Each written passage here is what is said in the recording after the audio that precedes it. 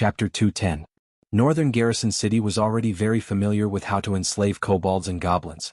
They would select some kobold supervisors and goblin supervisors from these slaves and give them slightly better treatment. These people with vested interests would then help Northern Garrison City oppress the other slaves. Tens of thousands of people worked together on the construction site, and the progress of the project was quite good. Mirror Lake City's walls were built using rammed earth, and the height was only 6 meters. The higher the rammed earth walls were built, the larger the layer of earth below. The amount of work required to build a 10-meter-high wall was more than double that of a 6-meter-high wall. A 6-meter-high wall could already block the vast majority of wasteland monsters. The remaining 6-meter-high walls wouldn't be able to block them. Even if you built a 10-meter-high wall, it still wouldn't be able to block them. Therefore they built a 6-meter-high wall. Speaking of which, the difficulty of building a rammed earth wall wasn't low. The foundation of the wall was made of rock, and Sulin directly used the mud to rock spell to turn the rammed earth foundation into rock. The amount of work required to build a 4-kilometer-long wall foundation wasn't small. Fortunately, it wasn't built in one go. The rammed earth used for the wall wasn't casually dug up. The excavated earth needed to be filtered first, and the stones and other debris inside were picked out before the earth was steamed. This was done to kill the grass seeds, insect eggs, and other things inside. After that, the steamed earth was used to tamp the earth layer by layer. Although the wall made this way couldn't compare to rock, it was still very hard. In Sullen's previous life, he read a historical record about ancient city building. In it, there was a city called Tongwan City. In order to build this city, the walls were built using glutinous rice juice, white silt, sand, and slaked lime mixed with a certain proportion of cooked earth. Moreover, what made people's scalp numb was the strictness of the construction supervisor. During the inspection, the soldiers were to use iron awls to pierce the wall. If they could pierce an inch into the wall, then they would kill the worker who built the wall and fill the wall with their corpses. If they couldn't pierce the wall, then they would kill the soldier. This city became a famous city at that time. Even in his previous life, 1,000 years later, more than half of the ruins of Tongwan City were still preserved. Of course, this sturdy city did not protect the dynasty. 9 years after Tongwan City was completed, it was attacked and occupied by other countries. Mirror Lake City's rammed earth walls were naturally not that extravagant. Sulin did not have a large amount of glutinous rice to build a city, but they did transport a batch of lime from Northern Town City. Then they mixed the lime and steamed earth according to a certain ratio to build the city. While Mirror Lake City was being built, the soldiers weren't idle either. Although Mirror Lake City had been cleaned up, there were still tribes from the surrounding areas that were migrating there. This way, not only could these soldiers be used for training, they could also continue to provide slaves for Mirror Lake City. Sulin didn't go there again except for a few days ago when he took the soldiers to wipe out a few tribes. This level of battle was too easy and there was no challenge at all. Sulin just left it to the soldiers to deal with. Then he asked the craftsman to make a boat for him and went fishing on Mirror Lake. However, his leisurely life was soon disrupted. You said that a pack of wolves attacked the slaves of Mirror Lake City? Sulin handed 2 fish to the guard beside him. Yes, sir, and it's not the first time. The drow nodded and continued, At first, we thought it was a few wild wolves or other beasts that attacked the slaves when they were alone, but there have been continuous attacks in the past few days. Did you find the wolves or beasts that attacked? Sulin frowned and asked. Sir, we have sent all the scouts to look for them, but there is no news yet. Send some of the scouts from Northern Town City over and expand the search area. I don't believe that those beasts will suddenly appear and disappear. Sulin said with a cold gaze. Yes, sir. At the same time, send some more soldiers to the construction site of Mirror Lake City. Tell the workers and slaves not to act alone. If you find anything unusual, report it immediately. Under Sulin's order, Northern Town City quickly sent a group of scouts, led by Aiton. With more scouts, the investigation area was expanded again. However, as soon as the order was given, Mirror Lake City was attacked again. This time the attack was more serious than any of the previous ones. Not only did some slaves and workers lose their lives, even the soldiers that Sulin sent to protect Mirror Lake City were injured. 4 spearmen from Northern Town City died from the attacks of the beasts. Moreover, the continuous deaths had seriously affected the construction of Mirror Lake City. The situation was very serious. Northern Town City soldiers had cleared out so many tribes in Mirror Lake City without any deaths, but they were killed by some beasts. Sullin's face was as cold as ice. At first, Sulin thought it was just some normal beasts attacking, but now even 4 of Northern Town City soldiers had died. After Northern Town City defeated the orcs, There were still people or other species that dared to attack Northern Town City in this wasteland. They were challenging Northern Town City's bottom line. Su Lin was ready to give these people the harshest blow. The construction of Mirror Lake City couldn't be stopped, so Su Lin sent some barbarian warriors and heavy armored spearmen to guard the city. These barbarian warriors and heavy armored spearmen were much stronger than normal soldiers. With these soldiers guarding the city, the attacks finally stopped. The attacking beasts seemed to have sensed the strength of these barbarian warriors, so they didn't continue their sneak attack. The barbarian Great Axe Berserkers who had reached the 3rd grade were very powerful. These barbarian warriors who had grown up through cruel and bloody battles were all elites among elites. Although they liked to go berserk and not listen to commands, they still had a strong sense of danger. With the danger sense, talent, although the barbarians would charge every time they went berserk, in reality, there weren't many attacks that could really damage them. On one hand, he sent out barbarian warriors to guard the city. On the other hand, he sent more scouts to investigate the surroundings. Construction site of Mirror Lake City. The workers started to get busy again. The fastest part of the city wall was already 3 meters tall. Large amounts of slaves brought up the soil that had been mixed and then tamped it down bit by bit. A small official in charge of the construction of this part of the city wall hurried over. "My lord." The person in charge of the construction of the city wall, who was around 30 years old, came over and bowed. Su Lin didn't stop. He waved his hand and signaled for them to get up. "Where is the location of the attack? Take me there." "Please follow me," the official said respectfully. Near the construction site of the city wall, there was a wooden house. The group quickly walked over. This should be the place where the manager and soldiers rested.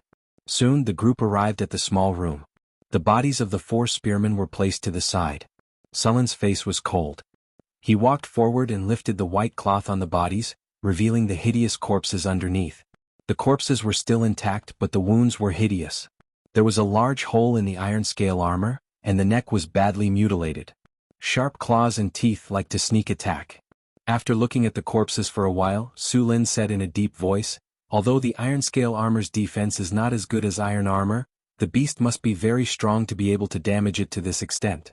Ordinary beasts don't have such strength, and these soldiers didn't even fight back. Obviously they are very good at disguising and sneak attacks, and they are very fast." The 4 soldiers died suddenly in a short period of time. It's very likely that there was more than one attacker. It seems that we have some magic beasts here. Su Lin wasn't too worried about magic beasts. Although they were very powerful and had magic and were very dangerous, as long as they could be killed, the rewards were also very high. The meat of magic beasts had some magical effects, and the fur of magic beasts was very valuable. There were also some other things. In short, magic beasts could be said to be full of treasures. Many times humans would organize people to hunt magic beasts. This industry was much more dangerous than being a mercenary. There were many magic beasts in this world. Some magic beasts were bred from generation to generation, and some magic beasts were the result of mutation of ordinary beasts. After mutation, the beasts might become larger in size, or they might have some ability to control elements, or both. Su Lin wasn't worried about magic beasts. As long as they dared to appear in front of him, he was confident that he could kill them. As a legendary figure, he had this confidence. After eating a simple meal, Su Lin sent out more scouts to investigate. He himself stayed at the construction site and waited quietly. Soon the scouts brought back some new news. Some wolves were found in the forest northeast of Mirror Lake, but they were just ordinary beasts. Soon night fell and all the workers and slaves began to return to the camp. Some of the slaves couldn't live in the camp, so they could only live behind the walls of Mirror Lake City. In the past they used to take turns to work at night, but after the attack they stopped working at night. With the presence of the barbarian warriors, the attackers didn't appear. They obviously had a high command and it wouldn't be easy to catch them. If the barbarian warriors kept guarding here, it was very likely that they wouldn't appear. Su Lin didn't want to keep the barbarian warriors here. So he planned to let the barbarian warriors go back, and he would stay here and wait for the attackers to appear. After letting the barbarian warriors leave, Su Lin hid behind the city wall and closed his eyes to sleep. Time passed and the attackers didn't appear. Su Lin didn't rest. With his current physical condition, he wouldn't have a problem even if he didn't sleep for a few days. The night grew darker and the night wind blew, bringing with it a whining sound. Some of the bonfires in the camp were gradually extinguished.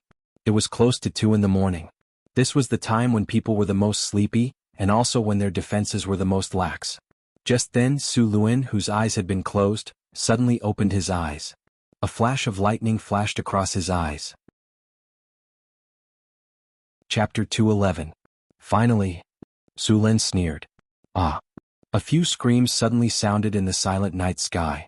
A lightning flashed and Su Lin had already rushed up. The hard ground was directly cracked.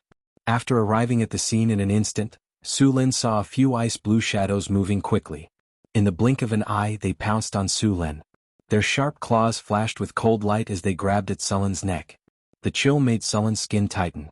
He exerted force on his feet, and his body that was originally rushing forward suddenly stopped.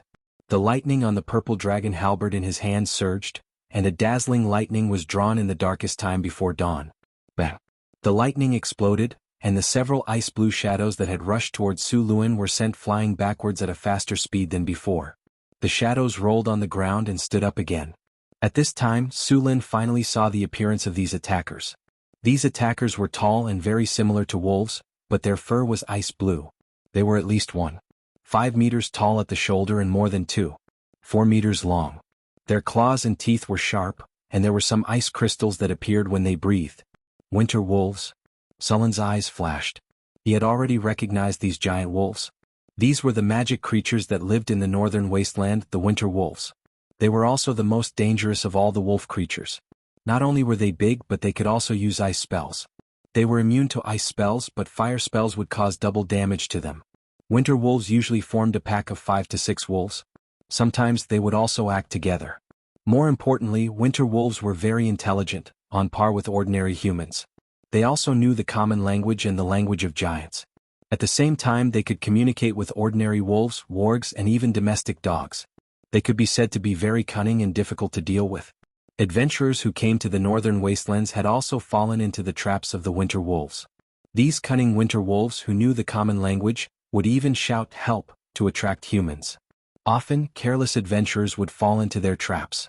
Of course, although winter wolves were dangerous, their fur was very popular. Ordinary winter wolf fur was sold for 2,000 kinnar. Winter wolf fur could be made into cloaks, boots, robes, and other magic items that could resist cold. Some of the fur with beautiful colors could be sold for a higher price. Only your own fur was more expensive. The most popular ones were dragon penis and dragon skin. Dragon penis would be crazily fought over as soon as it appeared, and dragon skin could be made into light leather armor. In reality, wyvern eggs weren't very popular among adventurers. Wyverns had a low chance of hatching, and they were difficult to tame after hatching. In addition, feeding a wyvern cost a lot of money. Hence, only a few great lords and countries would breed wyverns.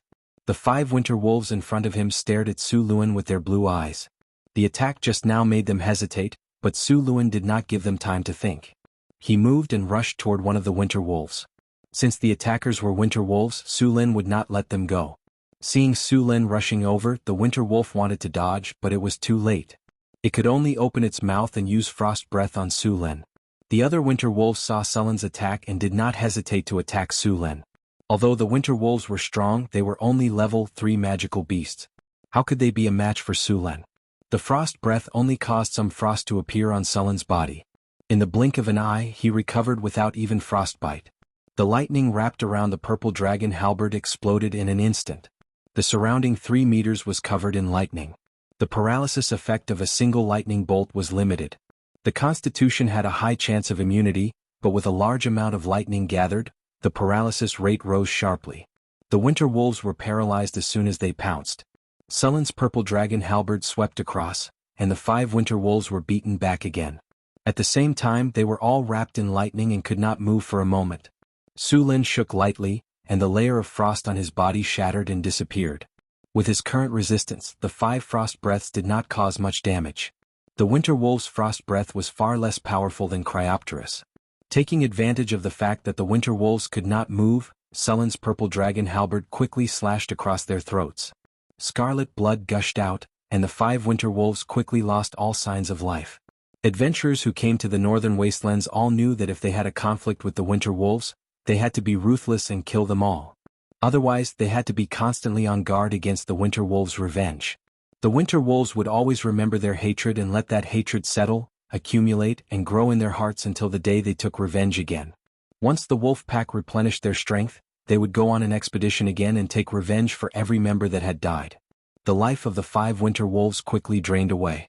Soon, the light in their eyes dimmed, and their life force dissipated completely.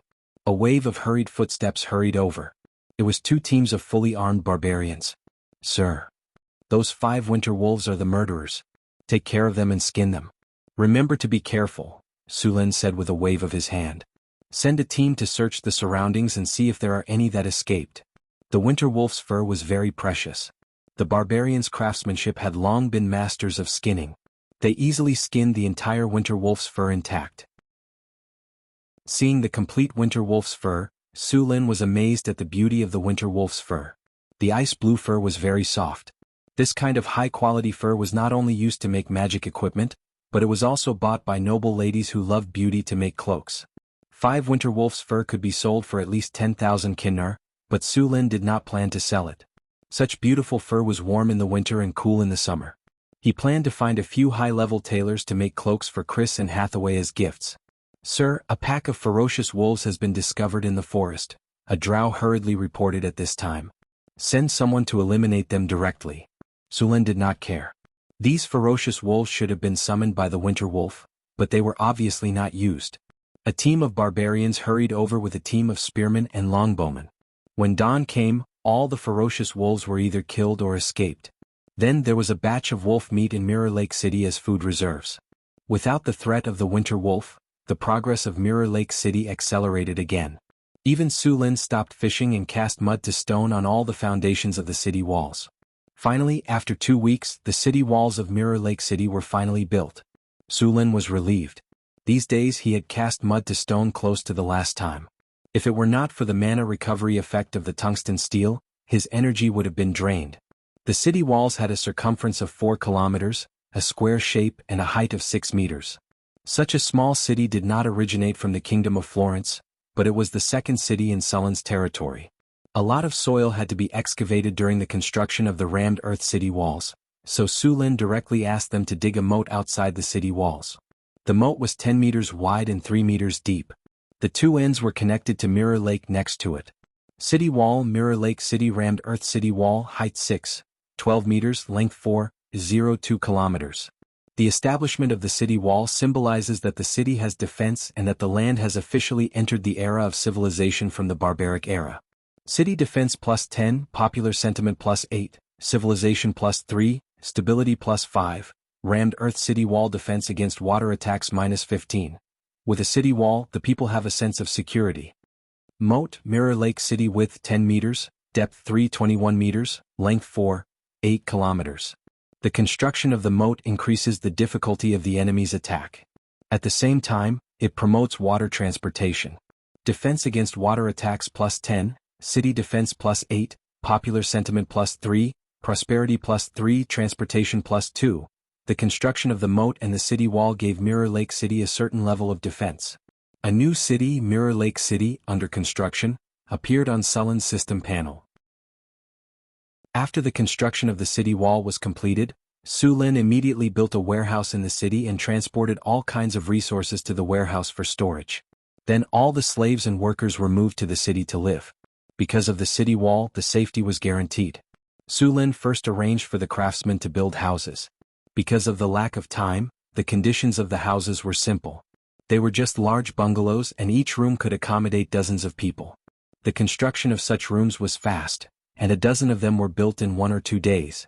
Then he let the workers and refugees live in them. As for the slaves, he built some fences. It was almost summer and the temperature was comfortable. Even if the kobolds and goblins were outdoors, they would be fine. After the construction of the city wall was completed, he needed to build the residences, city lord's mansion, barracks, shops, port, and other buildings. After the construction of North Town City, he had trained a large number of skilled workers. These buildings could be built slowly. Sulin handed the safety of Mirror Lake City to Aiton. The 500 North Town City soldiers were all left here. "Sir." Just as Sulin was giving Aiton the task, a guard hurried over with a bad expression. "What's wrong?" Sulin raised an eyebrow. "Is there an enemy?" "No, there's a problem with the workers' dormitory that was built 2 days ago," the guard said hesitantly. "What's wrong with the workers' dormitory?" "You should go take a look yourself," the guard said evasively. Su Lin nodded and followed the guard to the workers' dormitory. Soon, the group arrived at the workers' dormitory. There were already soldiers standing guard outside. Su Lin passed through the blockade and walked into the room. He immediately saw a dozen muscular men hugging each other. Some of them were even half naked, ready to fight. It was a very uncomfortable scene. Su Lin felt the hairs on his back stand. His butt tightened. "Separate them and lock them up," Su Lin said with a dark face. A group of soldiers rushed in and dragged these people out. Su Lin looked around the room in shock. Workers' dormitory, comfort +8, stamina recovery +10, broken back affection +22, mutual affection +20. Chapter 212. Broke back love? Mutual affection? What kind of attribute was that? Like hell, I'll be happy with you. Su Lin was speechless. He hurriedly left the house. Tear down this workers' dormitory, Su Lin said with an ugly expression. If this house was left for a while longer, all the workers inside would become gay. By then, Mirror Lake City would have to change its name. A team of craftsmen immediately came forward with all kinds of tools and began to tear down the house. This kind of house was simple to build and easy to tear down. After a series of clanking and clanking, the house quickly became a pile of ruins. Burn all the wood and dump the soil. Then build a new workers' dormitory, Su Lin ordered. While they were rebuilding, Su Lin went to check the attributes of the remaining workers' dormitory. The result was good. There were no weird attributes like broke back love or mutual affection. The new workers' dormitory didn't change much. It was still a large bunk, but this time there were no weird attributes.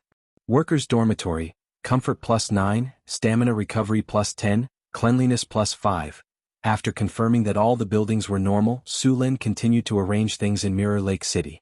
The military was left to Aiden. In terms of city construction, Su Lin picked a good basic officer, Hanferson. He was in the first batch of graduates of the Northern Town Basic School. He was also one of the most hardworking students.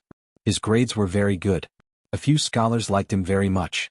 Name, Hanferson. Loyalty, 90. Profession, basic officer. Beginner scholar. Strength, 8. Agility, 7. Spirit, 7. Constitution, 8. Charm, 8. Command, 45. Characteristics, talent. Strict discipline, serious, smart, management, learning, observation skills, quick record, Northern Town Law. Basic sword skills, deception, proficient in arithmetic. Specialization, beginner scholar. Weapon proficiency, sword skills 56, horsemanship 47, bow 61. Su Lin let Hanferson take charge of the construction work in Mirror Lake City. After arranging the affairs in Mirror Lake City, Su Lin returned to the North Town City. In more than a month, the North Town City had become more prosperous and lively. There were still a lot of construction sites in the city, and the construction of residential markets and commercial districts had not been completed yet. However, the central avenue of the North Town City, Rising Sun Avenue, and the Triumphal Arch were still under construction. The construction of the Arc de Triomphe had never stopped. Now, a large amount of white marble was piled up in the area. More than 1,000 slaves and craftsmen were working on it. In a month, the foundation of the Arc de Triomphe had been completed. However, it would take at least a few months to complete the construction. After returning to North Town City, Su Lin went to soak in the hot spring first. He had been in Mirror Lake City for more than a month. Although he had gone to the lake to take a bath, the wilderness was not as comfortable as home. Angela and Anna were wearing thin clothes. The half-elves were tall and slender, and their waists were thin like willows. The curves of their backs were round and their waists were slender. The thin clothes on their bodies were faintly discernible, revealing their white jade-like arms and legs. Even their delicate features were somewhat similar. They looked like a pair of twin flowers. After soaking in Sullen's water, they looked even more charming. At this moment, the two were helping him massage his body. The thin clothes on his body were quickly soaked by the hot spring. Su Lin lay comfortably in the pool and enjoyed the service of the two. After a night of life and death battle, war god, plasma cannon, Su Lin walked out of his room feeling refreshed. The morning air was already a little warm. The smell of summer had already spread across the northern wilderness. The construction of North Town City had already begun. As soon as the sun rose, the workers in the city began to organize the refugees and slaves to carry all kinds of tools to the construction site or reclaim the wasteland. North Town City had the harvest altar, so the land around the territory had been enhanced. Therefore, the food production had always been good. Many of the refugees and slaves who were farming were envious.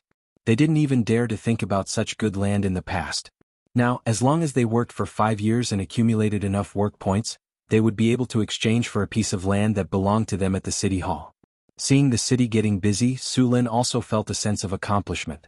In less than a year he had built a city from nothing in the wilderness. Su Lin had a simple breakfast and then went to the Arc de Triomphe. The marble used in this wonder of a building needed to be fused with stone to mud. The Arc de Triomphe was made of large pieces of marble. After being transported back from the Sierra de Lotus, they were polished by stonemasons and then carved by master sculptors. These carved pieces of marble would be marked and placed according to the marked numbers.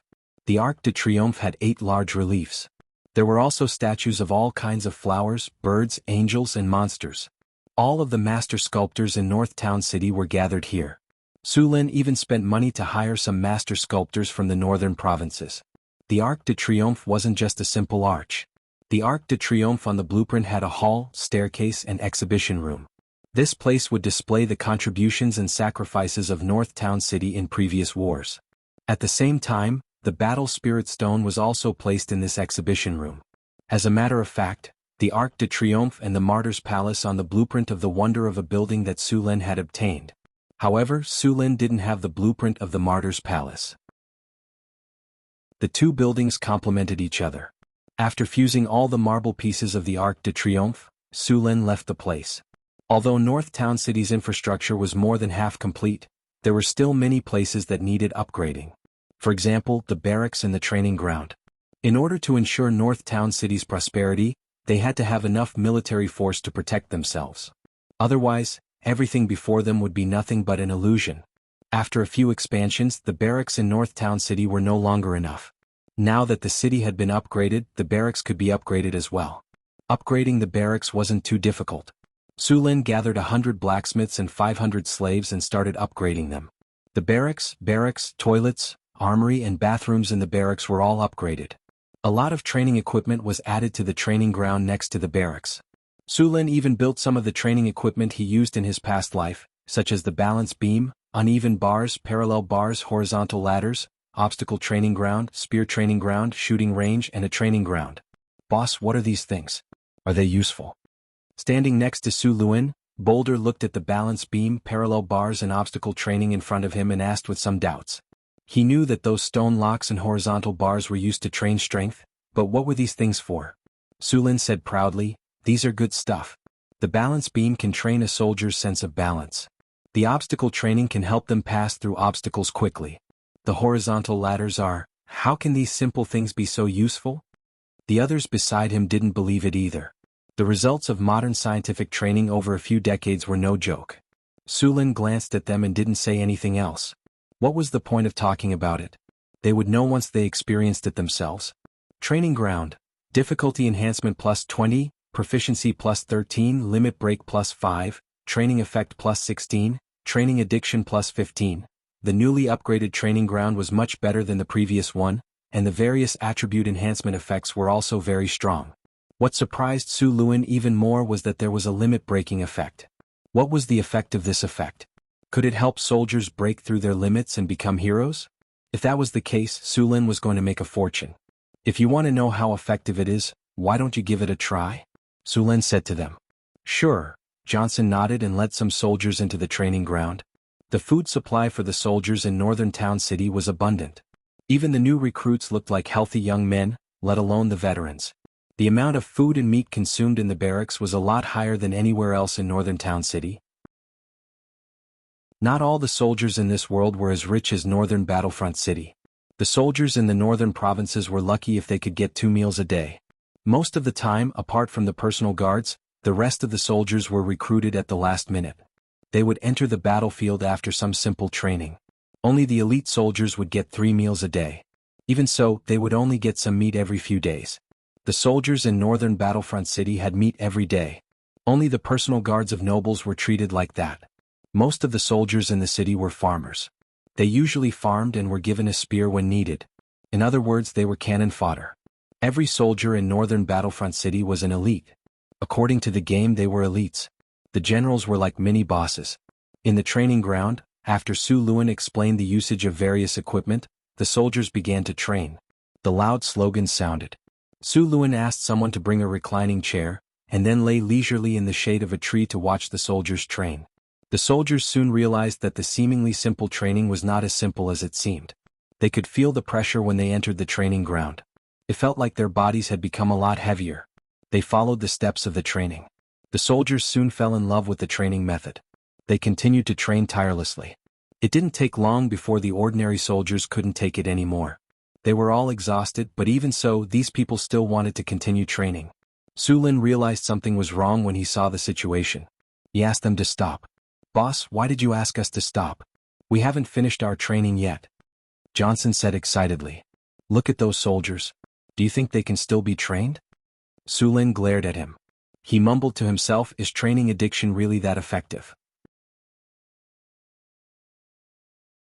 Chapter 213. What's going on? Johnson looked at the other soldiers in shock.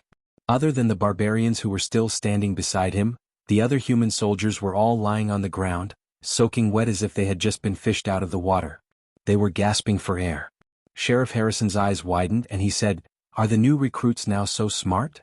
He and Aiton had been the new recruits' instructors, and these new recruits were trained by him in the beginning. When they first joined, they were the kind of guys who had to be beaten, scolded, and whipped to train obediently. If he wasn't careful, they would slack off. Why did they all change and work so hard today? Could it be because of the Lord? Good, you shameless bastards. You haven't even finished the new recruit training, and you've already learned how to suck up to the Lord. Harrison's eyes scanned back and forth.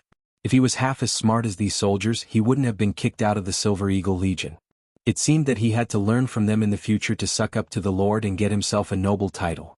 Arrange for someone to remind them during training in the future so that they don't get hurt, Su Lin said with a guilty conscience. Get someone to carry them to the barracks. Su Lin had already seen the barracks in the army after they were built. They had a few attributes such as recovery of stamina, cleanliness, and sleeping peacefully. There were no weird attributes such as surging homosexual feelings. Training addiction alone might cause those soldiers to get hurt, but with the barracks attributes, the two complemented each other perfectly. In the future, he wouldn't have to worry about the soldiers slacking off during training. A group of exhausted soldiers fell asleep quickly after being carried to the barracks. When they woke up, they were more or less recovered. After upgrading the barracks and the training ground, Su Lin planned to upgrade his training ground as well. His training ground was specifically for training the dodging talent. After such a long time of training, he had mastered a roll dodging ability. As for the other dodging abilities, he only had some ideas. If he wanted to master them, he would have to continue training for a long time. Su Lin brought the craftsman to his training ground and began to upgrade it. The structure of this training ground was complex, so upgrading it was a bit slow. It would take at least 2 days to complete the upgrade. Su Lin left after looking at it for a while. He didn't plan to wait here forever. When Su Lin left, the population of northern Battlefront City had already exceeded 15,000 people. Later, 3,000 people were moved to Mirror Lake City. However, after the caravan manager, Jean, spent a lot of money to recruit people, the population of northern Battlefront City did not decrease. Instead, it increased quite a bit. Now, the small feudal lords in the northern provinces had already regarded Xian as the god of fortune. After all, in the eyes of those feudal lords, sending away the refugees who were affecting the stability and harmony of their territories could make a lot of money while they were at it. Why not? During this period of time, the population of northern Battlefront City had already reached 17,000 people. The streets of northern Battlefront City were being built as fast as possible. It could be said that in the entire northern Battlefront City, other than Su Lin, no one was idle. Even those who violated the city's sanitation regulations would not be thrown into jail. Instead, they would be chained up and forced to work. The housing problem of the refugees was very easy to solve. If it really didn't work, they would first build some shared dormitories. The men and women would be managed separately. Food was also quite abundant in northern Battlefront City. With housing and food to eat, the refugees would quickly settle down.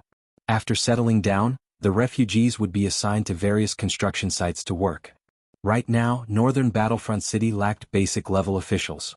Although basic-level officials didn't have high positions, they still had to carry out many policies in northern Battlefront City. They still had a lot of power, so it was inevitable that some of them would abuse their power and accept bribes. Some of the basic-level officials had too little professional knowledge, so they could only make do with it. Although northern Battlefront City had a basic academy to train officials, it still took some time to train a basic-level official. There were just too many illiterates in this era. The growth of the basic level officials couldn't keep up with the growth of the population. It was very difficult to supervise the basic level officials. In ancient China, there was a saying that the royal power was not allowed in the countryside. It meant that the power of the dynasty could only reach the county level. The basic level officials were all local gentry, clans, and elders. There were still many remnants of this situation even in modern times. Su Lin grew up in the countryside in his previous life. He had seen the basic level officials.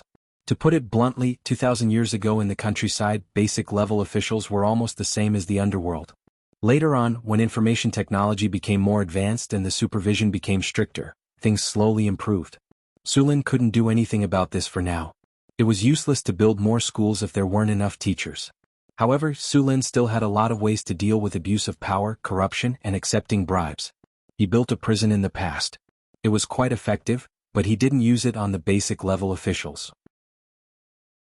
However, after this kind of illegal behavior happened again, he planned to make visiting the prison as the first stop for the officials.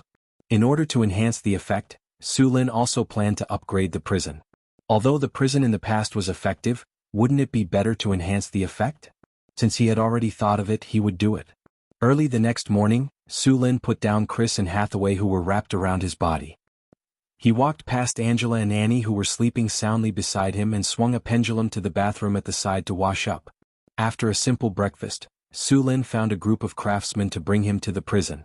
There weren't many people in the prison in northern Battlefront City at the moment. Most of them had been brought out to do voluntary labor. The prison wouldn't keep idle people. Not only did you have to earn money to pay for your meals, you also had to pay for your room in the prison. When they arrived at the prison, the warden appointed by Su Lin, Abeo, quickly greeted them. "How many prisoners are there in the prison?" Su Lin asked directly. "Sir, there are 53 people in the prison. There are 11 serious criminals and 42 light criminals," Abeo said respectfully. "What kind of crimes did the serious criminals commit?" "Robbery, murder, and violent resistance. Send them to the mines to work for 20 years. If they survive, let them go." Su Lin directly decided the future of those people. "Send the rest of the light criminals to the construction site to work. During this period, I will upgrade the prison. The prison staff will guard the criminals and empty the prison." "Yes, sir." Abeo nodded and immediately asked the prison guards to bring all the prisoners out. After everyone left, Su Lin began to upgrade the prison. Su Lin combined the myths of his previous life with some legends about the river Styx, the god of death, and the abyss in this world. He began to add some elements to the prison. For example, the main gate of the prison was built like the gates of hell. All kinds of legendary monsters were carved inside the prison. They looked ferocious and terrifying. At the same time, the corridor leading to the prison was specially painted with scenes of the god of death judging souls. The innocent could continue to live in the city of the dead, but the guilty would be sent to various places to be tortured. The style of the prison was dark and gloomy. Su Lin also showed the various kinds of torture in his previous life in pictures. Skinning, dismembering, cutting at the waist and so on were all routine operations. There were also hot chains, deep fryers, mountains of knives and seas of fire, iron brushes and so on. Each one looked more horrifying than the last. The artists hired by Su Lin were terrified when they heard the descriptions, especially when they were in such a gloomy and depressing environment like the prison. At Su Lin's request, the artists even drew the details of the torture as if they were alive. Statues of ferocious beasts were carved at regular intervals. At the same time, with the help of the light effect, these ferocious beasts looked ferocious and terrifying. The transformation of the entire prison took 5 days. When the prison was completed, it looked ferocious and terrifying just from the outside. It made people subconsciously want to escape. Excellent prison. This is an eerie and terrifying prison. Anyone who commits a crime will receive double the punishment here. Gloomy terror plus 32, extreme sturdiness plus 36, suppression plus 34, imprison criminals plus 32, repentance plus 33, reformation plus 35, psychological intimidation plus 33, city security plus 26, people's sentiment plus 20, prosperity minus 3. Su Lin looked at the prison he had built under his guidance with satisfaction. Judging by the number of buffs, the prison was even stronger than Su Lin's Castellan Palace. It was the highest level building in the northern citadel. "Is this a prison?" asked the workers who were staring at the prison with lingering fear. "Of course it's a prison. Do you want to experience it for yourself?" said Su Lin to the workers with an evil grin. "No. The workers immediately shook their heads in rejection after hearing Sullen's words. Sulen ignored them. He waved at the guards beside him and said, "Bring the officials here in batches." "Yes, sir." The guard bowed respectfully and left in a hurry. After waiting for about 15 minutes, the guard brought a dozen or so officials to the prison gate. "My lord." The officials saluted Sulen. "All right, get up. There's only one thing I called you here today. All the officials in the Northern Citadel have to go through an ideological education course. Only by passing this course can you continue to be an official in the Northern Citadel," said Sulen as he walked up to them. "Ideological education course?" Everyone looked at each other. "Yes, ideological education course." Sulen nodded. He pointed at the prison and said, "The course is simple. Come with me and the guards to visit the prison later. It won't take long." Sulen glanced at everyone calmly and said, "Let's begin." Then a guard led Sulen and the officials into the prison. Chapter 214. Sulen led a dozen officials into the prison. As soon as they entered, the light dimmed instantly. The surroundings quieted down involuntarily. A gust of chilly wind blew through the passageway, causing the officials to shiver involuntarily.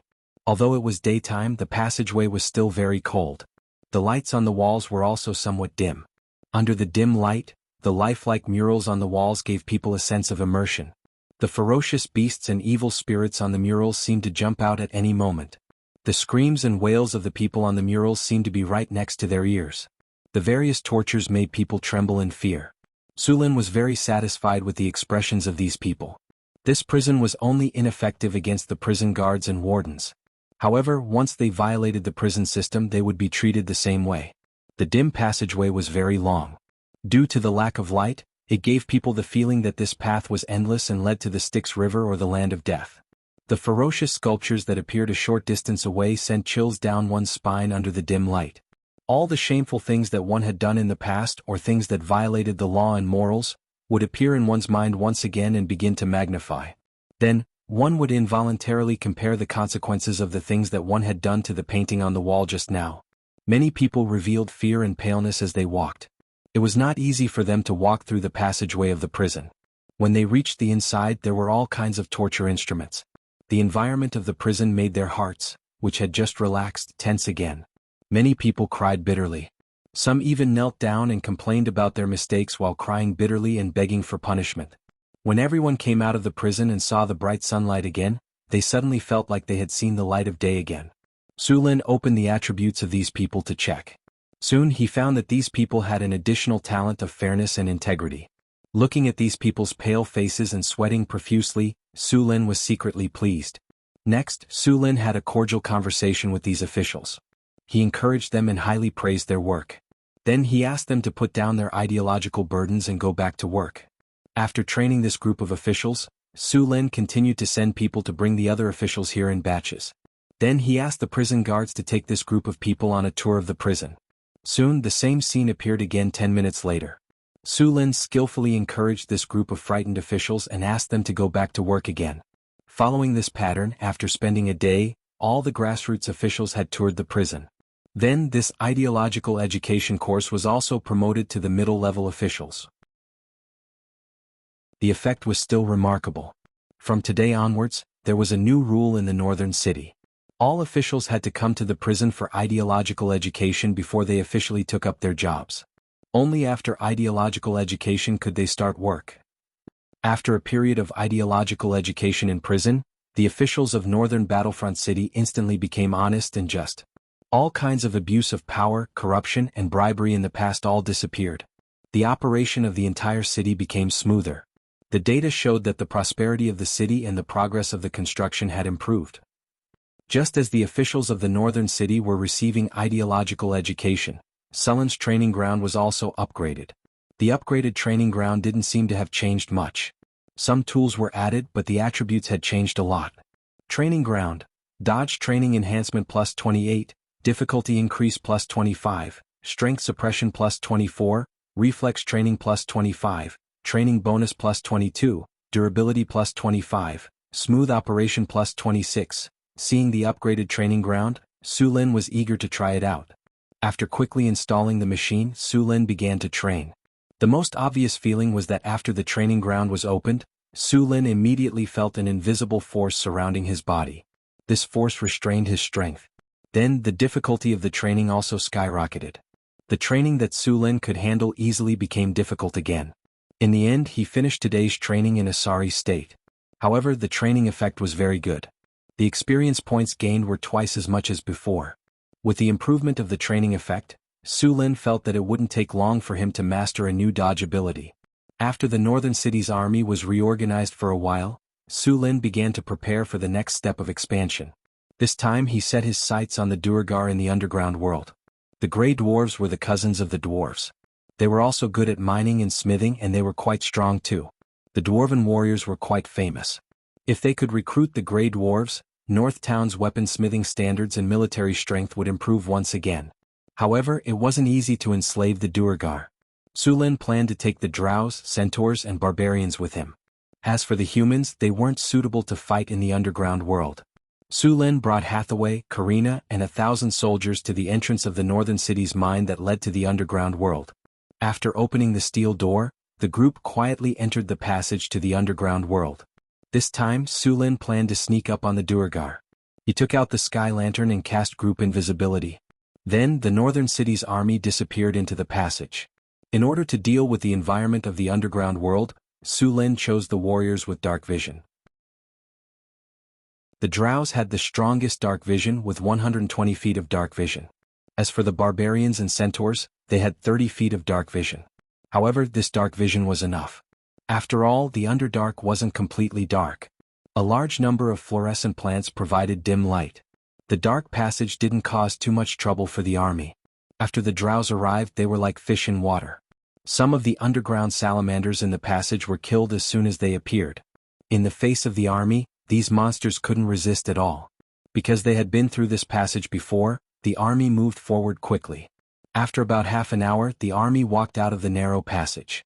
"It's so beautiful here," Hathaway said with an infatuated expression as she looked at the fluorescent spores floating back and forth in the air. Indeed, the fluorescent plants unique to the underground world made the originally dark world brilliant. The Underdark represented the entire underground world. It could be a single huge space, or it could be an underground cavern connected by countless tunnels. According to the planetary void theory, most worlds had an underground world. Su Lin wasn't interested in the formation of the underground world. He was interested in the rich mineral resources and slaves of the underground world. Wow, this is shadow grass. This is ghost face mushroom. This is dark night flower. After coming to the underground world, Hathaway quickly found a lot of magical plants. These magical plants were the specialty of the Underdark. They were all precious potion materials. Hathaway excitedly took out her tools and prepared to collect them. "Don't rush." Su Lin grabbed Hathaway, who was eager to try. Then, under her puzzled gaze, he pointed to the shadows behind the plants. With the fluorescent spores floating in the air, Hathaway finally saw the monster hiding in the shadows. An underground serpent was lurking in the dark corner. This kind of underground serpent liked to hide in the dark and launch sneak attacks. They had a big mouth full of sharp teeth, looking ferocious and terrifying.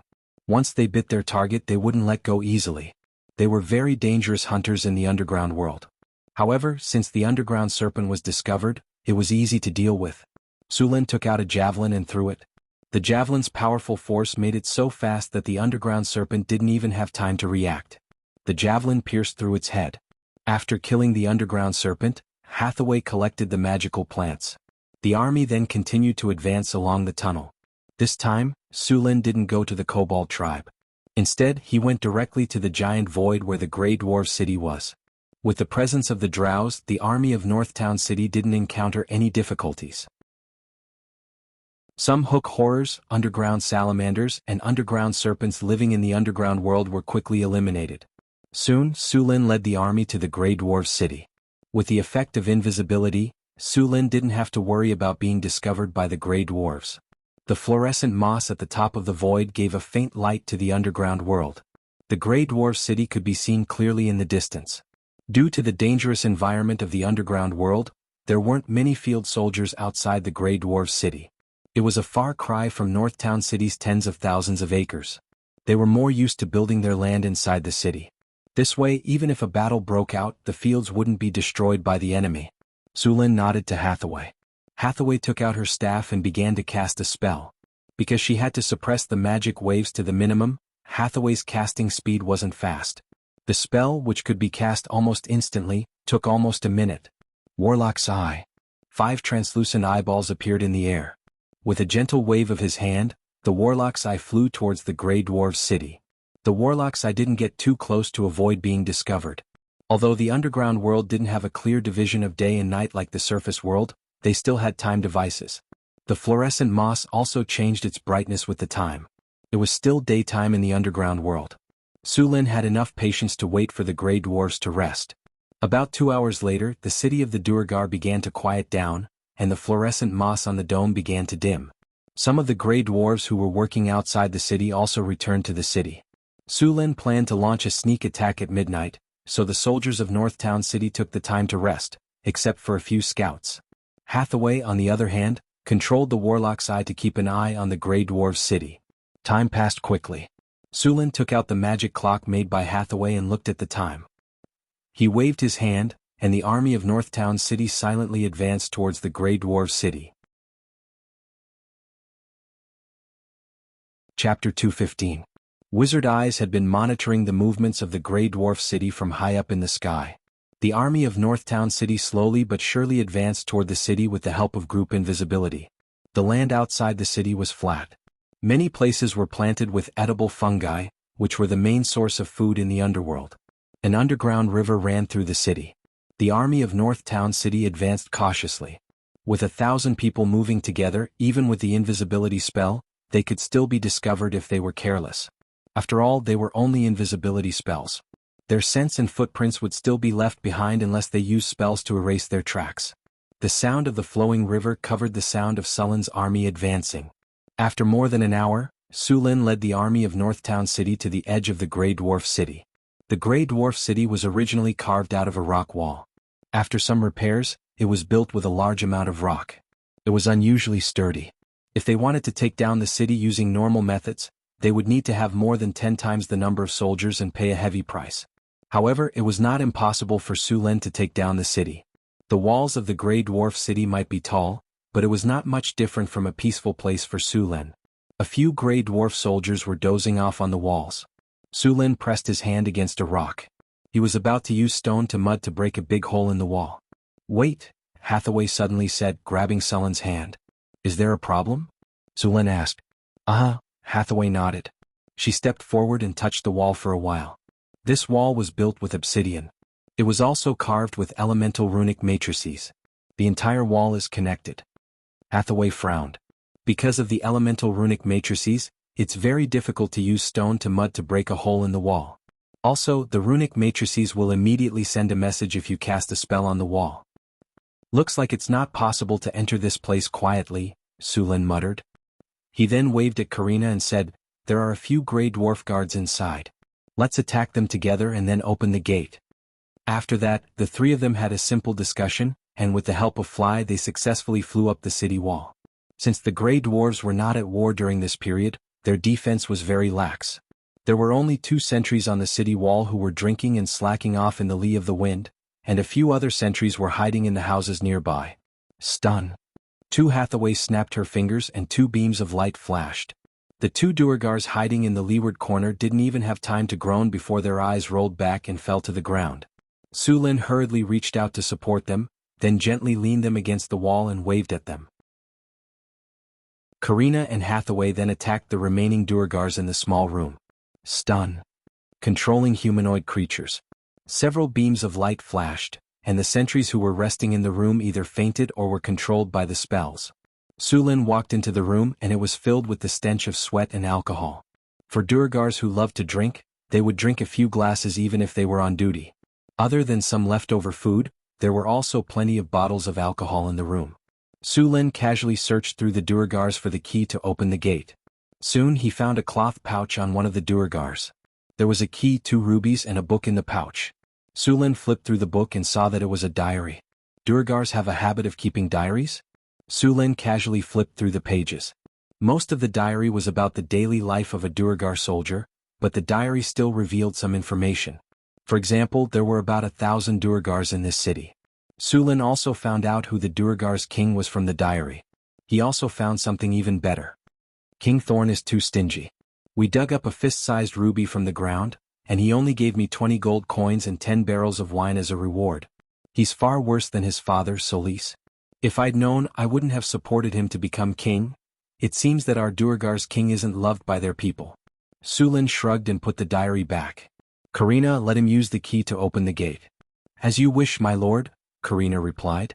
She snapped her fingers, and the Duergar she had controlled with the humanoid creature control spell walked over with a dull look in their eyes. They picked up the key and walked down the tower. With the key, the gate of the Duergar city was easily opened. Such a big movement must have alarmed a lot of people, but it didn't matter now. Su Luan's army had already entered the city. How could the flying dragon riders lose when they pushed the tower to the high ground? The barbarians and drows were the first to enter the city. Half of the centaurs were left outside and the rest followed in. The large army's movement immediately woke up even more Duergars. Many of them didn't even have time to put on their armor before coming out with their weapons. Sulin took the lead on a tall black-maned horse. It had to be said that the Duergar city was very majestic. The city streets were 10 meters long and were all paved with a layer of stone. In the center of the city stood a majestic building. It was the royal palace of the Duergars. The building was at least 20 meters tall, and there was a bright magic lamp at the top. Although the whole palace didn't have many luxurious decorations, it was magnificent and dignified. Next to the palace was a shrine, where the deities of the Grey Dwarves were worshipped. The straight and wide streets, neat and tidy stone houses and simple and practical stone stairs, were filled with the architectural style of the Grey Dwarves. Before entering the city, Sulin had already checked the layout of the Duergar city with the wizard's eye. The drows leading the team also knew the layout, so they immediately carried out the plan. Some of them were led by Sulin to attack the palace and the shrine. The rest of the northern city's army took the intersections of the streets and separated the Duergars, killing or capturing them bit by bit. According to Sulin's plan, the Duergars were completely different from the gnolls, bugbears and orcs. Those gnolls and orcs could only work as laborers or be sold to the arena for money, but the Duergars were different. They had exquisite forging skills and were also mining masters. Their fighting skills were also quite good. They were much more valuable than the gnolls and orcs, so it was better to reduce the number of casualties. The Duergars weren't prepared for tonight's sneak attack at all, and many of them panicked when the city gate was taken. Facing the powerful races like barbarians, drows and centaurs, the Duergars had no advantage at all. They were quickly defeated by the warriors of the northern city. They couldn't win, so they wanted to run, but they found that their short legs couldn't outrun the long legs of the barbarians and drows, not to mention the four-legged centaurs. Seeing that there was no hope of escape, they fought desperately and were beaten back. Many of the Duergars could only choose to surrender. These cunning and selfish Duergars didn't have the thought of facing death with equanimity. Sulin rode his black-maned horse and led the army to the palace. Hathaway and Karina followed closely behind. All the Duergars they encountered along the way were sent flying by Sulin's halberd and fainted. With Sulin's current legendary rank strength, no one was a match for him. Rushing all the way to the gate of the palace, Su Luan encountered some decent resistance. 50 dwarf defenders wearing heavy armor and holding axes and hammers had already formed a formation in front of the gate of the palace. Their leader was a dwarf in golden armor and a goat horn helmet. He was glaring angrily at Sulin with his axes. Humans, you are now attacking Dwarf King Thorn's city. If you retreat now, I can pretend that nothing happened. The armored dwarf said loudly. I'm about to take down the entire city. I advise you to surrender now. I can guarantee your safety, Sulin chuckled. Don't even think about it. The people of Dougal are fearless. Is that so? Sulin didn't waste any more words. He waved his hand and said, attack. The barbarians and centaurs behind him threw their axes and javelins. At such a close distance, the javelins were powerful. Even if the dwarven armor was tough, it was still dented by the impact. Some unlucky ones were pierced by the javelins and had their heads blown off instantly. Although some weren't injured, they were knocked back 2 steps by the force of the javelins and javelins. The originally neat formation was instantly scattered. Sulin took the lead and rushed forward. The purple dragon halberd in his hand was surrounded by dazzling lightning. When he rushed to the front of the formation, the purple dragon halberd swept across. The 3 dwarven soldiers in the front row were directly sent flying. Their bodies were entangled by the power of lightning. Although the metal armor had good defense, it had almost no defense against the power of lightning. All the enemies lost their fighting strength when they were hit by Sullen's purple dragon halberd. Su Lin was invincible in the formation. The leading dwarf roared and rushed forward with his axe. However, this dwarf was very cunning.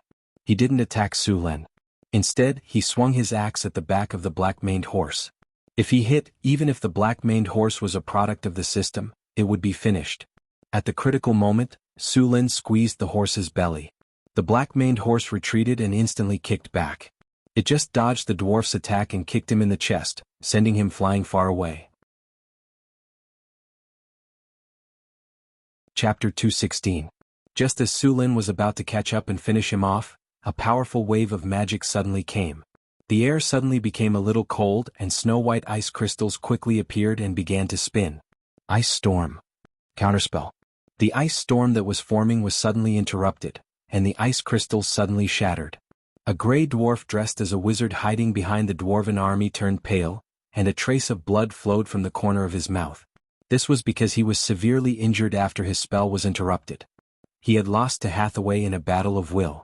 Then, 5 fireballs flew out from behind and hit the gray dwarf wizard in an instant. An energy shield immediately lit up on the wizard's body, and under the continuous bombardment of 4 fireballs, the energy shield was directly shattered. Then the last fireball directly hit his body. A ball of flame rose up, and the fireball spell that could melt steel exploded. The flames burned and large chunks of flesh were directly burned into charcoal. Miserable screams of despair sounded like the cries of evil spirits from the abyss, accompanied by the smell of burnt fat that spread out. The energy in Sullen's body flowed, and the lightning on the purple dragon halberd suddenly skyrocketed. Without any hesitation, the dazzling lightning burst out from Sullen's body and enveloped all the gray dwarves in front of him. Thunder Prison. The strong lightning lit up the underground world, and a powerful electric current swept out in an instant. All the dwarves were surrounded by lightning, and their bodies were stiff and could not move. If Su Lin had not controlled the power, these dwarves would have all been burned into charcoal. After a moment, the light disappeared, and all the dwarves were lying on the ground, unable to move. After dealing with these dwarves, Su Lin did not stop and continued to walk to the palace. There was no one else in the palace, and Su Lin found an open tunnel in one of the rooms. Without guessing, the rest of the people in the palace should have escaped from here. Letting the drows chase after the gray dwarves who escaped, Su Lin constantly led people to attack the gray dwarves who were still resisting, and at the same time arranged for people to take over the city. With the last batch of resistance eliminated, the city of gray dwarves fell into Sullen's control. Su Lin locked up all the Duergar in the prison and began to count the spoils of war. Congratulations, host. You have successfully breached the Duergar city and defeated them. You have obtained a glorious victory, and your name will begin to spread throughout the underworld. Ambush of the Grey Dwarfs, year 1687 of the Huiwe calendar. At the end of June, you led your army through an underground tunnel and ambushed the Grey Dwarves city. The Grey Dwarves were caught off guard by your sudden attack, and Northgard City's army easily obtained a glorious victory. Prestige +5, congratulations, host. You have conquered the Duergar city and defeated the Dwarven army. You have gained 31,200 EXP. Congratulations, host. You have conquered the Duergar city and defeated the Duergar. You have obtained 3 gold treasure chests and an item, Mount Sachet. Su Lin began to check his spoils of war. 3 gold treasure chests and a Mount Sachet. They were far from what he had obtained in the last Orc War, but fortunately, he had conquered the Duergar city. Otherwise, he would have only obtained 1 gold treasure chest at most.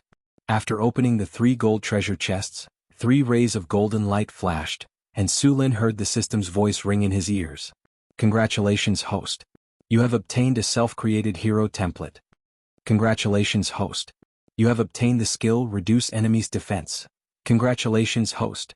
You have obtained the innate skill, Lightning Reflex. Su Lin was overjoyed when he saw the self-created hero template. He hadn't obtained this item in a long time, and he didn't think that he would actually obtain it this time. The self-created hero template could turn a normal person into a hero, greatly increasing their potential. It could also be used to force people to maintain absolute loyalty. The 2 uses didn't conflict. As long as the self-created hero template was combined, it represented a hero with legendary potential. It could be said that the value was very high. Su Lin put away the self-created hero template and looked at the remaining 2 items. Reduce Enemies' Defense, Battle Spell, Group Effect. A spell that appeared after the system combined the rules of this world. After the spell is cast, it can reduce the enemy's defense by 10% through the power of a curse. Seeing the effect of this spell, Su Lin chose to learn it directly. He had just used the skill points he had left behind last time. A light flashed, and a large amount of knowledge about reduce enemy's defense appeared in Su Lin's mind. This spell could be cast directly on the enemy's entire army as long as one's mental strength and strength could keep up. Of course, it would consume a lot of energy and mana. The last chest opened was a lightning reflex talent. Su Lin already had a legendary battle reflex, and the effects of these two talents were similar. Of course, the legendary battle reflex was more powerful, but for talents, it was never a bad thing to have too many of them. Even if it was the most common evasion talent, if you could stack more than a dozen of them, it was estimated that it would really depend on luck if someone wanted to target you in a battle. Many legendary warriors carried more than a dozen talents and some even had more. Because Su Lin's advancement speed was fast, his talents were better than those veteran legendary powerhouses. Now that he had lightning reflex, he naturally wouldn't reject it. Lightning reflex, your reaction speed has become very fast. Your reaction speed has increased by 10% among all reaction abilities. Originally, with the legendary battle reflex talent, Su Lin's attack speed was very fast. Now that he had the lightning reflex talent, Su Lin's attack speed had become even faster, and his evasion speed had also increased. It could be said that his overall reaction speed had been improved. Although this battle didn't escalate, Su Lin's strength had increased by a lot. After sorting out his gains, Su Lin began to count the benefits he had obtained from the Grey Dwarves. The Grey Dwarves had 712 captives, and the rest had died in the battle. These Grey Dwarven slaves were very popular in the human kingdoms, and it was normal for them to be sold for 100 or 200 gold coins. Those skilled blacksmiths were even more difficult to find. Su Lin planned to send the skilled Grey Dwarves to the blacksmiths, and let the rest of them work in the mines. Of course, the Grey Dwarves' strength was also not bad. Although they were quickly defeated by Su Lin's sneak attack, if they were really arranged in a battle formation, although Northern Fortress City could win, they would have to pay a heavy price. The Grey Dwarven defenders were famous heavy infantry in the overworld. As for the Grey Dwarven knights, it was fine to just look at them. It was said that in the First Era the Grey Dwarven Kingdom had formed a thunderous fury legion. More than 500 Grey Dwarves had the bloodline of the Grey Dwarven King, and they had the ability, God's Descent. It was the most powerful legion at that time, but such a powerful legion had long since disappeared in the long river of history. The Grey Dwarven Kingdom had long since fallen apart, becoming the Mountain Dwarves, Turin Dwarves, Ironforge Dwarves, and several other Grey Dwarven kingdoms. There weren't many Grey Dwarves with the ability, God's Descent, let alone the Thunderous Fury Legion from ancient times. Apart from the 700 Grey Dwarven slaves, the greatest wealth in the city was the Grey Dwarves' accumulation. Su Lin found a treasury in the Grey Dwarven Palace. The moment he opened it, he was almost blinded by the golden light. The entire Grey Dwarven Kingdom had accumulated hundreds of years of wealth, and the treasury in front of him was filled to the brim. It was like a mountain of gold. The Grey Dwarves loved to mine, and the underground world was very rich in minerals. If the dragons loved gold the most in this world, then the Grey Dwarves were the second. In order to excavate gold, the Dwarven Kingdom had once hollowed out an entire mountain and continued to dig deeper into the ground. In the end, they had even awakened the Balrog Overlord, who had been in a deep slumber since ancient times. As a result, the Balrog Overlord destroyed the Dwarven Kingdom. The Grey Dwarves were also Grey Dwarves, and these Grey Dwarves who loved to mine had accumulated an astonishing amount of gold. Apart from gold, Su Lin also found a large number of gems in this treasury. There were rubies, topaz, sapphires, multicolored gems, and all kinds of gems piled up into a small mountain. There were at least several hundred pieces. Moreover, the gems in this treasury were all of high purity. Any one of these gems could be sold for thousands or even tens of thousands of kinar. Apart from gold and gems, there were also a large number of rare metals in this treasury. Su Lin even found some abyssal iron, adamantine, crimson fire copper, frost iron, and so on. He even found a small piece of mithril. These things directly made Su Lin a huge fortune. Although he had not counted them, there were at least tens of millions of gold in this Grey Dwarven palace. This amount of gold was more than enough for him to build more cities. Of course, if such a large amount of gold was sold in such a short time, it would only cause an economic crisis in the northern provinces. Even if all the goods in the northern provinces were sold to Su Lin, they would not be able to get so much gold. Sulin's current problem was that he had too much gold. What should he do? Of course, if Sulin knew some spells that consumed gold, the gold would be used up very quickly. For example, the Dragon's Covenant. He would sign a contract with an adult dragon and summon it into battle. After the contract was over, he would have to pay the dragon a reward. There was also the limited wish spell, which could be said to use gold to make wishes. Wizards always had a way to consume large amounts of gold. It was said that a legendary wizard would consume hundreds of tons of gold in his lifetime or even more. After checking the treasury, Sulin went to the city's armory. There were a large number of dwarf-forged equipment stored here. There were hundreds of sets of armor and even more weapons. However, these armors were made according to the dwarf's body shape. If a human wanted to use them, they would have to undergo some modifications. Chapter 217. The city of the Grey Dwarves was called Orlander, which meant fertile land. The river that flowed through the city was called the Odonia River, and it was the largest river in the underworld. The land occupied by the Grey Dwarves was indeed a fertile land. Sulin also found a lot of food in the city's warehouse. Most of it was mushrooms and fungi, and some of it was probably a variant of potatoes. Although the land was not big, it could still feed 2,000 to 3,000 people. Sulin searched the whole city and began to escort the prisoners and gold away. The Grey Dwarves who escaped through the secret passage of the palace did not manage to escape in the end. Their 2 short legs could not outrun the 4 legs of the centaurs. After discovering that some of them had escaped, Sulin immediately sent people to hunt them down. With the cooperation of the drows who were good at hunting and the centaurs who were good at raiding, they were caught before they could escape from the underground cave. After a selection of the Grey Dwarves, there were 200 blacksmiths among them, and there were even a few blacksmith masters. This made Sulin overjoyed. There was not a single blacksmith master in the whole northern citadel, and this time there were a few who came directly. However, there was a problem that gave Sulin a headache. Although the Grey Dwarves had surrendered, they were not willing to serve Sulin. Sulin asked the drows to train the Grey Dwarves, but even so, the results were not very good. The Grey Dwarves had the same stubborn personality as their dwarves. It was possible to make them do manual labor, but it was difficult to make them forge weapons for you. When the drows enslaved the Grey Dwarves, they would use the divine spells of the Spider Queen Lolth to make the Grey Dwarves submit. The drows in the northern citadel believed in the Dark Maiden, and they did not have the ability to forcibly enslave other races. Sulin thought for a while and finally tried to build a prison camp in the northern citadel.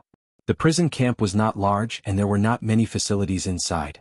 In only 2 days the prison camp was completed, and the completed prison camp did not disappoint. Prisoner camp. Unbreakable plus 18, Reformation plus 15, a wise man submits to circumstances plus 18, disintegrate willpower plus 16, give up resistance plus 18, prison break minus 30, clean and healthy plus 15. The stubborn Duergars wouldn't be able to resist for long.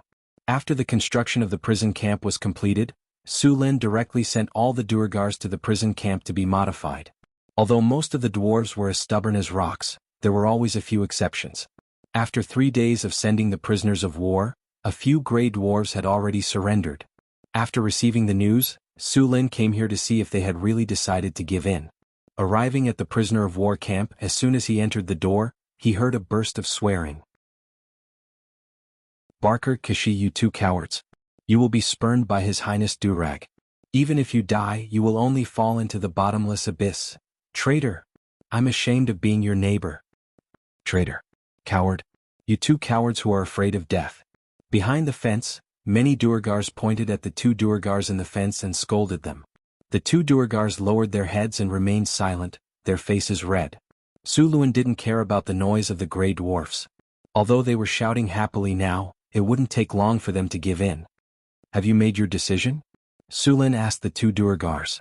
Barker and Kashi looked at each other and nodded. My lord, we have decided. We are willing to serve you. A wise choice. Sulin nodded when he saw the names of the 2 Duergars in the system interface. Although their loyalty was only at 65, as long as they had surrendered, it would not take long for the remaining loyalty to rise. A wise man submits to circumstances. In order to reward you for surrendering to the light, I have prepared some rewards for you. Sulin said with a smile. He did not care about the 2 Duergars. Sulin turned to Chris and said, have someone send over a few bottles of vodka. Chris nodded and asked someone to prepare them. Vodka was the name Sulin gave to the alcoholic drink brewed with potatoes. Unlike the vodka of the Russians in his previous life, the vodka brewed in Northtown was not as alcoholic.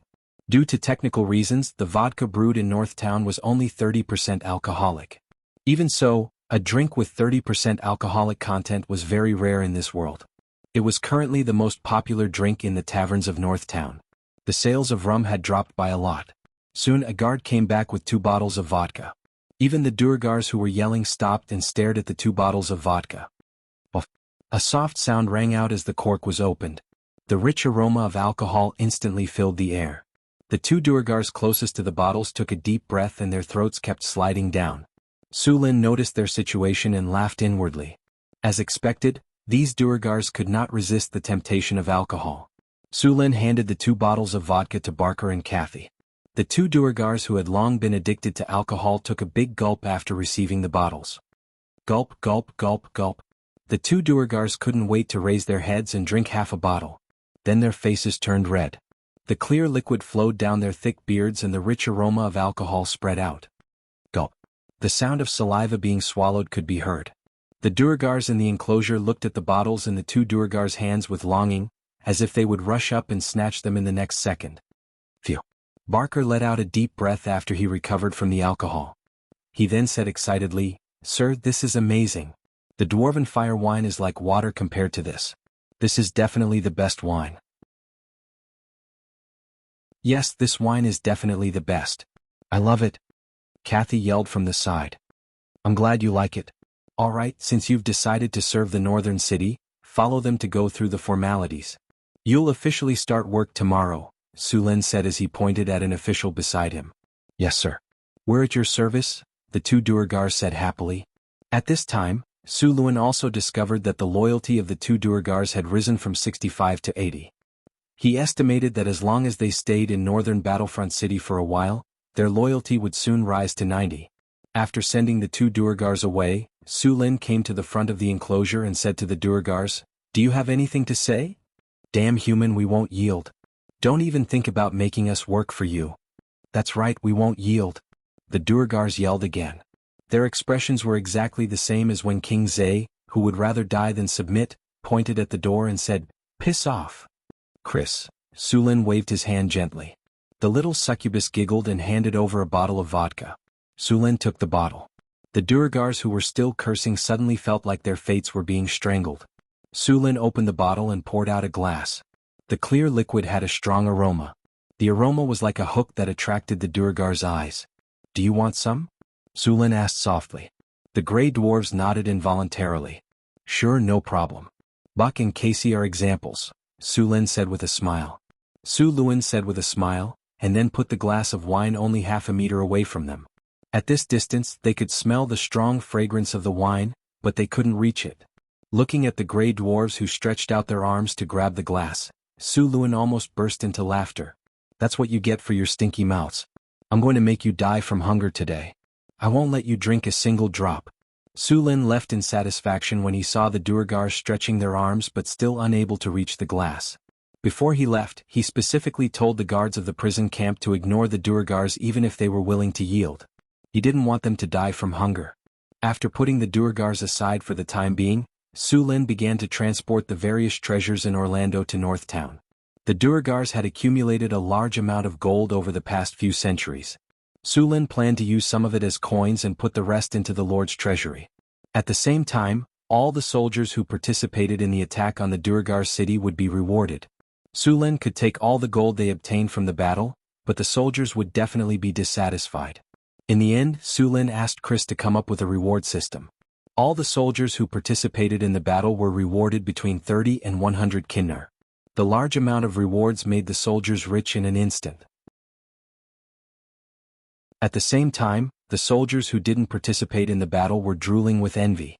The eyes of the refugees and slaves who didn't join the army were red with envy. Suddenly, a large number of people wanted to join the army. If Su Lin agreed to expand the army, it would be easy to recruit 1,000 more people. The rewards made Sulin's reputation rise again. The loyalty of the soldiers who received the rewards also increased. Moreover, the morale of the army also increased. Now the soldiers in the barracks were all eager to go out and fight at any time.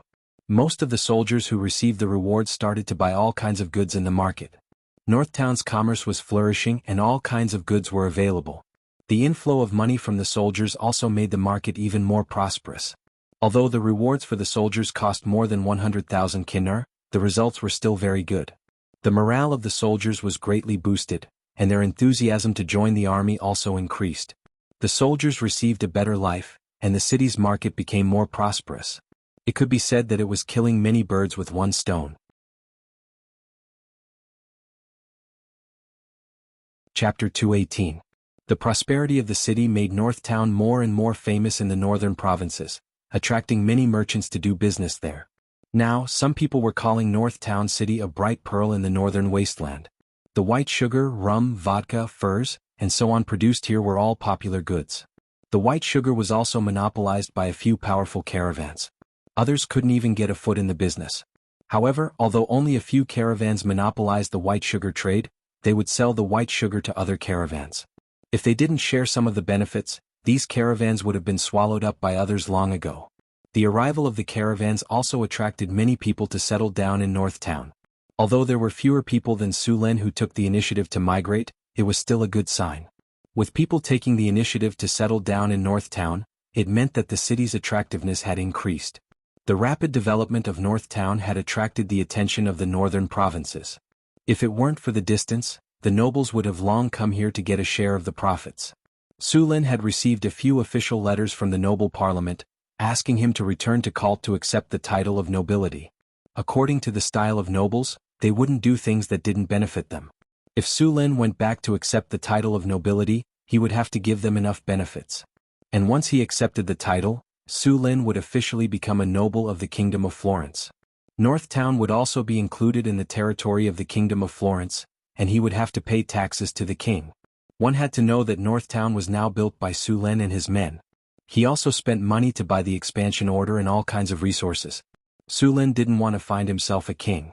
The territory he now occupied in North Town was comparable to a viscount's territory. Although the population was far from enough, he would surpass it in a few years with enough time. In addition to Mirror Lake City and Galloping City, which were currently under construction, Sulen's territory was no smaller than a count's territory. His strength had also reached the legendary level, and it wouldn't be a problem for him to make himself an earl. However, he didn't intend to do that yet. If he were to make himself an earl, it wouldn't be as convenient for him to recruit refugees from the Kingdom of Florence and do business. The construction of the Arc de Triomphe was still in full swing. Every day, marble from the Sierra de Lotus would be delivered to the north gate of the city. For the convenience of transportation, Sulen had already asked his men to build a pontoon bridge over the Red Sand River and the Whitewater River. He was still considering whether to build a permanent bridge over the two rivers. As for technical problems in this world full of extraordinary powers, many problems could be solved with magic.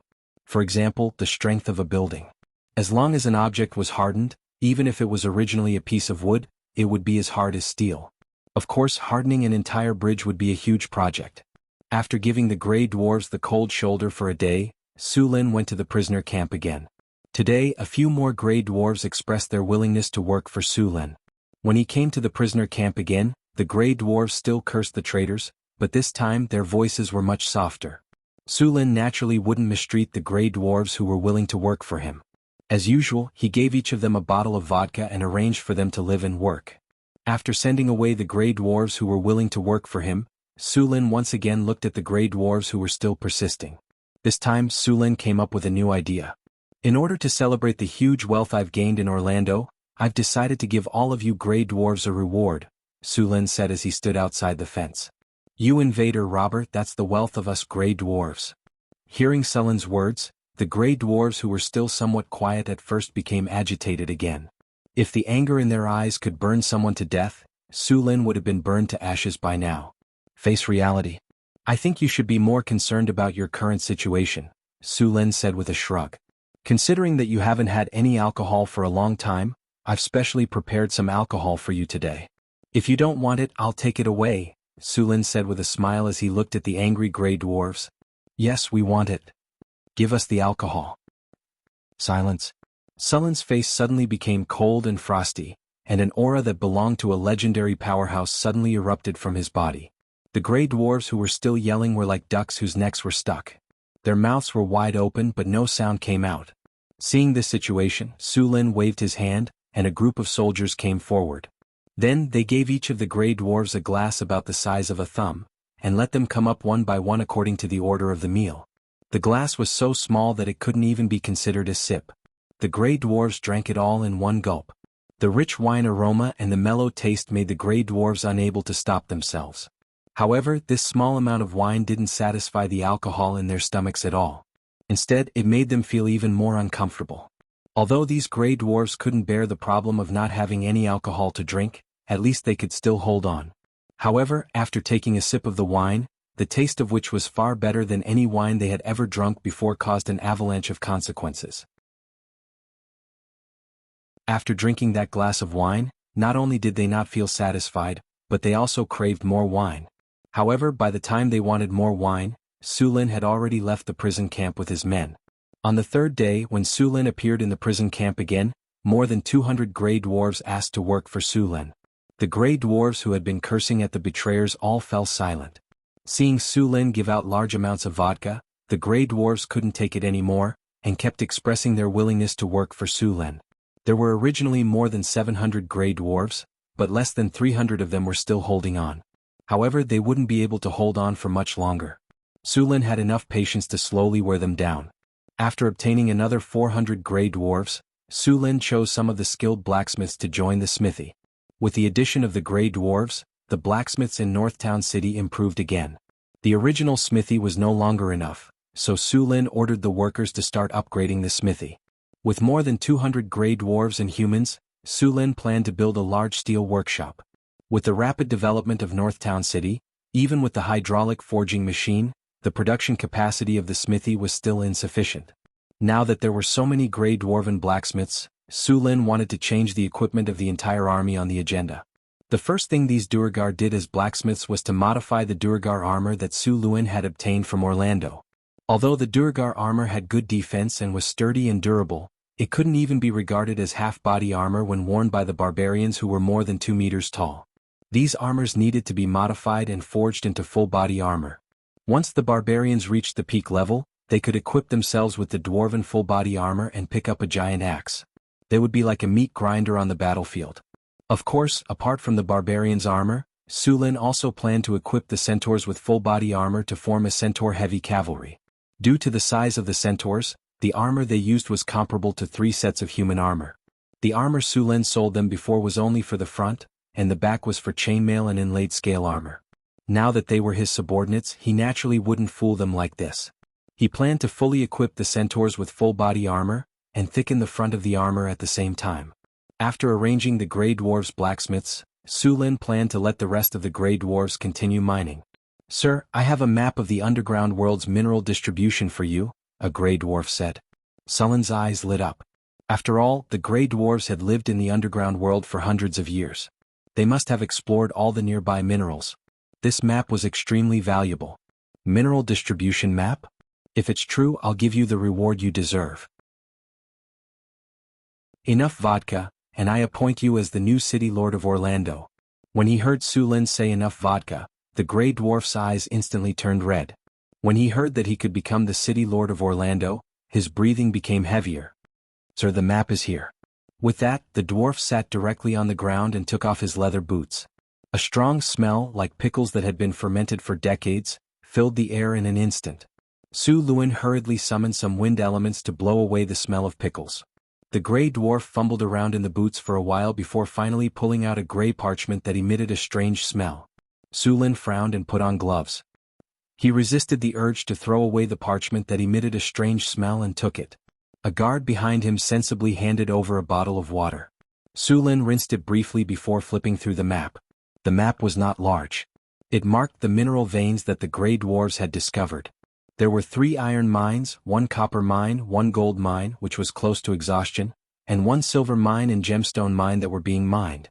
So much gold in the city of the grey dwarves had been mined from that gold mine. Su Lin did not pay much attention to the gold mine. After all, it was close to exhaustion. He was more interested in the silver mine because the grey dwarves had discovered some mithril in it. Mithril was a very precious magical metal in this world. It was described in many adventure stories as light as a feather and indestructible. In fact, mithril was not as exaggerated as it was described. It was more precious because of its powerful magical properties. Many powerful magic items would use this rare metal. Now that there was mithril in this underground silver mine, its value was simply immeasurable. P.S. Insufficient holiday balance, sob sob sob.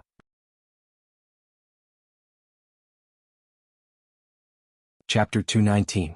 What's your name? Sulin put down the map and asked. My lord, my name is Bok Ironhammer Shield. The dwarf quickly said. Bok, are you sure that the silver mine on this map contains mithril? Sulin interrupted Bok's self-introduction and asked directly. Of course I'm sure. My lord, I used to be a miner in a silver mine. I once dug out a piece of mithril from this silver mine, but that stingy King Thorn only gave me a pound of gold as a reward. Bok continued to blabber on, obviously very dissatisfied with that king. Alright, since you're sure that there's mithril here, I'll let you form a team of miners and you'll be the leader. If you can find mithril, then I'll give you the position of the city lord of Orlando. But if you can't find mithril then? Sulin stared at the dwarf in front of him and said. My lord, please don't worry. I'll definitely find mithril for you. Bok patted his chest and promised. In that case it's decided. If you can find mithril, I'll reward you generously. Status, money or even vodka will be given. Now it all depends on your performance, Sulin said with a smile. My lord, I'll form a team of miners right away. After hearing Sulin's promise, Bok could no longer sit still. He hurriedly left the lord's castle and went to find other grey dwarves to form a team. Sulin threw the map aside with some disdain and found another piece of parchment to copy the map. Although it had been washed, the parchment still had the smell of salted vegetables on it. The map on the parchment was a little crude. After all, mapping in this world was not a professional subject like it was in his previous world. Most of the time only they could understand the map they drew. To others it was a completely abstract drawing. Fortunately the map was drawn well. Although it was still crude, the general location was drawn. Soon, Sulin completely copied the parchment. After comparing the two maps again to make sure that he didn't miss anything, Sulin picked up the parchment and threw it directly into the brazier. The flames rose and quickly burned the parchment into a pile of ash. He opened the window to disperse the smoke. After forming a team of 50 miners, Bok excitedly brought his team back to Orlando to mine silver. The remaining 2 iron mines and copper mines also needed to be mined. The remaining 100 or so grey dwarves also formed 3 mining teams and then went to Orlando to mine ores.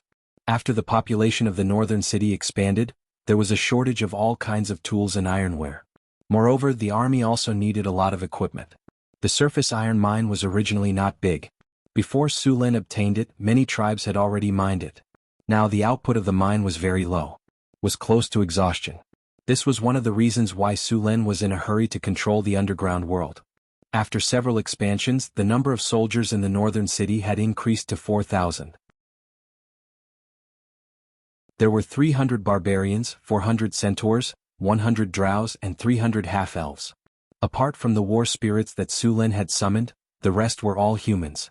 If the militia, the city guards and the 500 men stationed in Mirror Lake City were included, the number of soldiers in northern Battlefront City had reached a shocking 6,000 men. Adding all the people in northern Battlefront City and the newly captured Grey Dwarves, the total population had only reached 20,000. 1/3 of the population were soldiers. Such a high proportion, no matter how one looked at it, could be said to be militaristic. If it weren't for the buffs from the Harvest Altar and the numerous slaves, the northern city wouldn't even be able to support themselves with food. Not to mention the money, resources, and equipment needed to raise so many soldiers.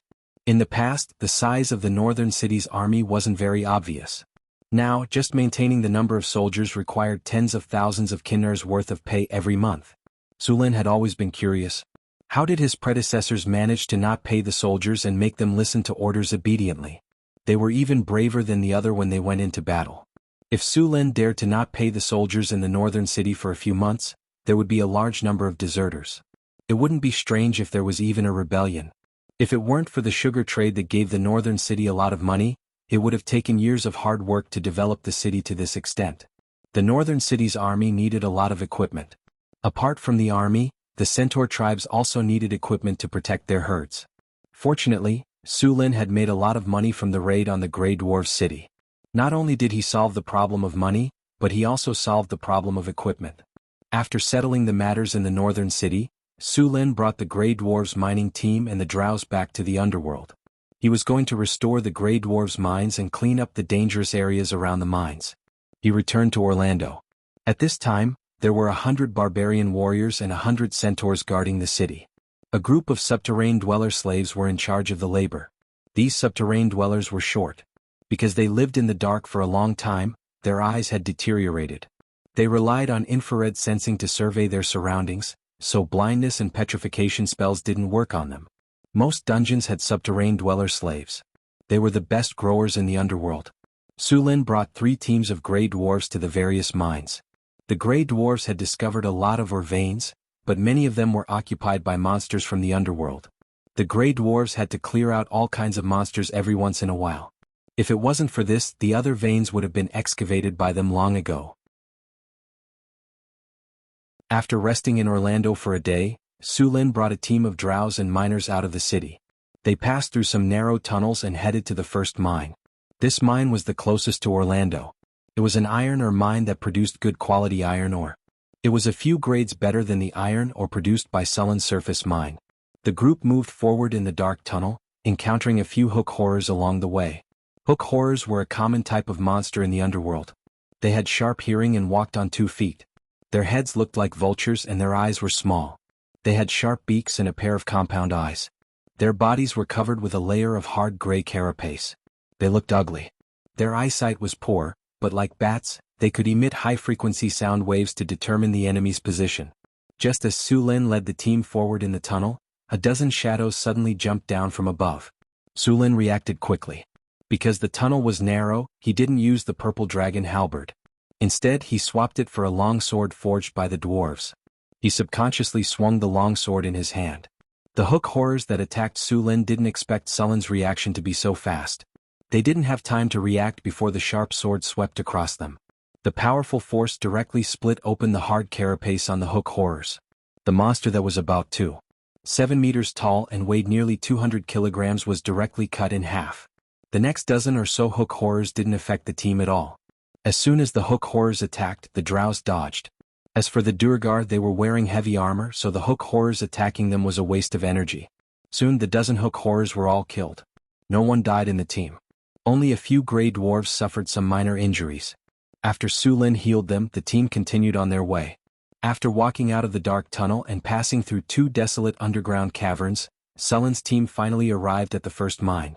They hadn't mined this mine for a while. When Sulin arrived, he found that the mine had been occupied by the monsters of the underworld. A group of vampire bats and underground salamanders used this place as their nest. The Grey Dwarves were already prepared for this situation. They first used smoke to smoke the monsters out, then worked together to kill them. It didn't take long for the mine to be cleared out. The information of this mine appeared on Sullin's system panel.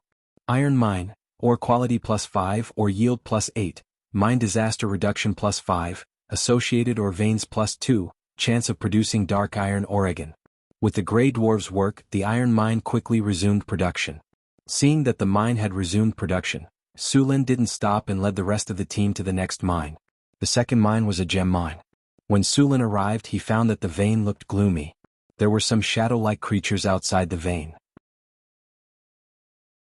The Twisted Shadow was a type of undead creature that was formed due to certain reasons.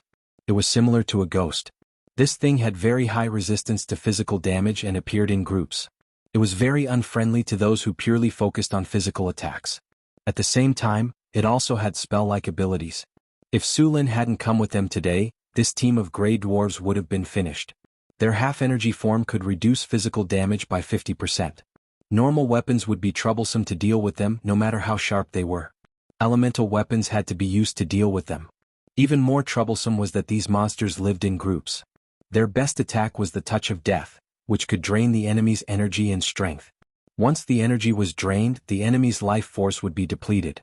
In the Adventurer's Handbook, these monsters were rated as Grade A. Without a special way to deal with them, it was best not to provoke them. Crack. There was a soft sound as if someone had stepped on something and broken it. Although it was a very soft sound, it was very abrupt in this quiet environment. The wandering Twisted Shadows instantly noticed this place.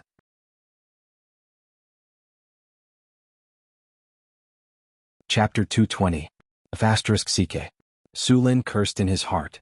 Then he channeled his energy and a large amount of lightning appeared on his body. The purple dragon halberd also appeared in his hand. The distorted shadows that were attracted to this place soon sensed a large amount of life force. As undead, they hated any living thing, but they were eager to regain their flesh and blood. The distorted shadows were very fast. Su Lin swept the purple dragon halberd and the distorted shadows instantly disappeared. When they reappeared, they were already beside Su Lin. The surrounding negative energy suddenly increased and a dark red light appeared on the distorted shadows. Touch of death, Su Lin's body was instantly swept by the light. It was the innate spell of a high-level undead. A series of notifications appeared on the character panel in front of him. Attacked. The host is attacked by the spell, Touch of Death. Activated. Mandatory test of immunity. Test of fortitude passed. Test of constitution passed. You are immune to the stun effect of this spell attack. Your energy has decreased. The sudden appearance of the twisted shadow caught Su Lin off guard, but his strong reaction ability allowed him to launch an attack at the first time. Lightning surged, and the purple dragon halberd with a large amount of lightning instantly hit the twisted shadow. The twisted undead, who seemed to be hiding in the shadows, had no time to dodge this time and was directly swept by the purple dragon halberd. The strong lightning energy instantly enveloped the distorted shadows. Su Lin did not give it a chance to escape. The purple dragon halberd drew an arc and attacked again. Bang! Like a bubble bursting, the distorted shadows could not withstand the strong lightning energy and was directly destroyed by the lightning. The distorted shadows melted like snow and instantly turned into ashes and dissipated. Ding! With a soft sound, a gray crystal fell from the place where the distorted shadows died. It was a soul shard. Soul shards were something that only a few ghost-type monsters and abyss demons would drop. There was also a very low chance of it dropping when a powerhouse whose strength had reached the legendary level or above died. This kind of thing was very useful for wizards. The most commonly used one was the golem puppet. Su Lin's eyes lit up at the sight of the soul crystals. It seemed like there were many additional rewards this time. Seeing the dozens of distorted shadows behind him, Su Lin's figure flashed as he dashed forward. At this moment, a series of messy footsteps sounded from the gem mine beside him. Then a group of skeletons with shiny black bones and a height of 2 meters rushed out. These skeletons were not as fragile as the low-level undead skeletons. All the skeletons were very thick and even had a metallic luster. They held bone blades and bone spears in their hands. As soon as they appeared, they rushed towards the gray dwarves and drows. Skeleton warriors. After several evolutions, low-level skeletons would become mid-level undead creatures. If they were allowed to evolve further, they would become skeleton generals and bone demons. Of course, it was very difficult for undead creatures of this level to appear in the material world. Only the legendary undead creatures of this level would exist in the world of undead. When the gray dwarves saw the skeleton warriors rushing towards them, they roared and ran forward with their 2 short legs like Hot Wheels. They raised their axes and rushed forward. Although they could not deal with the distorted shadows, it was still easy to deal with these skeletons. At 2 meters, the skeleton warriors were half a body taller than the gray dwarves, who were only about 1.5 meters, but sometimes height was not an advantage. I hate those who are taller than me the most, especially rotten bones like you. The gray dwarves squatted and dodged the skeleton warriors' bone blades. Then the gray dwarves swept the skeleton warriors' knees with their axes.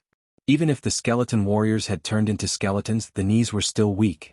The gray dwarves' axes were heavy, and in an instant the skeleton warriors' knees were smashed into pieces.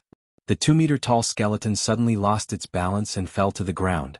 The gray dwarves turned around and went to the other side of the skeleton warriors. Then they swung their axes and chopped off the skeleton warriors' necks. "You're not as tall as me now." The gray dwarves laughed and swung their axes again, crushing the skeleton warriors' heads. The pale soul fire in the skull was extinguished. Thunder lightning spear. A dazzling thunderbolt burst out from Su Lin's body, and then a large number of thunderbolts wrapped around his whole body. The thunderbolts surrounded his strong muscles and constantly jumping thunder and lightning. His whole person looked like the thunder god in ancient myths. The distorted shadows around him also sensed the danger. They seemed to be hesitating to escape. Swoosh, swoosh, swoosh, the purple dragon halberd turned into a blur and swept towards the distorted shadows. Su Lin leaped and crossed a distance of more than 10 meters.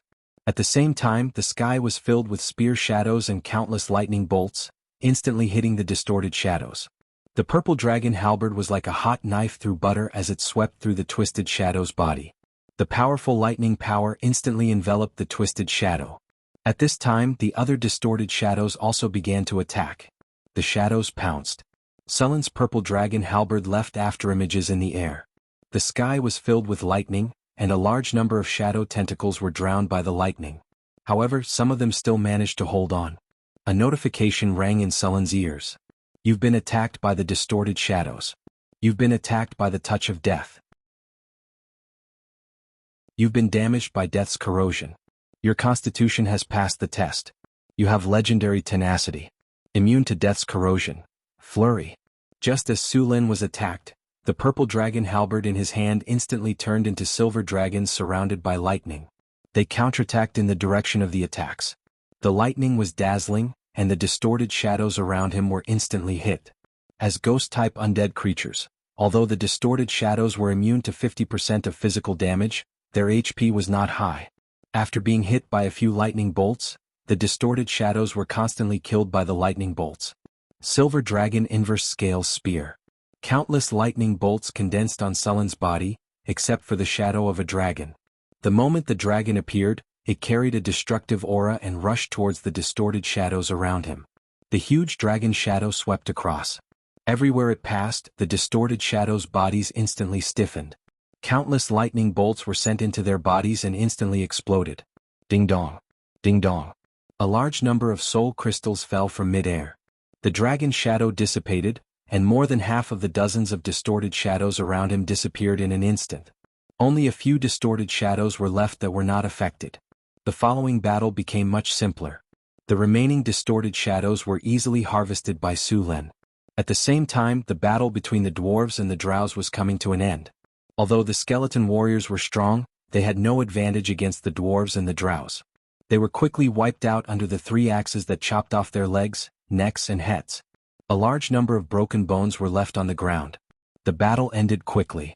Su Lin arranged for people to collect the spoils of war. There were a lot of spoils this time. All of them were soul crystals, which were also the specialty of the undead creatures. The undead creatures could be said to be poor. Other than soul crystals, they basically had nothing else. After the battle, Su Lin gained more than 10,000 EXP and nothing else. Seeing the gem mine next to him, Su Lin planned to go inside to see if there were any fish that had escaped the net. He called 2 gray dwarves who were familiar with the mine, and the 3 of them entered the mine together. The gem mine was different from what Su Lin had imagined. There were rocks everywhere, and occasionally there were some colorful quartz in the mine. There were traces of a lot of mining around. Something's wrong. At this time, one of the gray dwarves suddenly said, "What's wrong?" Sullen's body tensed up instantly, and he raised the sword in his hand slightly. "The traces here are very new. They were left behind recently." The gray dwarf pointed to a trace of digging in the tunnel. "Recently? You gray dwarves didn't dig it?" Sullen's face changed. "No, we dwarves don't dig so badly," the gray dwarf said proudly. "It seems that other guests have occupied this place while you were away." Su Lin said with raised eyebrows. "Let's go deeper. I want to see who dared to touch my cheese." The 3 of them moved more carefully after discovering the traces of digging. However, all the monsters in the mine had been killed, and they did not encounter anything else along the way. As they went deeper, more and more traces of digging appeared in the mine. Su Lin and the 2 gray dwarves continued to follow the traces. After a few minutes, the group stopped in front of a tunnel. The tunnel was blocked by a stone wall. "Why is there a stone wall here?" "I remember there was a hall behind it for resting," a gray dwarf said. "Looks like we found the little rat who stole the mine." Su Lin had a warm smile on his face, but his tone was as cold as the cold wind of the Arctic tundra, instantly freezing people into ice sculptures. "Get out of the way." Su Lin came to the side of the wall and pressed his hand on the side of the tunnel. The hard rock quickly softened and turned into a pile of mud. Soon, a hole as tall as a man appeared in the side of the tunnel. In order not to alert the enemy, Su Lin did not directly open a hole in the wall that blocked the tunnel. Instead, he struggled to open a passage on the side of the wall. Under Sullen's spell, the hard rock quickly softened. It only took a few minutes for a passage to be opened. Su Lin only felt that the space in front of him was empty. He had already arrived at the hall behind the stone wall. The scene in front of him surprised Su Lin, but it was also very familiar. This place had actually been set up as a laboratory, but it was different from Hathaway's laboratory. This laboratory had a large amount of glassware filled with all kinds of liquids, and some unknown lifeforms' organs were soaked in them. A lot of skeletons were piled up around the laboratory. These skeletons were very similar to the skeletons of the skeleton warriors outside. This gem mine had been occupied by a necromancer.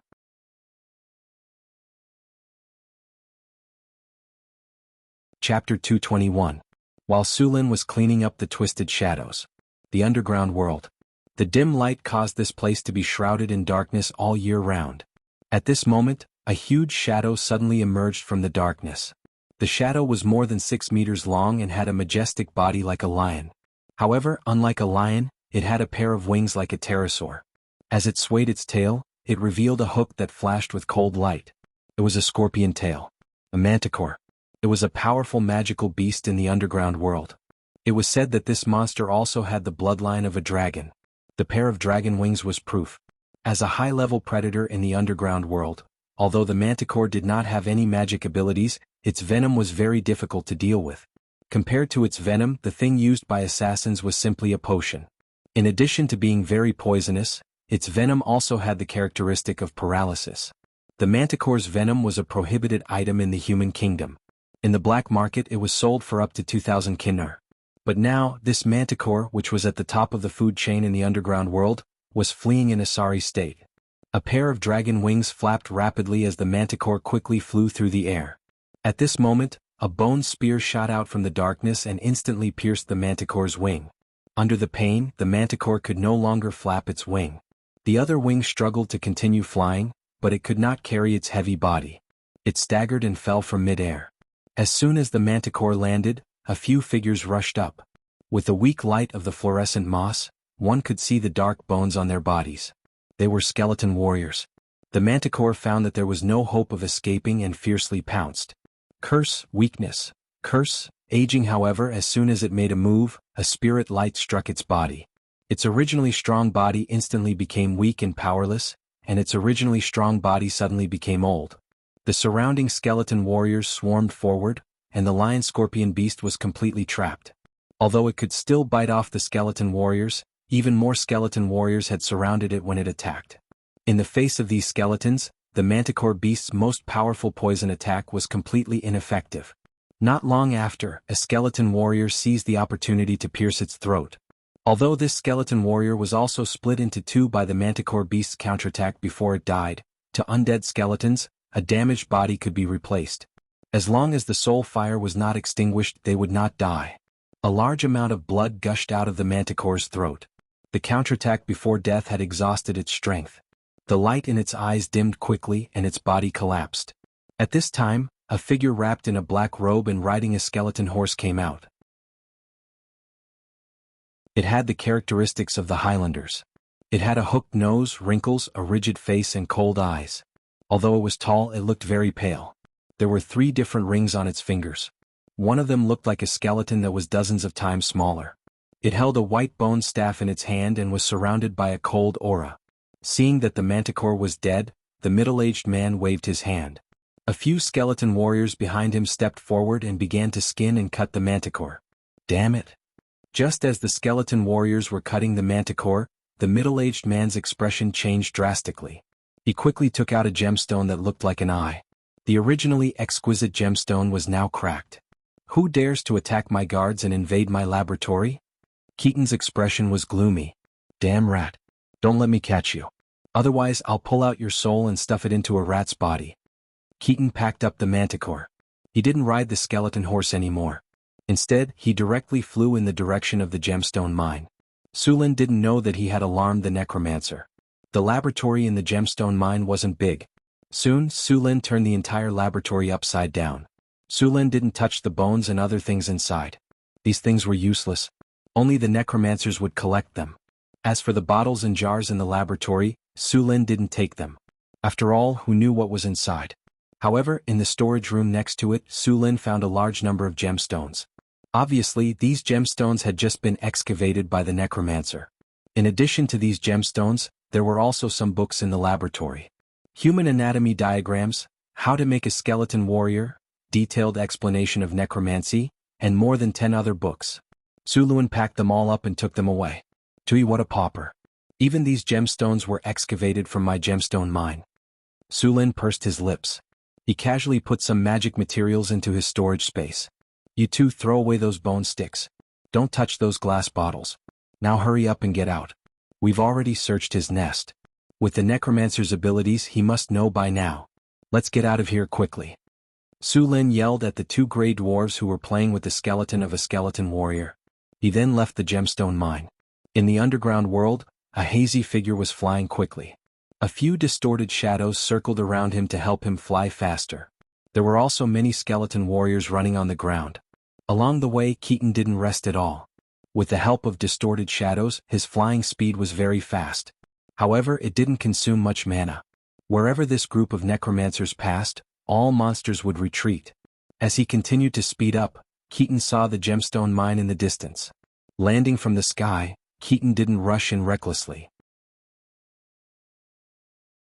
Although he had used fly to reduce the consumption of mana with the help of distorted shadows, he had also used up a lot of mana. Someone who dared to kill the large number of skeleton warriors and distorted shadows that he had left behind to guard the laboratory was undoubtedly powerful. If he rushed in like this, there was a high chance that he would fail miserably. Moreover, he had come back in a hurry. His skeleton warriors didn't catch up. Taking out a bottle of blue potion, Keaton tilted his head back and drank it. He then had distorted shadows protect him while he used the potion to quickly recover his will and mana. About half an hour later, a group of skeleton warriors finally arrived. Keaton opened his eyes. A cold light flashed in his eyes. Little rat, I'm here. How dare you steal my laboratory? I'll make you regret being born in this world. Keaton stood up. The gloomy aura around him intensified. Su Lin had the gray dwarves retreat from the mine and hide in a corner. He found a stone room outside the gemstone mine and waited quietly. Suddenly he opened his eyes. His body flashed and he was outside. Just then, a large number of red dots appeared on his strategic map. The red dots were moving straight towards the gemstone mine where Su Lin was. It was obvious that this was their destination. It was obvious that the necromancer had returned. Interesting. You stole my laboratory and didn't run away. You're still standing here. Are you begging me to forgive you? A middle-aged wizard on a skeleton horse, his body shrouded in mist, walked in with a large number of necromancers. He glanced at the messy skeletons on the ground and then looked at Su Lin. You're quite strong. I've decided. I'll refine your corpse into a black knight. Then I'll stuff your soul into a rat's body. Su Lin walked over with a purple dragon halberd in hand. Human, why don't you let your companions come out with you? You can't kill Distorted Shadow with your strength alone. Seeing Su Lin alone, the necromancer said disdainfully. There were no magic waves. Although his body was strong for a wizard, this kind of warrior was the easiest enemy to deal with. A maze spell could trap him. I smell the rotten smell of the corpse. It's already rotten and stinking. You should have just stayed in the coffin. Why did you have to come out and scare people? Su Lin calmly looked at the necromancer in front of him. Although the way he appeared looked like a big boss leading a group of guards in the system interface, he had not broken through to the legendary level. He was only a grade 4 necromancer. It would be troublesome to deal with a wizard above the legendary level.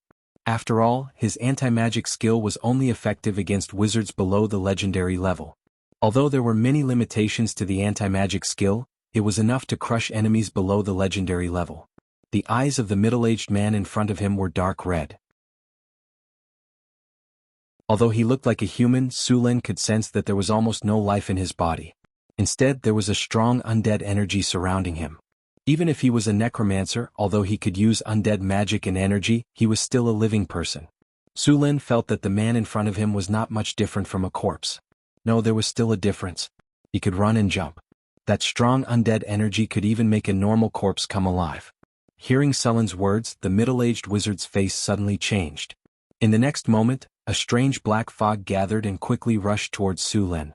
Su Lin's body flashed and dodged, but the black fog seemed to have a life of its own. It turned around and rushed towards Su Lin again. It turned into a cloud of smoke and directly covered the surroundings, not giving Su Lin a chance to dodge. Curse. The invisible energy directly acted on Su Lin's body. Su Lin only felt that his body seemed to have become much heavier. But then this feeling disappeared. A large number of data appeared on the system interface. The host has been weakened by the curse. Going through a forced immunity test. Immunity test successful. The host is immune to this curse attack. Voodoo school, necromancy school? Sullen's eyes flashed. He did not expect to meet a necromancer who was also a voodoo school wizard when he came out to open a mine. One must know that these two schools were famous for being insidious.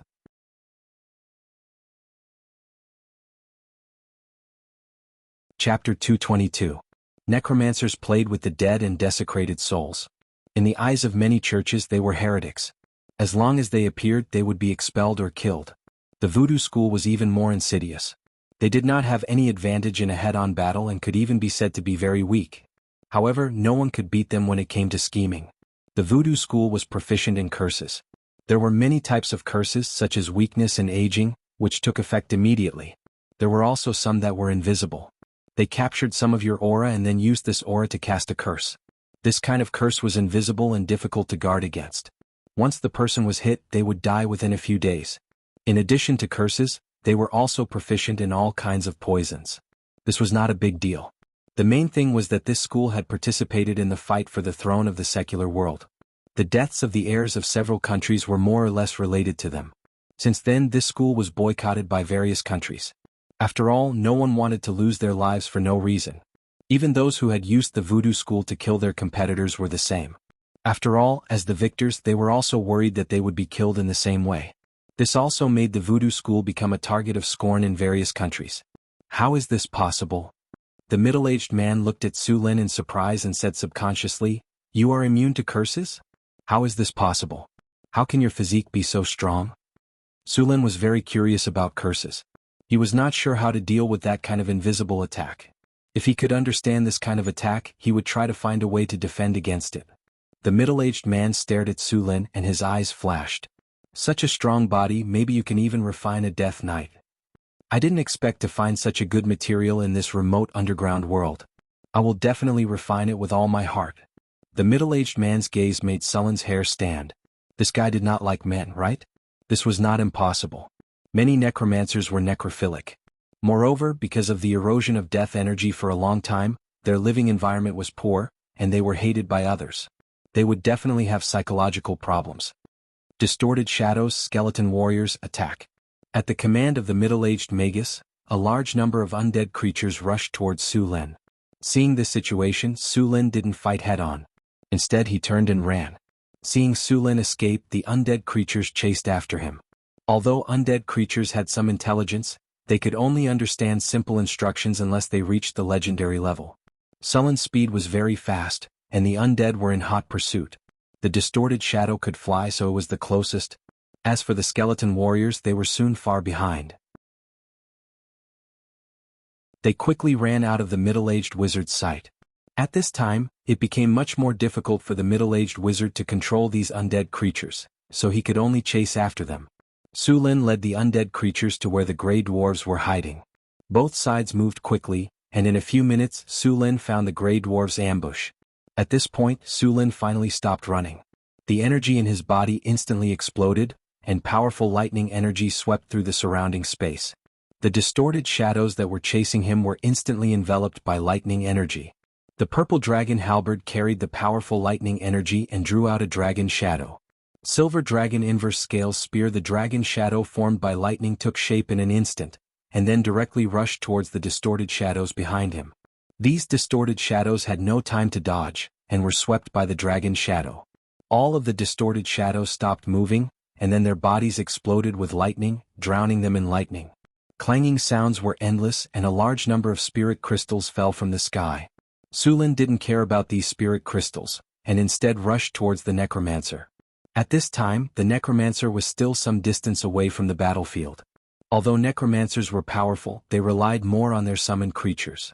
For example, the necromancer's legendary level spell, Necromancer's Calamity, had an ordinary killing effect, but it was a disaster for ordinary people.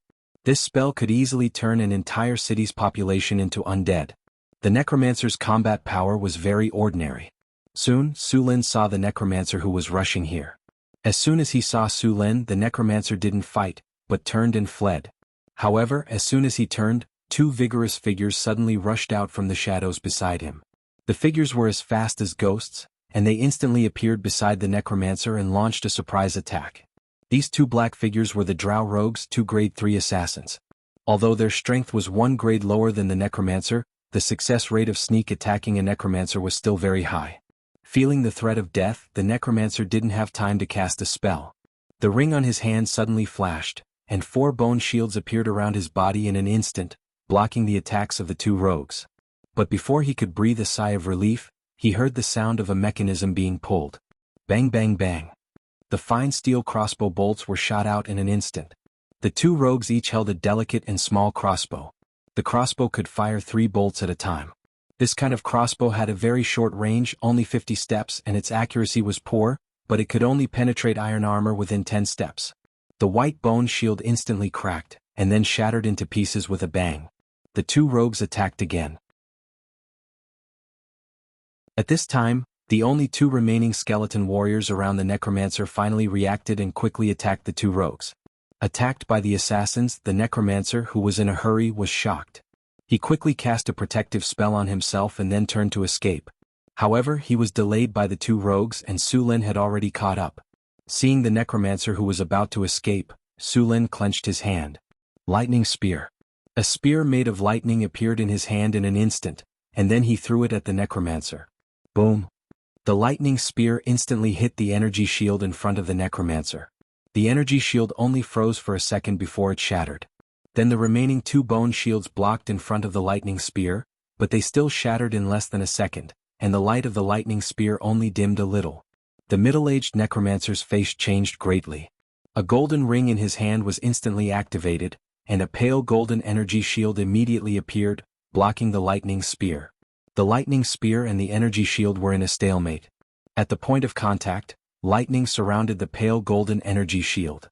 Finally, with a bang, it turned into countless light spots and dissipated in the air. The lightning spear also became an arrow at the end of its flight.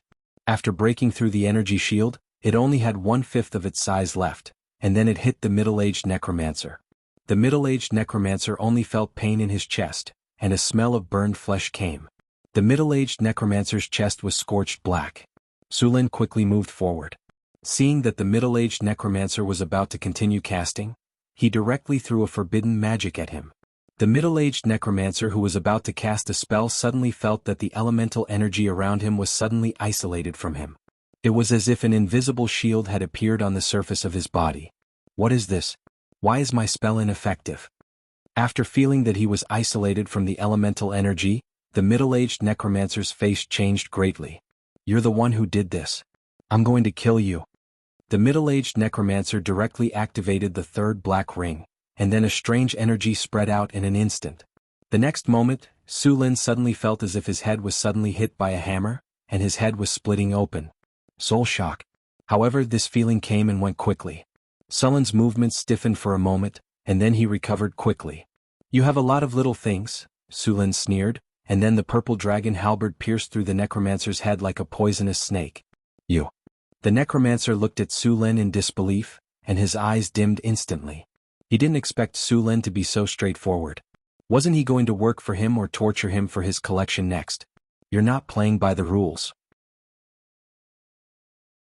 The middle-aged necromancer's body went soft, and then he collapsed on the ground.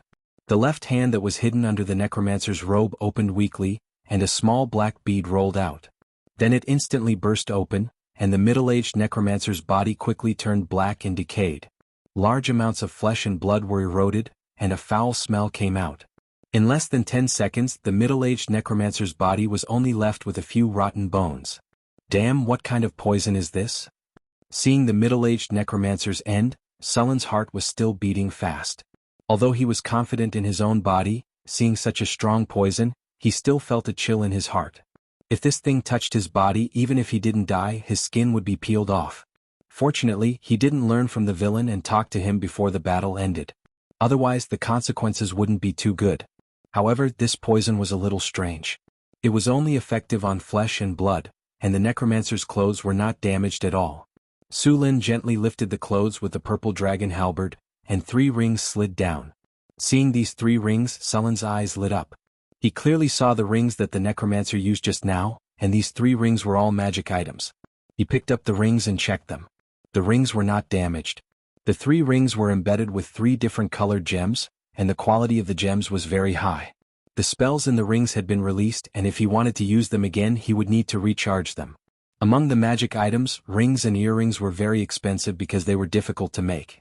According to the effect of the necromancer's use, 2 of the 3 rings were protective spells, and the last one could launch a soul attack. Although the soul attack was blocked by Su Lin had the talent of Iron Will, and the effect of the soul attack was limited. If it was someone else today, the necromancer might have turned the tables. P.S. There's one more chapter, and it might be late.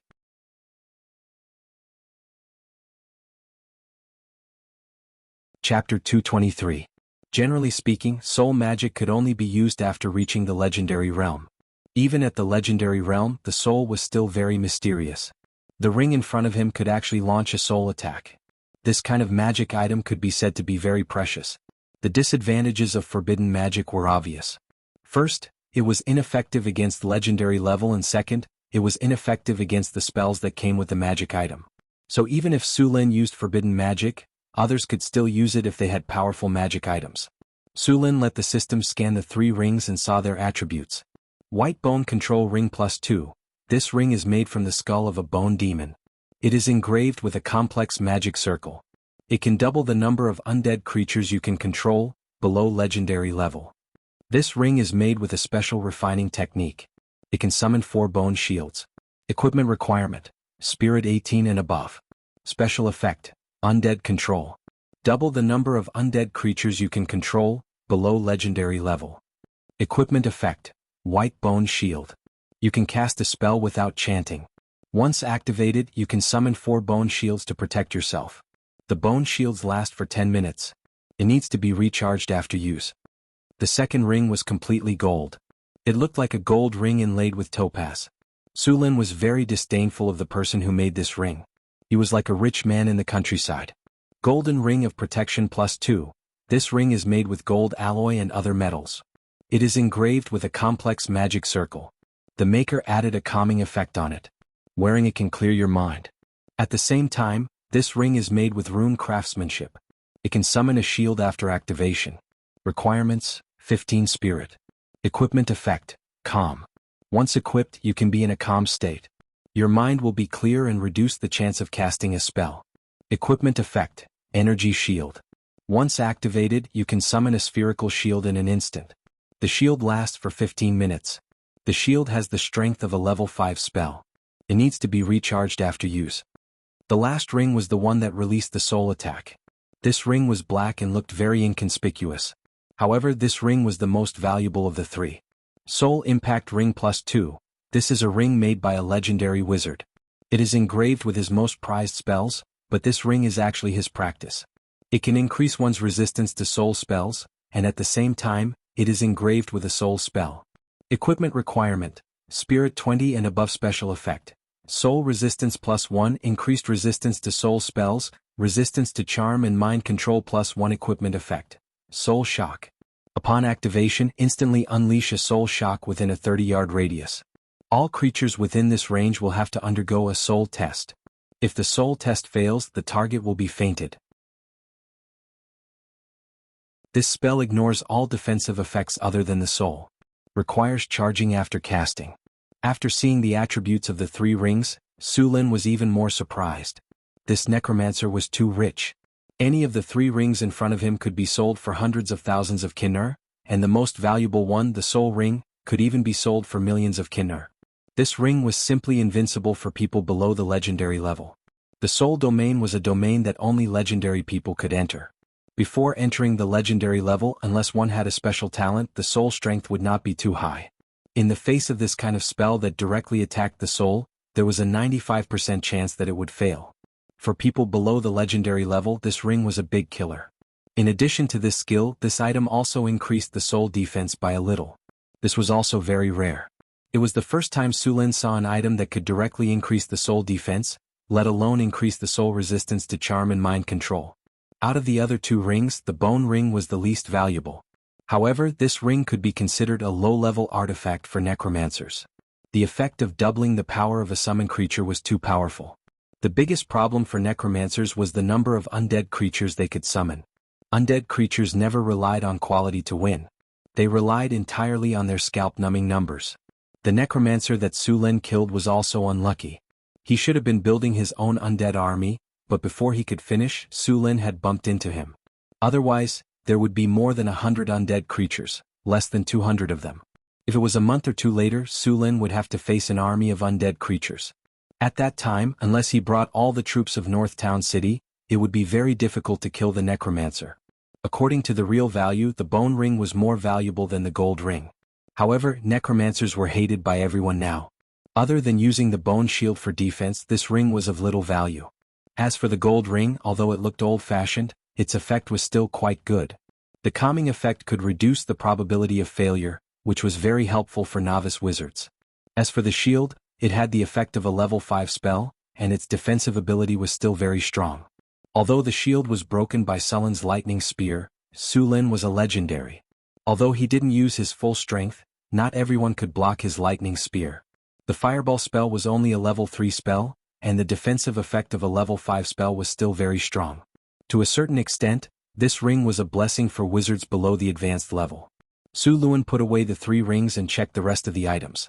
There was a wizard robe, a white bone staff, 2 portal bags, and some miscellaneous items.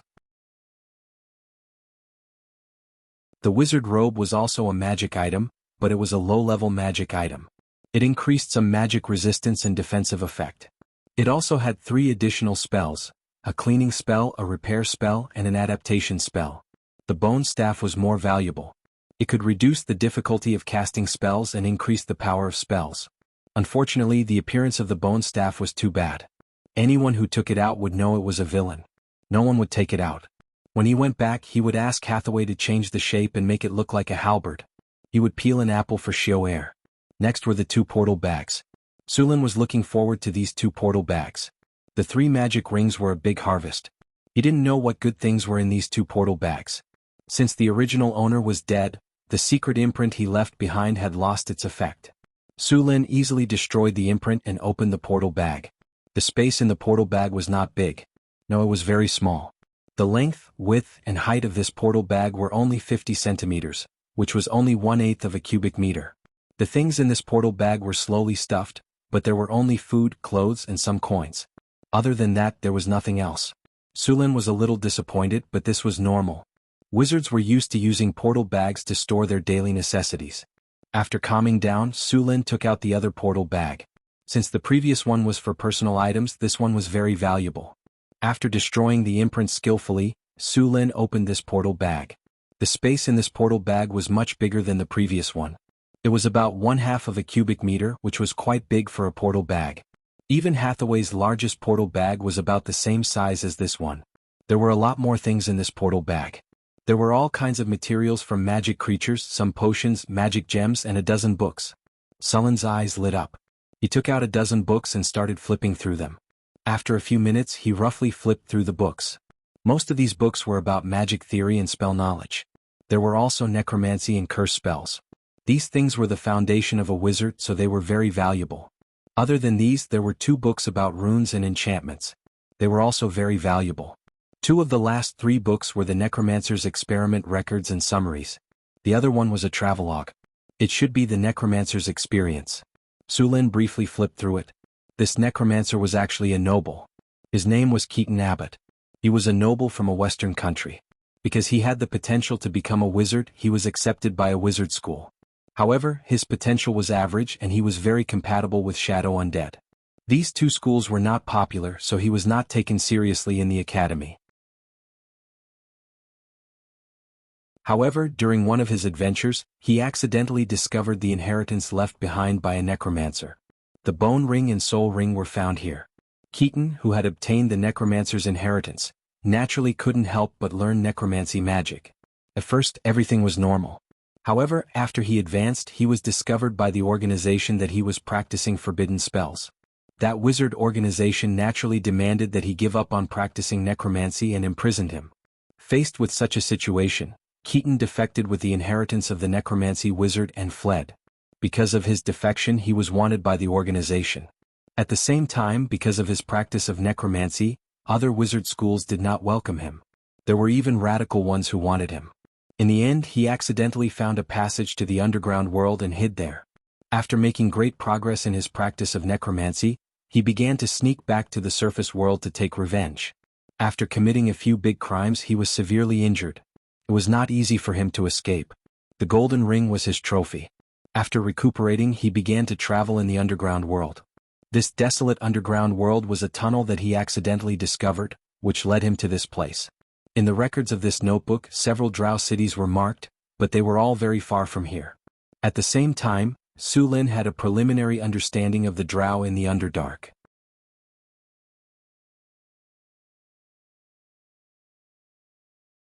Chapter 224. Other than the 3 rings, the necromancer's most precious items were the books. Including the ones Su Lin found in his laboratory, there were more than 30 books. However, most of them were about necromancy and voodoo, and some were about magic theory.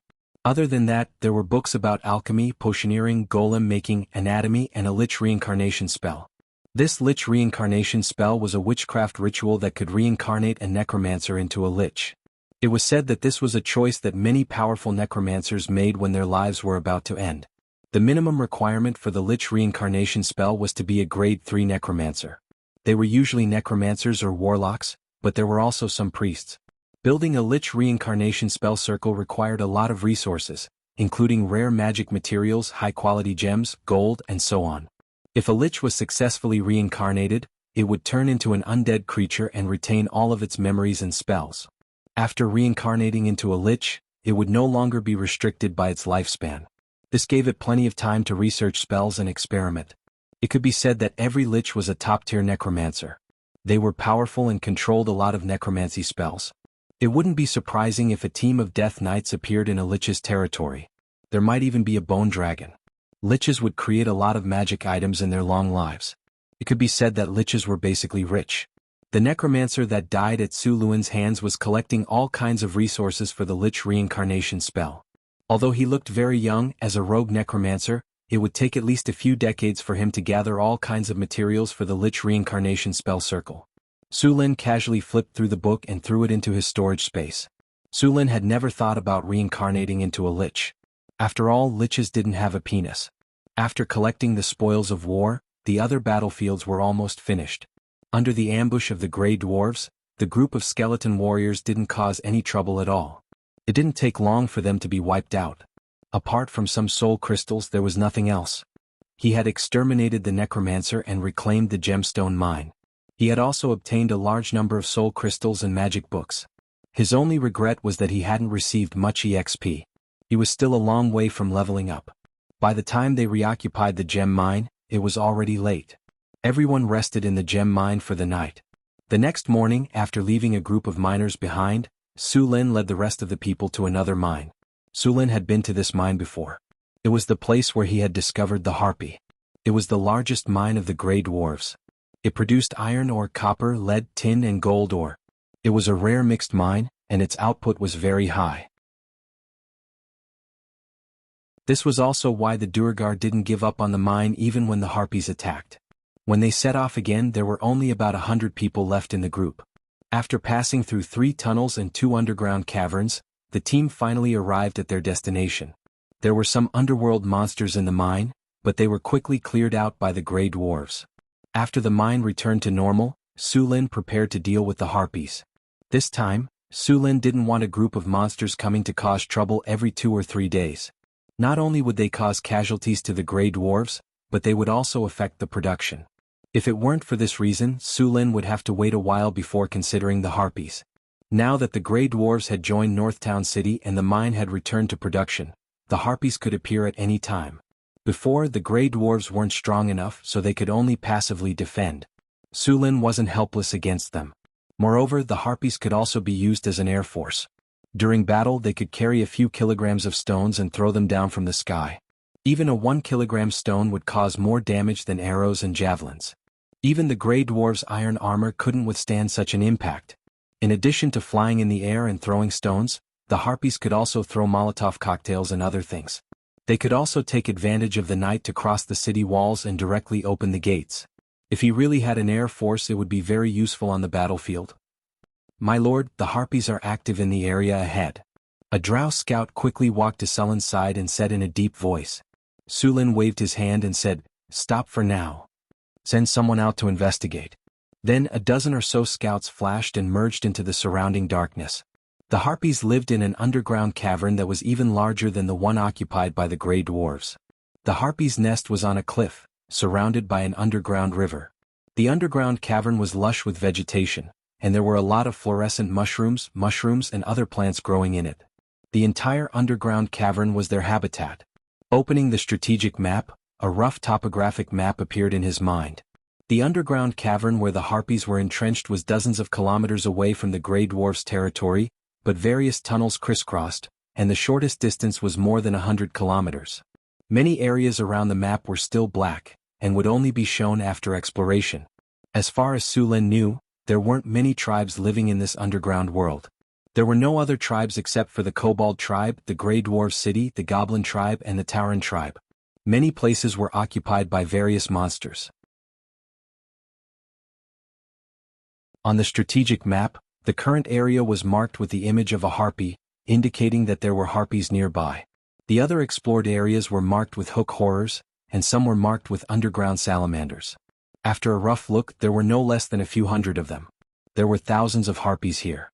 Although the strength of a single harpy was not strong, about the same as a human militia, their ability to fly made them very difficult to deal with.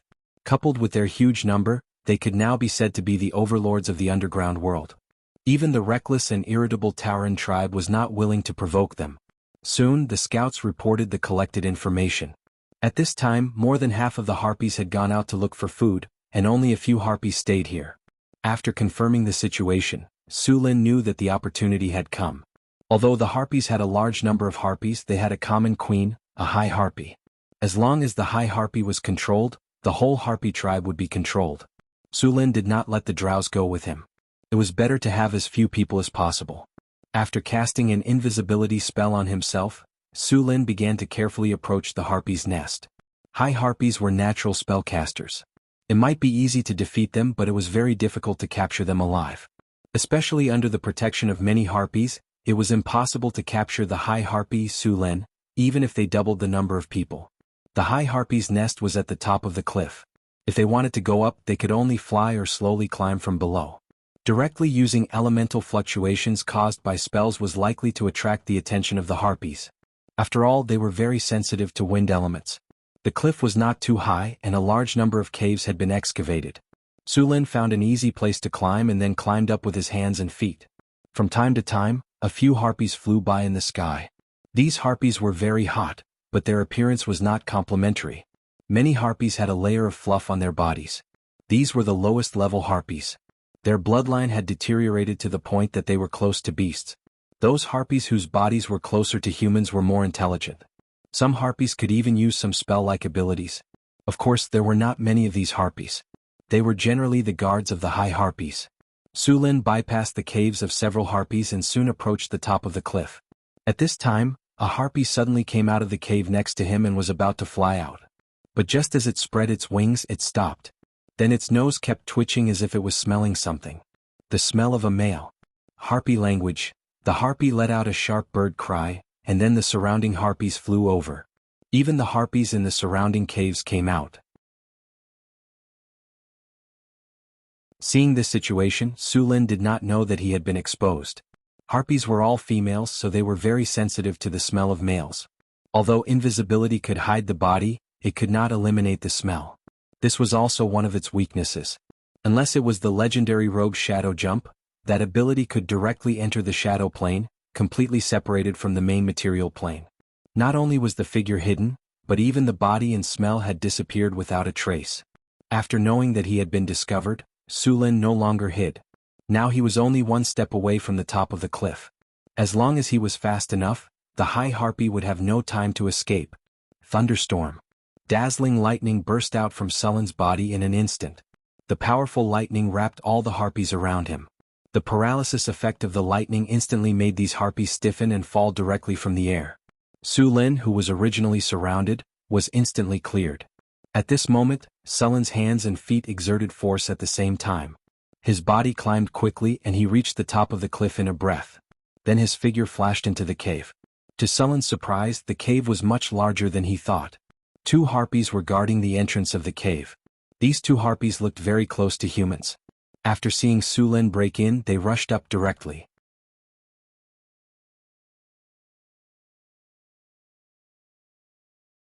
Chapter 225. Seeing the harpies rushing towards him, Su Lin's body flashed, and then 2 lightning bolts shot out. Lightning strike. The blue lightning struck the 2 harpies in an instant, and the lightning surrounded them, causing their bodies to twitch uncontrollably. Su Lin did not care about these 2 small fries and directly rushed inside. Passing through the front hall, just as he was about to rush in, a strong wave of elements suddenly appeared, and then a fireball flew over. Su Lin did not have time to think, and a pale golden light shield instantly appeared in front of him. It was the energy shield carried by the golden ring. The orange-red fireball hit the energy shield and exploded instantly. The energy shield only flickered a few times before returning to normal. Taking advantage of the explosion of the fireball, Su Lin did not retreat, but rushed directly into the cave. Then at a glance, he saw the wine-red long hair and an unusually beautiful face, and a pair of wide wings behind the graceful and charming body. She had a tall and slender figure, sharp ears, and a gorgeous appearance. If one ignored the wings on her back, she would look like a fairy from the legends. A high-level harpy. They used to be the servant of the goddess of wind, a divine creature. They were born in the middle and later period of the ancient gods, and believed in the god of wind. They were a divine creature created by the god of wind's descendants, but since the disappearance of the ancient gods and the fall of the demigod-level harpies, there were very few of them. The divine power in their bodies was very little, and had even completely disappeared. Otherwise, this high-level harpy would at least have the strength of a legendary. With the help of the explosion of the fireball, Su Lin also saw her appearance clearly. It was a beautiful face with a strange charm. Her facial features were exquisite, and her eyebrows were picturesque. Her eyes were also light red, and her ears were long and narrow. Her wine-red hair fell to her waist, and her skin was as white as jade with a faint layer of luster. Just one look at her made Su Lin want to touch her gently. Her waist was slender, and one could vaguely see the outline of her muscles under her skin. She looked healthy and strong, but her overall curves were perfect, matching her tall and slender figure very well.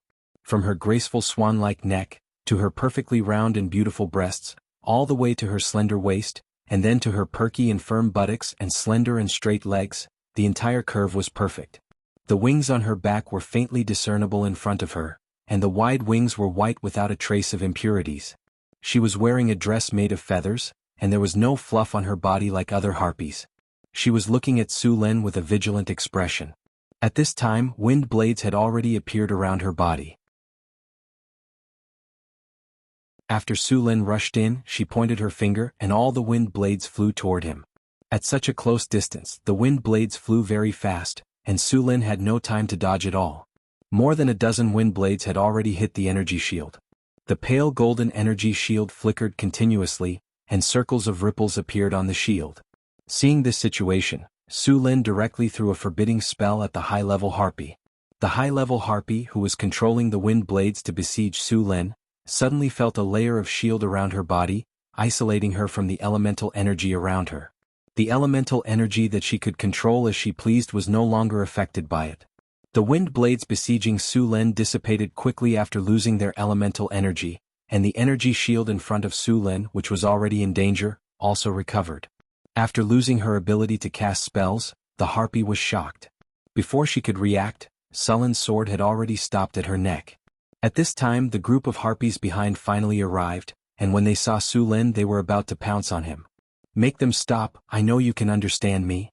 Su Lin raised his sword slightly and touched the chin of the high-level harpy in front of him. "Stop."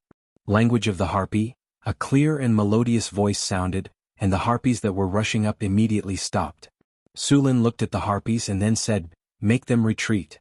The high-level harpy was unwilling, but she had no choice but to lower her head. Her life was in the hands of others, so she could only make the harpies retreat outside the cave. "Okay, now we can talk." Su Lin looked at the high-level harpy and said, "What is your name?" "Alex Windtalker." Alex looked at Su Lin with dissatisfaction and said, "Is there anyone like you who rushes into a lady's room and points a sword at her neck to talk?" His melodious voice sounded very comfortable. "Sorry you have so many people. If I didn't do this, I would only be caught by those harpies if I wanted to get close to you." Su Lin shrugged and said, "Okay, we can talk about this later. Now let me introduce myself. My name is Su Lin, the Lord of Northern City. You probably haven't heard of me, but I am also the Lord of Orlando City. Those gray dwarves have already submitted to me and now you are my captive. I'll give you two choices, Su Lin said with a grin. One is to submit to me, and the other is to force you to submit to me. You have two choices.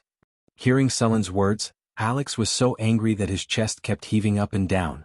The curve that was originally C+ had risen directly to D, which was very magical. How is it not two choices? Su Lin said righteously. One is you taking the initiative and the other is me forcing you. These are two completely different positions. Although the result will be the same, you can choose a different process. Moreover, the taste of the two processes will also be different. For example, if you take the initiative, we will cooperate more tacitly and get along very well. If you choose to be forced, then it will seem more expectant. Moreover, I have many ideas that you can try. Alex? Cough cough. You choose one. Su Lin waved his sword. I surrender. Alex said expressionlessly. However, he thought to himself that as long as he didn't sign a contract, he could still escape after surrendering. Now he had to get rid of this shield on him first. Ding.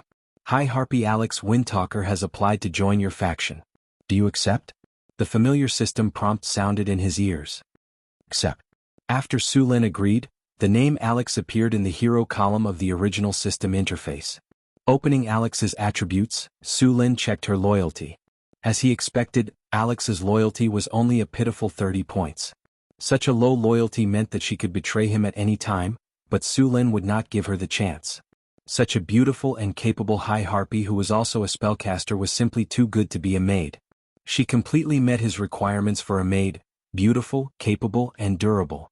He took out the self-created hero template that he obtained last time from the storage space and used it directly on Alex.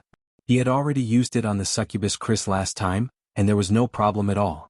Using it on Alex now was not a problem. Su Lin took out the light ball, and then gently tapped it on Alex's doubtful eyes. After choosing to use it, the light ball instantly turned into countless starlight and merged into Alex's body. What is this? Seeing countless light spots wrapped around her in an instant, Alex's body involuntarily wanted to resist, but spells were banned and her body was pointed at by a sword. She had no room to resist at all. A large number of light spots wrapped her in an instant, and then merged into her body. Ding. You used self-created hero template on the high harpy Alex. Self-created hero template activated. Please choose a hero character characteristic, talent. Su Lin, who had already experienced it once, chose directly. Elemental affinity. Detected that the target has wind elemental affinity talent.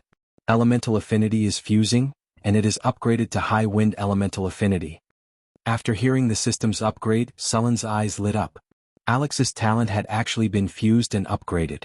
High wind elemental affinity was very good for spellcasters. Host, please choose a hero skill. I choose Wind Tornado. The target has mastered wind elemental spells and at the same time has high wind elemental affinity. The power of wind elemental spells has increased. Selection complete. Hero template locked. A large number of starlight merged into Alex's body. After a while it was over. The aura dissipated and Alex looked at Su Lin with some doubt. How do you feel? Su Lin said with a smile. It seems that my strength has increased a lot, Alex said with some uncertainty. Su Lin snapped his fingers and then removed the anti-magic effect on her body. Try it yourself. Alex nodded. She didn't realize that she didn't have any resistance to Su Lin's words at all. She waved her hand gently and wind blades appeared around her body. Then she pointed gently and these wind blades rotated very flexibly. Then these wind blades shot towards the surrounding rock walls. With a soft sound, the hard rock was like tofu, and the wind blades instantly sank into the wall. It's so powerful. After seeing the effect of the wind blades, Alex's beautiful eyes widened. The power of these wind blades was more than twice as strong as before. She felt that she could summon wind blades more easily, and even her control had become more tacit. There was no feeling of unfamiliarity at all. Next, apart from a few powerful spells, Alex tested them again and discovered that it wasn't just wind blades. All the other spells that involved the wind element had increased in power. As for the other spells, there wasn't much of a change, only a bit easier to control. Okay, you're done with the test. Now let's talk about the next thing. Su Lin looked at Alex and said, Yes, master. Alex nodded. I will leave the underground world soon. You will come with me. These harpies also need to come with me, but I hope you can restrain them.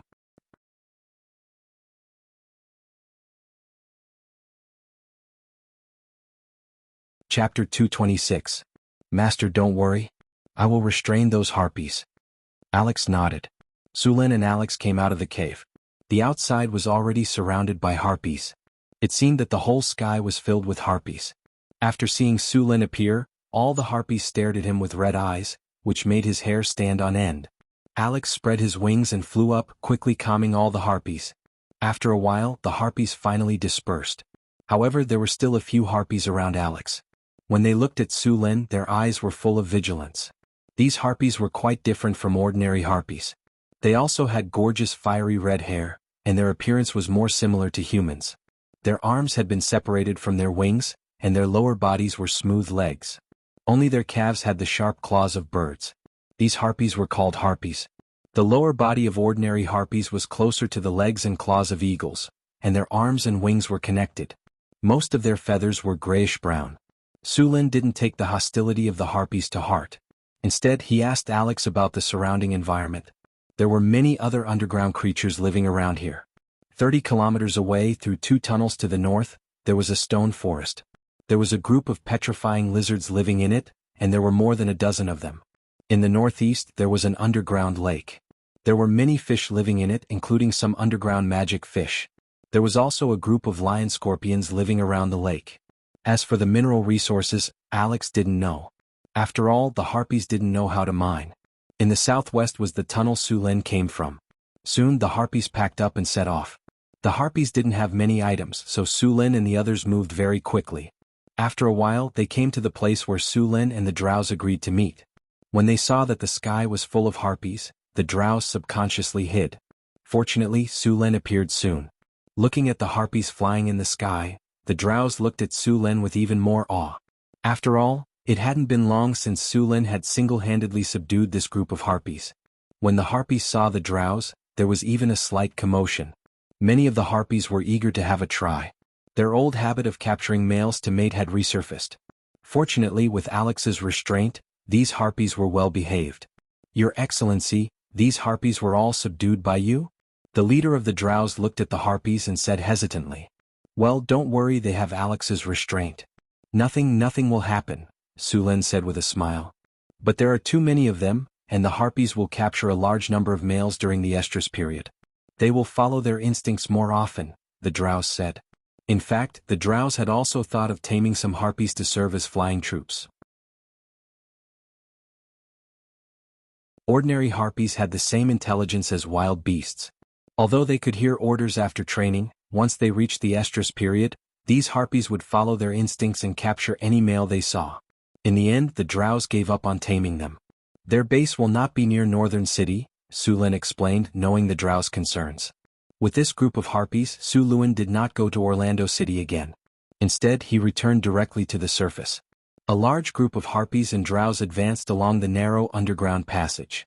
The movement caused by the large group of people scared away all the monsters around them. The whole group moved forward in an orderly manner. A group of thousands of people, plus some logistics carriages, needed a strong command ability to pass through the narrow passage that was only a dozen meters wide. Sulin also relied on the strategic map to command. The group's progress was a little messy.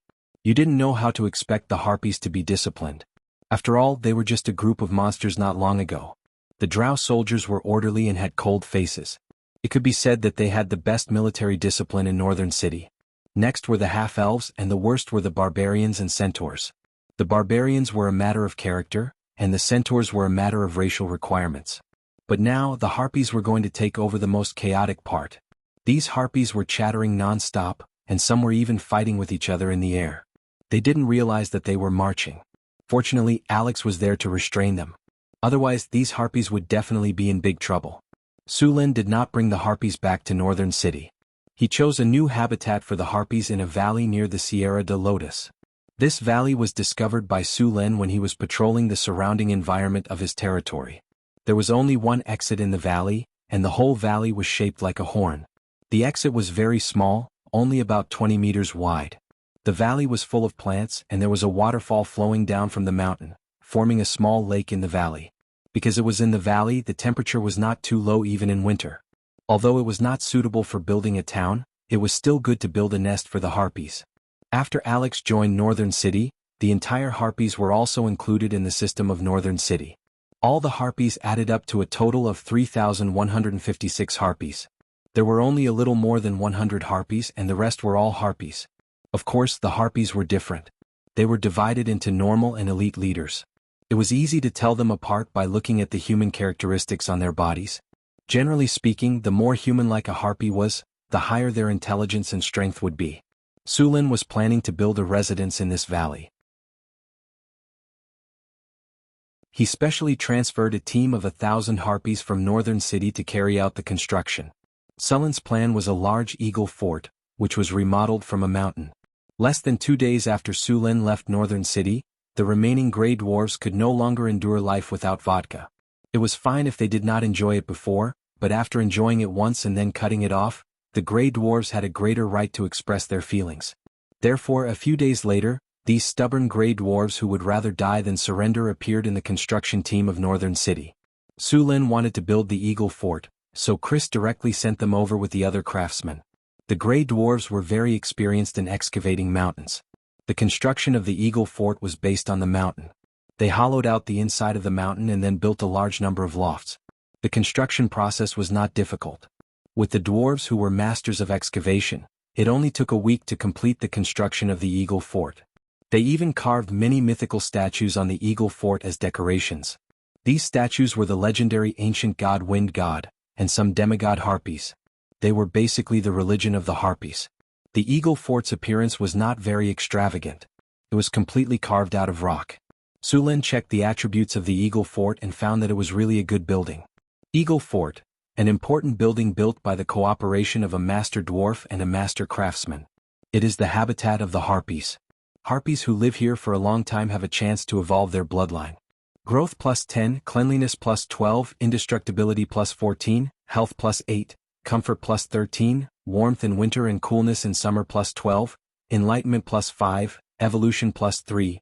Although the overall attributes of the Eagle Fort were not high, or even low, the attributes it gave surprised Sulin. The Eagle Stronghold had a total of 8 attribute bonuses. Although the bonuses weren't high, there were 2 attributes that were very rare. Enlightenment and evolution attributes were very rare to see on their own.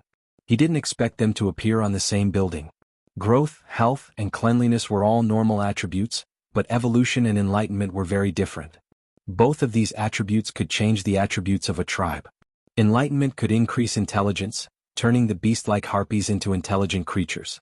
Evolution could evolve their bloodline, allowing them to evolve into advanced harpies. Although the success rate was pitifully low, there was still a chance for them to evolve into harpies. After adding the harpies to the Northern City system, Sulin could also recruit harpies. At the same time, the harpy soldier tree had also appeared. According to the system statistics, there were over 3,000 harpies in Northern Battlefront City. Most of them were low-level harpies and a small number of them were elite harpies. After becoming elite harpies, they would evolve to become harpy leaders. Then came the harpies. These harpies were the guards of the advanced harpies and the elite harpies. Elite harpies were very similar to advanced harpies. Every time they evolved, their intelligence, body, and attributes would all increase. When the harpies evolved into elite harpies, they would be a completely different species compared to the harpies at the beginning. What surprised Sulin even more was that the elite harpies had already mastered elemental abilities. Although their power was limited, if all the harpies evolved into elite harpies, the Northern City would be able to dominate the wasteland with just these elite harpies. There was no need for an ordinary army at all. Just the Air Force alone could easily crush the enemy. Of course, the process would definitely be very long. Although it was not too difficult for a harpy to evolve in the early stages, and the experience required was almost twice that of a human, after evolving into a harpy, the experience required to evolve again would skyrocket to a very shocking number. It was not that easy to evolve into an elite harpy. But then again, the difference between an elite harpy and an elite harpy was huge. It was equivalent to a bloodline evolution.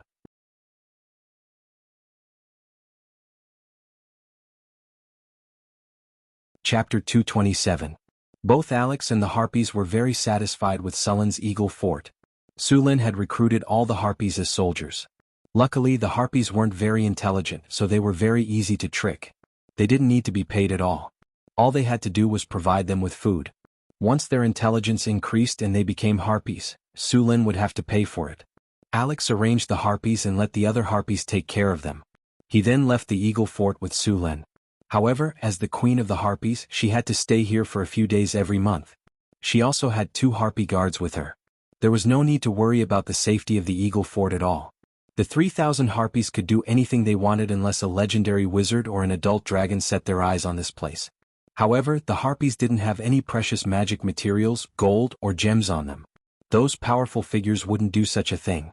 But even so, Su Lin still set up a scout post outside the valley and built a wall at the entrance of the valley. The entrance of the valley was only more than 20 meters wide. After the wall was built, the whole valley could be called a small fortress. As for the harpies' habit of catching males during their mating season, Su Lin had already seen it in the system's introduction. As long as they became harpies and gained intelligence, this situation would gradually disappear. After gaining intelligence, they would no longer act like beasts. When they returned to the northern city, Su Lin hosted a welcome party for Alex in the Lord's castle. All the heroes under Sulin's command in the northern city attended the party. The development of northern Battlefront City was on the right track, and the necessary rules were slowly being established. There was no doubt that Su Lin had the highest status in the northern city. After him were Chris and Hathaway. One of them was in charge of the city, while the other was in charge of the magic items in the northern city. Then there were the leaders of the various races such as Boulder, Johnson, Karina, Aiton, Grace, Sheriff Harrison, and the Little Mare Mission. Now there was Alex, and she had the largest army of all of them. This made her status skyrocket. Of course, Su Lin treated them very well. Because of Sulin's power, there weren't any power struggles among his subordinates. The banquet was very sumptuous. More than a dozen maids were waiting on the side. The banquet hall used optical reflection technology. A few candles were lit around the hall, and the reflections from the mirrors lit up the hall like it was daytime. Frodo had prepared roast goose, roast pig, steak, steamed bear paw, braised fish, steamed lamb, deer breast, sauced lamb, crystal pork shoulder, fruit salad, ice cream, and so on. As the food consultant of the northern city, Frodo was living a very comfortable life. He only had to guide the chefs in cooking every day. After that, he would wander around and gather information. The variety of dishes made the people who hadn't seen much of the world feel like country bumpkins. After all the food was served, Su Lin raised a glass of rum and said, "Is everyone here? Then let's welcome Alex into the big family of the northern city. From now on we are all family. Cheers." Su Lin said with a smile. Cheers. Everyone raised their glasses in unison. Then let's start the banquet. Clang, clang, clang. Su Lin knocked on the silver bell beside him. A group of maids stepped forward and opened the lids on all the plates. A rich aroma of food instantly spread out. The most eye-catching thing was the roast lamb in the middle of the table. Su Lin told Frodo about this dish last time when he was bragging about it. It was to clean a turtle dove and remove its internal organs. Then the turtle dove would be smeared with pepper and salt from inside out. Next, the turtle dove would be put into the stomach of a goose. After that, the turtle dove would be washed clean and sewn together. Next, the goose was stuffed into the stomach of a sheep. The sheep was skinned and its internal organs were removed. The goose, a carp, and the prepared spices were put in together. After that, the whole sheep was roasted over a slow fire according to the method of roasting a whole sheep. When it was time to eat, only the turtle dove would be eaten and the rest would be thrown away. Of course it would be a waste. Su Lin was not that extravagant. Even so, the people of this world were shocked. Even the nobles of this world did not develop their food to such an extent. Looking at the dumbfounded expressions of the people around him, Frodo's body swayed, and he had an arrogant expression. "I made this dish according to the Count's instructions. I want this. Give me a piece. It's delicious."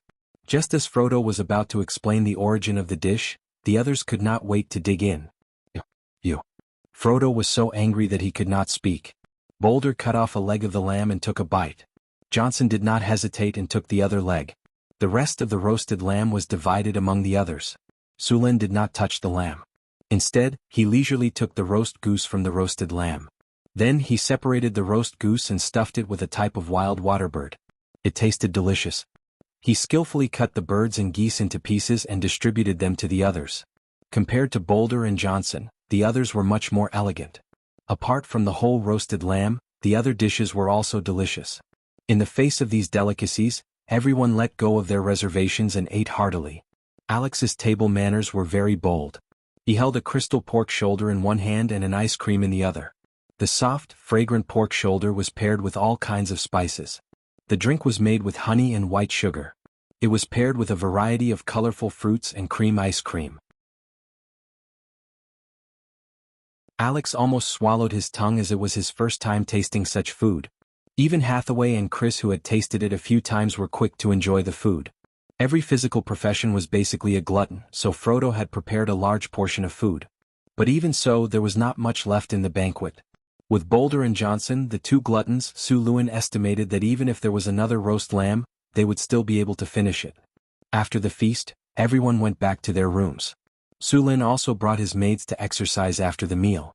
Especially the newly joined Alex, who had a pair of white wings. With the two of them working together, Su Lin even became a sky rider. The rising sun pierced through the darkness and dispersed the mist in the air. The northern battlefront city had also awakened from its slumber. The merchants had already opened their shops for business. The workers also started to work under the orders of the foreman. The city gates opened and caravans began to slowly move out. Caravans came and went every day in the northern battlefront city. Since last month, caravans from the southern provinces had also appeared here. The most popular product among the southern caravans was rum. The second most popular product was the various furs produced in the northern wilderness. As for white sugar, because the white sugar trade was monopolized by other caravans, they could only buy some from other caravans. The planting area of sugar beets in the northern battlefront city had expanded once again. During this period of time, the northern battlefront city was not only carrying out large-scale infrastructure construction, but also reclaiming more land. A large number of goblins, serfs and refugees were driven to reclaim land. The original 10,000 mu land outside the northern battlefront city had now expanded to 40,000 mu. However, there was still a lot of land outside the northern battlefront city that had not been reclaimed. In addition to reclaiming land, according to Sullen's plan, the irrigation facilities outside the city were not neglected. In order to irrigate the land, the brick kilns were used to build water supply canals. The water supply canals extended in all directions. A large number of canals were branched out from the main water supply canals. All the canals were equipped with gates. As long as the gates were opened, the river water would flow into the canals and irrigate the farmland. In order to provide sufficient water for the farmland, 7 to 8 large water wheels were erected on both sides of the Red Sand River. The most common crop in the northern battlefront city was potatoes. However, as the land was reclaimed, the crop had decreased to 1/3. The crop that was growing the fastest was sugar beets. As the raw material for the two leading industries in the northern battlefront city, sugar and rum, the demand for sugar beets had also increased. All the wild sugar beets had been dug up. Only a large number of sugar beets could barely keep up with the consumption. Just last month, the first batch of sugar beets in the northern battlefront city had just ripened. Sugar beets had a growth cycle of over 300 days. If it weren't for the harvest altar in the northern battlefront city, fermented farm manure, and the careful cultivation of the half-elven druids, the sugar beets would have taken at least 2 months to ripen, even if they were worth the harvest altar. In fact, ever since the sugar was produced in the northern battlefront city, the caravans that came to the northern battlefront city for trade had been secretly listening to the sugar production process in the northern battlefront city. However, Su Lin built the sugar workshop in the inner city, and at the same time carried out a strict division of labor management. Every worker only knew the process that they were in charge of. Coupled with Chris's charm, the process was protected to the greatest extent. For a period of time, the drows would catch spies from all over the world who came to steal the sugar production process every day. Su Lin directly made all the spies evaporate. He also gave a warning to the most outrageous caravans. As for those who still ignored the warning, when the caravans left the northern battlefront city and returned to the provinces in the north, they were directly attacked by bandits in the wilderness and wiped out. A large number of bandits were active in the northern wilderness. It was normal for caravans to disappear in the wilderness. Su Lin specifically ordered the army to clean up these bandits. With a few lessons learned from the past, and with the tighter defense of the inner city, those who coveted the sugar could only temporarily put down their greed. However, although they didn't get the sugar production process, many caravans secretly got a lot of sugar beet seeds and wanted to go back and plant them.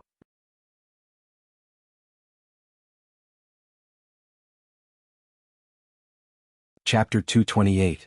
Sulin didn't care much about the spread of sugar beet seeds. Even if they got the seeds and successfully grew sugar beets, the juice they extracted from the beets would still be bitter brown sugar. The raw material for sugar in the south was sugar cane, which was very similar to sugar cane in Abel's past life.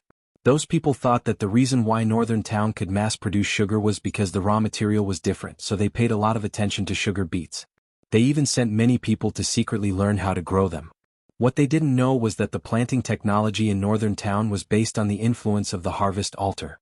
If they followed Northern Town's method to grow sugar beets, the results wouldn't be as good. Sugar beets also took a lot longer to mature than sugar cane, so there was no advantage to growing sugar beets in the south. When the people who grew sugar beets realized that they couldn't produce sugar, and sugar beets matured half a year later than sugar cane, they naturally stopped growing sugar beets. Sulin and Frodo exchanged some spices and seeds. They then divided 10 acres of land for planting. It wasn't that Sulin didn't want to plant spices, but Frodo only had so many seeds. Some of them were not suitable for the climate in the north. Sulin planted pepper, fennel, chili, cumin, and a few other commonly used spices. Star anise, cinnamon, and pepper could only be bought from the south. It was said that the Red Dragon Queen controlled more than 80% of the spice trade. There were a few islands in the south that were filled with spices, and they were called Spice Islands. The spice trade made a lot of money every year, and it made the surrounding countries jealous. They all wanted a piece of the pie, but they were afraid of the Red Dragon Queen's power and her army. A red dragon with the power of an ancient dragon and all kinds of spells could beat a team of legendary wizards by herself. Even the paladins, who claimed to be enemies with evil, would automatically ignore the Red Dragon Queen's existence. In the prime material plane, an ancient dragon that was good at spells was basically the limit of power. Even the avatar of a holy spirit might not be able to defeat her. Sulin was also envious of the Red Dragon Queen. She occupied an important hub of the sea trade and controlled the spice trade. She was also shockingly powerful. She was a winner in life, a winner in dragon life. The spices planted last year were growing very well. Among them, the chili peppers had already turned red and could be harvested in at most half a month. As for the remaining cumin, it was also growing well. The Sichuan pepper was still a small sapling and would have to wait until at least next year for it to bear fruit. The other spices were growing well as well. In a year or two, Northern Town would be able to produce some spices as well. Although it would not be as good as the Red Dragon Queen's Spice Island, its climate and location were too good. When Sulin was expanding his territory, he had thought of going south. After all, there were many islands in the southern seas.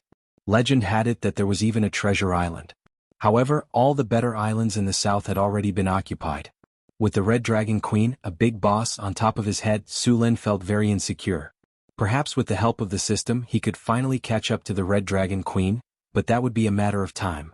To protect the spices from being stolen and destroyed, Sulin built a farm here. He included the spices and 1,000 acres of land in the farm and built a wall to enclose the area. At the same time, he arranged for soldiers to guard the area. Spices were still very expensive. Although they were not sold by the grain, they were not cheaper than white sugar. Among them, the most expensive were pepper and cinnamon. Except for cumin, the spices grown by Sulin were less expensive than them. Sulin planned to continue expanding the spices planting area. He wanted to plant at least 1,000 acres of spices in the entire farm. There was also a lot of wheat planted in the farmland of the northern town, which was mainly supplied to Sulin. The rest of the wheat would be sold. After all, many of the caravans here were rich people. Naturally, they would not eat potatoes. Flour was the best choice. The rest of the land was planted with barley, oats, soybeans, and some other grains. Some of them were used to make wine and some were used to feed livestock. Of course, some were used to extract oil. There were not many kinds of vegetable oil in the world, and the most popular was olive oil.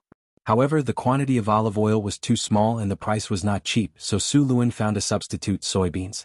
He was going to plant soybeans to extract oil. Besides, soybeans could be used to extract oil and feed livestock. They could also be used to make tofu. Although he had forgotten how to make tofu, he could study it slowly. Perhaps he would be able to taste the tofu pudding from his previous life again. He had not tasted that smooth and refreshing taste in a long time. When that time came, he would have a bowl of sweet and a bowl of salty tofu. He would drink one bowl and pour the other. The number of farmlands in Northern Town increased by the day. Whether it was in his previous life or in this world, food had always been very important. Northern Town had always had a large number of immigrants. A large amount of food was needed to feed these people. After patrolling the farmlands, Su Lin went to the academy he had set up to take a look. The academy now was very different from when it was first established. In the beginning, the scholars stayed here because of Sulin's threats. After living here for a while, they realized that other than their personal freedom being restricted, they were treated much better than they were in the northern provinces. Most importantly, Su Lin gave them too much money. On average, a scholar would receive 150 kinner per year. In addition to their benefits, which included sugar, rum, flour, tea and so on, they would receive more than 300 kinner per year. Such good treatment made the scholars, who originally thought that this was a bitter and cold place and were ready to make a fortune, completely overturn their understanding of this place. One had to know that when they were in the northern provinces, although they were nobles, they were mostly just messing around to make a living. Therefore, after getting used to this place, apart from teaching literacy and arithmetic, these scholars began to teach other subjects. Of course, most of the officials who came to study here only learned the basics and left. There were also some who took time to study here. After taking a look at the academy, although it was good enough to teach basic knowledge, there was still a shortage of teachers. Su Lin planned to continue hiring scholars at high prices. As for how the merchants managed to convince the scholars to come, he did not care. As long as they came, they would not be allowed to leave until they were taught for a few years. Of course, Su Lin would pay them a high salary. In addition to the lack of manpower, the academy also had a shortage of books. They could only rely on the books that the scholars brought with them. Su Lin had already sent Xion's merchant group to buy these books. It was estimated that they would be done by the time they returned. Another problem was paper. There was no cheap paper in the academy. The price of a piece of parchment was much higher than that of a piece of sheepskin. These students were still learning how to write using sandboxes and wooden slips. The paper-making workshop in the northern town had been experimenting with making a sturdy, cheap paper that could be used to write smoothly. Su Lin heard from them that they had made some progress. The paper they used before was too soft and absorbent, so it could not be used to write at all. After following Sulin's instructions, these craftsmen used several kinds of trees to make paper. After leaving the academy, he went directly to the paper-making workshop. Since the workshop started producing paper, paper had become very popular. After all, not all nobles like to share the same thick hemp rope or the same wooden stick. As soon as paper was introduced, it was widely praised by the nobles. Since Su Lin built the paper-making workshop last time and produced a batch of paper, the paper-making workshop had expanded a lot after this period of production. The number of craftsmen inside had doubled. Half of them were producing toilet paper, and the rest were experimenting with new materials. The raw material for paper making had been changed from wood to tree bark. There were also many other materials such as linen. After a period of experimentation, the craftsmen had divided the paper-making process into several steps. The first step was steaming, which was to cook the raw materials into a paste. The second step was hammering, which was to beat the cooked raw materials repeatedly. Finally, the pulp was made into a pulp, which was then fished out layer by layer. At this time, the paper had already taken shape. As long as it was dried, it would be paper. Although the process looked simple, it was not easy to obtain a piece of paper. After dozens or even hundreds of experiments, the workshop finally made a barely usable paper after changing the bark of various trees and plants in the northern wastelands. This paper used the bark of a common tree in the wastelands as the raw material. It was made with linen and several other materials. In the end, the paper was not pure white. Instead, it was slightly yellow. In his previous life, no one wanted this kind of paper. The color was yellow, the paper was rough, and the paper was somewhat thick. Although there were many shortcomings, the price of this paper was relatively low. Moreover, there were not many problems with writing. It was completely usable. After the paper-making workshop successfully produced this kind of paper, Su Lin heard a system notification. Congratulations to the host. The paper-making technique has been successfully broken through. The mastery of paper-making technique has been upgraded. Paper-making technique, using tree bark, linen, fishing nets and other materials after steaming, hammering, copying and drying paper that can be used to write. Territory civilization progress plus 10, territory culture plus 10, learning ability plus 5.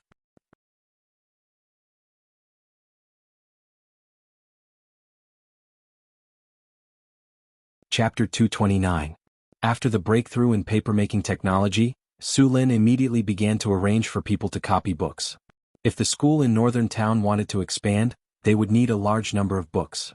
As for printing, the quality of the paper was passable, but printing was not enough. Poor paper quality, printing ink, and so on were all problems. They could only copy by hand. However, this was not a difficult task for the scholars. After all, before printing they had to copy by hand. After the paper-making workshop produced the paper, half of it was sent to the Lord's castle, and the rest was sent to the school for them to copy books. In the past, books were made on parchment. Generally, books could not write many words and they were very heavy. The cost was also high. Now that they had changed to paper, the content of a dozen parchment books could be easily written in one book.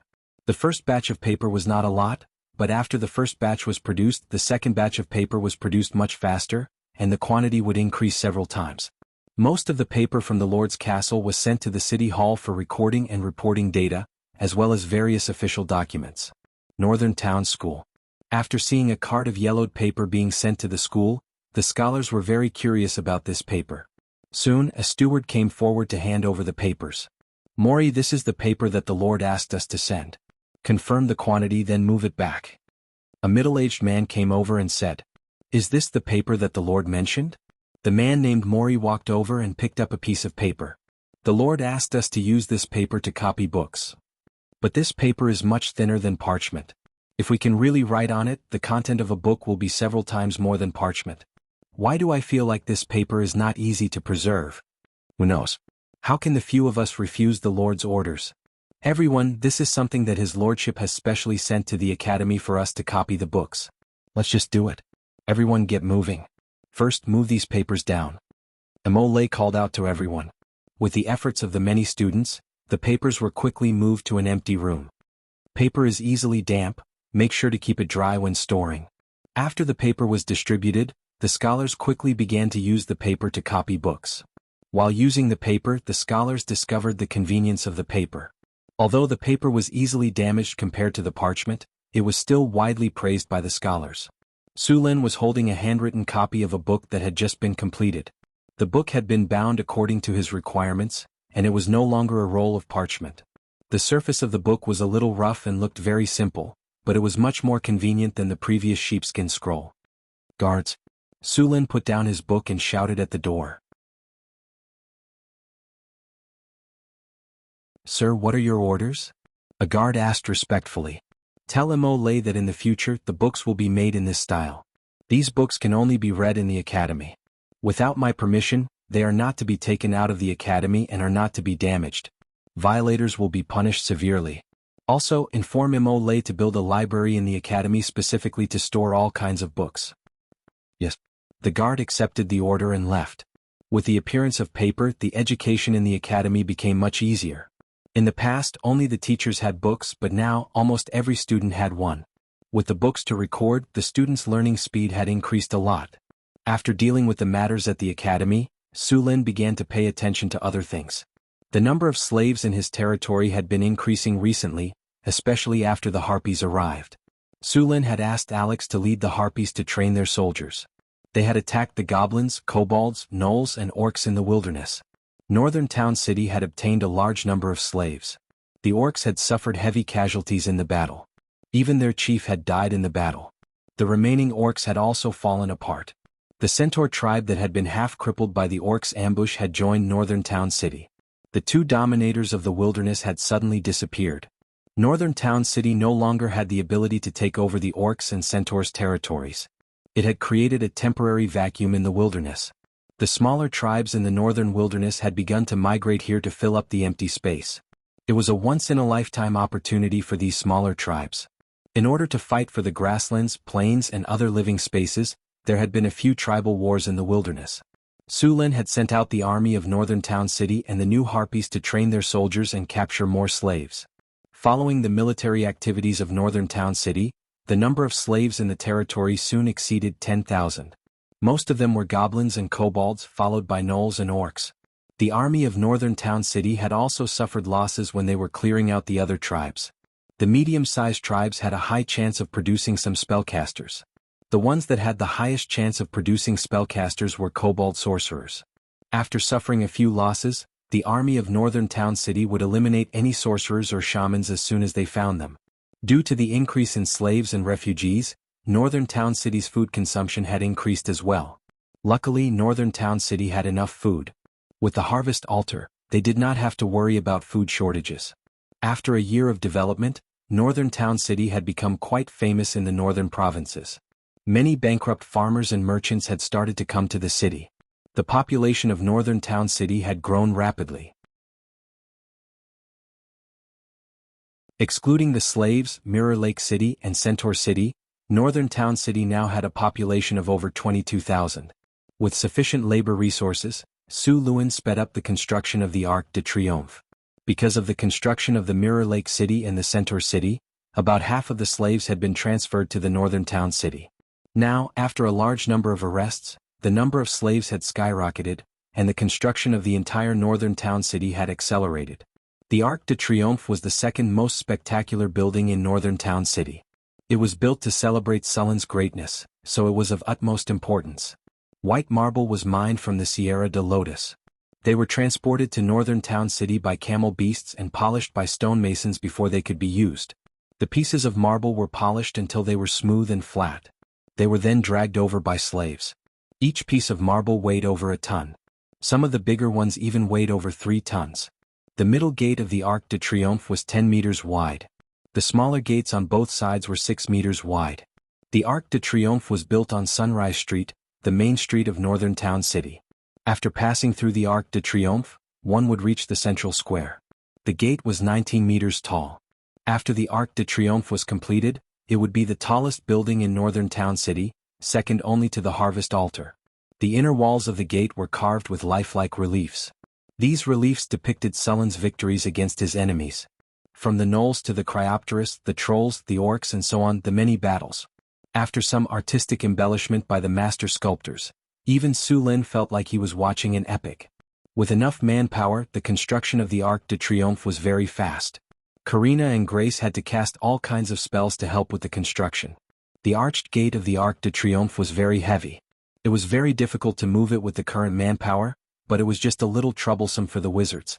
With the help of 2 grade 4 extraordinary warlocks, the marble that weighed at least a few dozen tons was successfully moved up. After the top was covered, the construction of the Arc de Triomphe was more than half done. The rest would require the sculptors to carve the marble. After the marble was placed, Karina and Grace still needed to cast mud to stone to fuse the original pieces of marble into a hole. After the Arc de Triomphe was completed, it would be a hole. After a lot of construction in North Town, a group of skilled sculptors had been cultivated. Su Lin specifically asked Hathaway to make some special tools for sculpting stone. These tools could make it easier to carve marble. With the help of these tools, the exterior decoration of the Arc de Triomphe was carved very quickly. After all the carvings were completed, the Arc de Triomphe was also blessed with hardening. Hardening was first used during the Arcane Empire to build the floating space city. The effect of this spell was permanent. When it was cast, even a piece of wood would become as hard as steel. It was said that during the Arcane Empire era, the floating space city's defense could withstand the most powerful prophecy spell, Meteorite Fall, without any damage. After the Arcane Empire disappeared, the wizards had been trying to build a floating space city, but they failed for various reasons. The biggest problem was energy. A powerful energy source was needed to raise a city. Legend had it that every floating space city was powered by a mice energy core, but no wizard had ever found such a thing. Even the manufacturing process of the mice energy core was unknown. After failing to build a floating space city, the wizards took a step back and built a wizard tower. Of course, there were also wizards who built floating space towers. These wizard towers were built with obsidian and were then blessed with hardening. The degree of hardness was very high. In order to prevent the Arc de Triomphe from being damaged, Su Lin also blessed it with hardening. It was not a small job. Even Hathaway was brought in to work with him. It took a few days for the Arc de Triomphe to be blessed with hardening. However, the Arc de Triomphe still had one last process to be completed. Su Lin went down the stairs in the Arc de Triomphe and entered the interior of the Arc de Triomphe. There was a room inside the Arc de Triomphe, which was used to store the Battle Soul Stone. Su Lin took the Battle Soul Stone from the storage space. The purple Battle Soul Stone looked very beautiful. Su Lin came to the altar in the center of the room. He took a deep breath and placed the Battle Soul Stone on the base of the altar.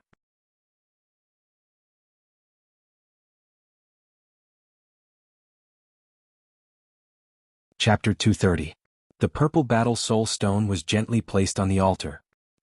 With a soft sound, the battle soul stone was perfectly embedded. Su Lun took a few steps back, and a magnificent and majestic energy suddenly erupted. There was a faintly discernible sound of fighting.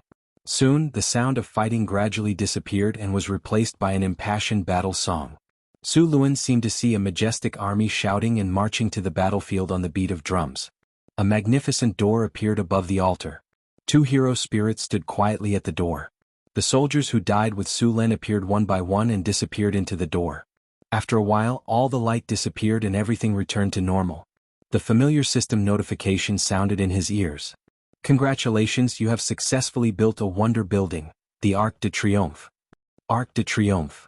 This is a building used to praise the victors. Owning this building will make the territory more active. The army values honor and the territory is full of martial spirit. Indestructible +50, War God will +30, People's martial spirit +30, Military enthusiasm +30, Battle to the death +30, Territory prosperity +15, Territory culture +10, Army morale +30, Enemy deterrence +30, Additional skill. Song of Triumph, Song of Triumph. Every time the melody of the Song of Triumph is played, the army's morale will be increased by 50%. The effect lasts for 24 hours. The army's combat power will be increased by 30%. There is a chance to activate the Battle to the Death effect. Battle to the Death. After activating the Battle to the Death effect, the army of the northern battlefront city will be motivated to fight to the last soldier. After activating the Battle to the Death effect, the soldiers' attack will be increased by 30% and their defense will be lowered. After the Arc de Triomphe was completed, a strange energy spread from the building and shrouded the entire city. After the Arc de Triomphe was completed, Su Lun prepared a grand celebration. After the celebration, the army in the northern battlefront city became more enthusiastic. However, Su Lun did not continue to expand the army. The ratio of the army in the northern battlefront city was already very high. He did not plan to increase the number of soldiers. After finishing the construction of the Arc de Triomphe, Su Lun became idle again. He resumed the dodging training that he had stopped for a while. Apart from the daily training, Su Lun had been competing with the soybeans during this period of time. The soybeans were harvested and they had too many uses. Previously, Frodo used animal oil to cook. Although animal oil was good, there was a limited amount of it and some dishes were not suitable to use animal oil. Now that they had soybeans, Su Lun specially made an oil press. The style of the oil press was somewhat primitive. It used an ancient screw-type oil press. Like a screw, it slowly squeezed the soybeans into a cake and squeezed out the oil inside. This type of oil press had long been phased out in his previous life. The reason was simple: low oil output, low efficiency, and time-consuming. However, in this world, this type of screw-type oil press was an advanced product. Su Lun had seen it a few times when he was young and followed his grandparents to extract oil in the countryside. Although his memory of the past was blurry, he remembered the working principle. With Su Lun's mechanical skills, it was not too difficult to make an oil press. After finding a few craftsmen to assist him, Su Lun successfully made an oil press in a few days. Oil press, an ordinary oil press. Of course, other than extracting oil, you can also use it to extract juice. You can also call it the juicer. Oil output +8, effort saving +10, durability +10, work efficiency +12. After the juicer, the oil press was made, Su Lun asked someone to bring some soybeans. The soybeans needed to be heated to about 60 degrees Celsius before being poured into the oil press. Su Lun did not have a thermometer, so he had to make do with it. After the soybeans were heated until they were a little hot, he asked the workers to work on it. After turning the screw shaft, the machine began to operate. Soon, some clear oil flowed out from the oil outlet. As the screw shaft turned, more and more oil was produced. After a while, it began to reduce gradually. Finally, it stopped completely. When the machine was turned on, the soybeans had been turned into soybean cakes. These soybean cakes could be crushed and used as animal feed. There was no waste at all. Other than the soybean oil, there was also the tofu pudding that Su Lun could not forget. In the past, he did not have the means, but now he would not mistreat himself. Although he had forgotten how to make tofu pudding, he still knew how to make tofu. He told the craftsmen how to make tofu pudding and let them try it. To Su Lun's surprise, instead of tofu pudding, they made soy milk. The craftsmen did not find a way to solidify the soy milk, and Su Lun did not know how to do it. Fortunately, he had heard of a saying, brine makes tofu. However, there was another problem. How was he going to make brine? Sulin realized that in his previous life, there were some very simple things that you would not know if you did not understand them. However, brine was supposed to be salty, so Sulin had no choice but to let the craftsmen experiment according to this idea. While the craftsmen were scratching their heads because of Sulin's idea, Sulin began his daily dodging training. After the upgrade, the training ground was even more difficult. After entering the training ground, Sulin felt as if he was carrying 100-kilogram weight on his back. This was a runic array designed by Hathaway. It could add all kinds of negative statuses to the training such as weakening, slowing, doubling gravity and so on. Sulin couldn't resist it because he had legendary toughness. Moreover, his constitution was very high. If he resisted it, these spells would most likely fail the test of toughness, and the result would be a huge drop in the training results. After various debuffs appeared on his body, he activated the training ground and arrows shot out rapidly. After the upgrade, the crossbows in the training ground were all added with wind element. In other words, the arrows shot out from the crossbows came with a haste spell. The arrows were very fast. Under normal circumstances, Sulin could easily dodge the arrows with haste. However, there were many debuffs on his body, so his body was obviously much slower. His brain could react, but his body could not dodge in time. For a time, Sulin's figure in the training ground became very difficult. This situation was because the brain had not adapted to the body. However, after dodging for a while, Sulin's control of his body finally improved. Although his speed did not increase, his dodging was not so difficult. After adapting to the training, Sulin began to increase the difficulty. The arrows he used to attack changed from 5 to 7, and there was also a pair of machetes. Sulin was once again in a difficult situation. The difficulty of the training ground increased little by little. After about an hour, the training ended. At this time, Sulin's training clothes were already in tatters. Although Sulin's performance was not bad at the beginning, as the difficulty increased, another mace would be swung at him as soon as he dodged the axe. Before he could dodge, more than a dozen arrows would block his dodging space. If it were not for his strong constitution, he would have been lying on the ground. However, although he looked miserable, Sulin also gained a lot of benefits. During the training just now, Sulin had turned off the system notification. After the training was over, he checked the system log. Congratulations, host. You have obtained the information of jump dodge after the hard training. Your jump dodge experience has increased. Congratulations, host. You have obtained the information of intuition dodge after the hard training. Your intuition dodge experience has increased. Congratulations, host. You have obtained the information of flexible dodge after the hard training. Your flexible dodge experience has increased.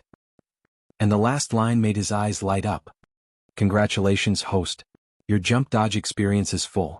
You have obtained the talent, jump dodge. Congratulations, host. Your flexible dodge experience is full. You have obtained the talent, flexible dodge. Sulin was a little surprised to get 2 dodges at one time, but it was a pity that he did not get intuition dodge. Intuition dodge could be said to be the strongest among the basic dodges. After mastering intuition dodge, it was just like the literal meaning. He did not need to see it with his eyes and could only rely on his intuition to dodge. This talent was also the most difficult to get among the basic dodges. After intuition dodge, there was proficiency in intuition dodge. It was even more difficult to get this talent. Even if there were powerful rogues, there were very few who could master this talent. This kind of person had a very strong intuition for danger, and it was also very difficult to sneak attack them. Of course, proficiency in intuition dodge was not the most powerful talent. After entering the realm of legends, some people would get the sixth sense talent similar to supernatural powers. This talent was a bug. It seemed to have some ability to predict the future. It was said that the gods generally had this sixth sense talent. As for the more advanced, super sixth sense, this was already a legendary talent. People who had this talent could be regarded as little experts and dare to venture into all kinds of dangerous areas. However, this talent could not be obtained through postnatal training. Even the upper level, sixth sense, talent was innate or naturally awakened after entering the realm of legends. After going through various commandments and completing many practices, it was possible to further strengthen the sixth sense talent. For other professions, it was completely dependent on luck. Sulin did not think that far yet. He now wanted to max out his basic dodges and get proficiency in intuition dodge. Although it was still not as good as the Sixth Sense talent as a legendary powerhouse, it was almost enough. After all, he was not a rogue. He basically relied on dodging to survive. Although he did not have the Sixth Sense talent, he had the legendary battle reflex. Coupled with parry, the effect was not bad.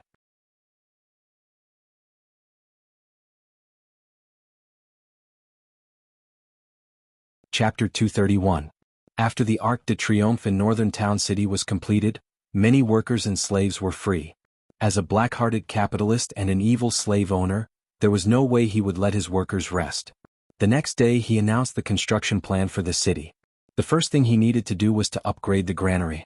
The granary in Northern Town was very simple and crude. After all, they did not have a lot of food.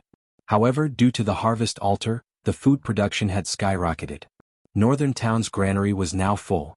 In order to preserve the food, some of the granaries were taken out for storage. However, they could only be stored temporarily. After all, potatoes were not easy to preserve. Without a professional granary, the potatoes would sprout easily. Potatoes were different from other crops. The sprouted potatoes were poisonous. Once they sprouted, they would be inedible. The granaries in North Town City were built underground. The space above ground only took up a third or even less. This kind of underground granary had a low internal temperature, which made it easier to preserve the food. Since it was located in the underground, even if a fire broke out, only the top layer of the food would be burned down. The food buried in the underground would be fine. Sulin attached great importance to the granaries. He specifically found an official from the basic level to be in charge of the granaries. He also set up a strict management and inspection system. He did not want a fire dragon to burn the granaries, or soldiers from the dead to borrow food, like in ancient times. The granaries in Northern Town were built in the northwest, close to the Red Sand River. The aqueduct was close too. Once a fire broke out, it would be solved in the shortest time possible. A granary could store around 10 tons of food. Sulin planned to build 20 to 30 granaries. The food they stored would be enough to feed Northern Town for 3 years. These granaries were the reserve granaries. They would not be used under normal circumstances to prevent wars and other disasters. Apart from the strategic reserve granary, Northern Town also had a normal granary. This granary was used to provide food for Northern Town. As for the strategic reserve granary, it would not be used unless it was purchased at a low price. Even if the food became moldy after a long time, it would be sent to the winery to be brewed. With 1,000 craftsmen and even more slaves, the granaries in the North Town City were built very quickly. A standard granary had a diameter of 8 meters and a depth of 6 meters.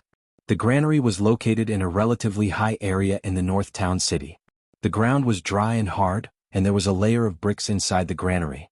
The bricks were covered with chaff and hay to prevent moisture. In order to build this granary, Su Luin had read a lot of information and asked those experienced craftsmen. Then he started the construction. After all the granaries were excavated, they were dried with firewood. The next step of construction was not started until there was no more moisture. The interior of the granary was paved with a layer of bricks. The sand from the Red Sand River was washed, dried, and placed into the granary. Together with the chaff and hay, the granary took 7 days from start to finish. When the last door was put in, the granary was considered complete. Excellent granary, indestructible plus 23, durability plus 24, fire plus 28, moisture resistance plus 26, insect and rat repellent plus 25, mildew reduction plus 25. As it turned out, Sulin's granary was quite good. All the granaries in the future were built according to this model. After establishing the standard, Su Luin asked the craftsmen to build according to this standard. Then he went to Hathaway's laboratory. The books and materials he got from the necromancer last time had been given to Hathaway, along with some potions he got from the necromancer. Today Hathaway informed him that those potions had been identified. He went to Hathaway's lab. Now Hathaway's lab was several times bigger than before. The functions inside were more complete. When Sulin came in, a clay golem opened the door for him. Hathaway's lab was no longer the same as before. There were 6 clay golems alone. These golems were in charge of all kinds of basic work in the lab. Sometimes they would also help Hathaway with some dangerous experiments. Hathaway, have these potions been identified? Sulin looked at the various bottles on the test bench next to him and asked. These bottles were no different from when Sulin sent them. Yes. Hathaway nodded gently. She didn't raise her head. She was holding a carving knife in her hand and was carving a dragon skin armor. A mysterious runic array quickly formed in her hand. Then Hathaway snapped her fingers. All kinds of materials that had been mixed flew out of the box next to her. These materials quickly fused under the control of magic. Then, as if they had a life of their own, they fused into the dragon skin armor that had been completely engraved with runes. The aura dissipated and the runes shone brightly. Then the brilliance faded, and the dragon skin armor returned to its previous ordinary appearance. Strong Gale Dragon Skin Armor +3. Indestructible +10. Light and Flexible +8. Spell Resistance +10. Acid Resistance +10. Spells. Haste, Bull Strength. Once a day. Additional effect. Deterrence. Deterrence. Originated from the innate ability of dragons. Although your own creatures don't have a powerful dragon deterrence like a real dragon, their majesty is still a great deterrence to lower creatures. When the dragon skin armor was made, part of the Euron's deterrence effect was retained. There was a chance to scare away unsteady enemies. There was a chance to cause a deterrence test to the enemy during battle. The enemy would have to undergo a will test. Seeing this dragon skin armor, Su Luan was also a little surprised. Hathaway's skills were getting more and more exquisite. This dragon skin armor could be said to be the best among all the dragon skin armors she made. After putting away the tools, Hathaway picked up the black tea next to her and took a sip. Then she said, "The potions you got from the necromancer are not simple. I was shocked when I identified them." Really? Could it be that those potions can greatly increase one's strength after taking them? Sullen's eyes lit up. Hathaway rolled her eyes and looked at him as if he was an idiot. Do you think that necromancer would not use those potions himself and run around with them? Maybe his brain had a cramp. Su Lin pursed his lips. Although he knew that the probability was very low, it didn't stop him from imagining it. Hathaway ignored him. Instead, she took out a piece of paper and said, "This is the identification result and how to use all the potions you brought back. Take a look yourself. I still have to study how to improve the rock golems." How to improve the rock golems. You should make one to practice first and then improve it. Su Lin took the identification result and flipped through it. Manticore venom. Venom collected from the venom sac in the manticore's body. Highly toxic. At the same time, it has the effects of paralysis, severe pain, and confusion. Corpse oil. Fat extracted from corpses. Can be used to summon undead creatures to increase the success rate of summoning. Poisonous. Corpse poison potion. Corpse poison potion made from a variety of poisons. Can be used to add poison attacks to the undead. It can also be smeared on weapons. Those infected by corpse poison will slowly die if they don't have a cure potion or a priest's divine spell to dispel the poison. Explosive potion. After use, it can cause an explosion with a diameter of 15 meters. The strength of the explosion is 30 degrees. The strength of the explosion of the fireball spell is 15 degrees. Corruption potion. After use, it will cause a corruption effect. If the constitution fails to resist, the body will rot in a short period of time. Petrification potion. A potion made from the heart of a petrifying lizard and other materials. After use, it will enter a petrified state. If the petrified state is not removed within 2 hours, it will completely turn into stone. Plague potion. After use, it will release a green plague. The plague will pollute water sources, kill trees and animals, and finally create a plague. People or other humanoid creatures infected by the plague will be resurrected as low-level undead. With enough plague potion, it can even transform an area into a plague zone. Sullen's heart couldn't help but twitch when he saw the plague potion. Sure enough, these undead wizards were terrorists. They even brought this kind of destructive weapon with them. If this thing was used in a densely populated city, it wouldn't take long for the whole city to become a ghost town if it wasn't discovered or dealt with in time. It was like a fantasy version of a biological weapon. After seeing the potion, Su Lin also remembered who this undead wizard called Keaton was. This guy was the plague bane of the Aubrey's kingdom. The biggest thing he did was to use this plague potion to destroy a small city. This potion was Keaton's secret recipe. It was also because of this potion that Keaton became famous. There were more than 20,000 people in that small city. This was the most outrageous thing that an undead wizard had done in the past 200 years. Later on, this guy even wanted to create an undead calamity. However, he didn't think about it. With the suppression of the gods, those who dared to do so were basically dead. Later on, Keaton was defeated by the combined forces of the Aubrey's kingdom and the temple. This guy was lucky enough to escape. The Aubrey's kingdom put a bounty of 500,000 kinnar on his head. Who would have thought that he was hiding in the underworld?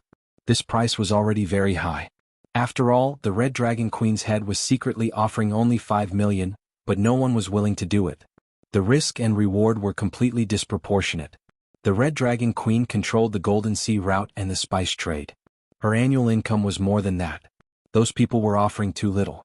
Sullen's heart ached when he thought about how Keaton's body had been destroyed by the plague potion. 500,000 gold coins flew away from his hands just like that. Even if he used Keaton's equipment to prove that he was the one who killed Keaton, the Aubrey Kingdom would still believe him. However, he wouldn't be able to get a single gold coin because the Aubrey Kingdom wouldn't pay him without Keaton's head.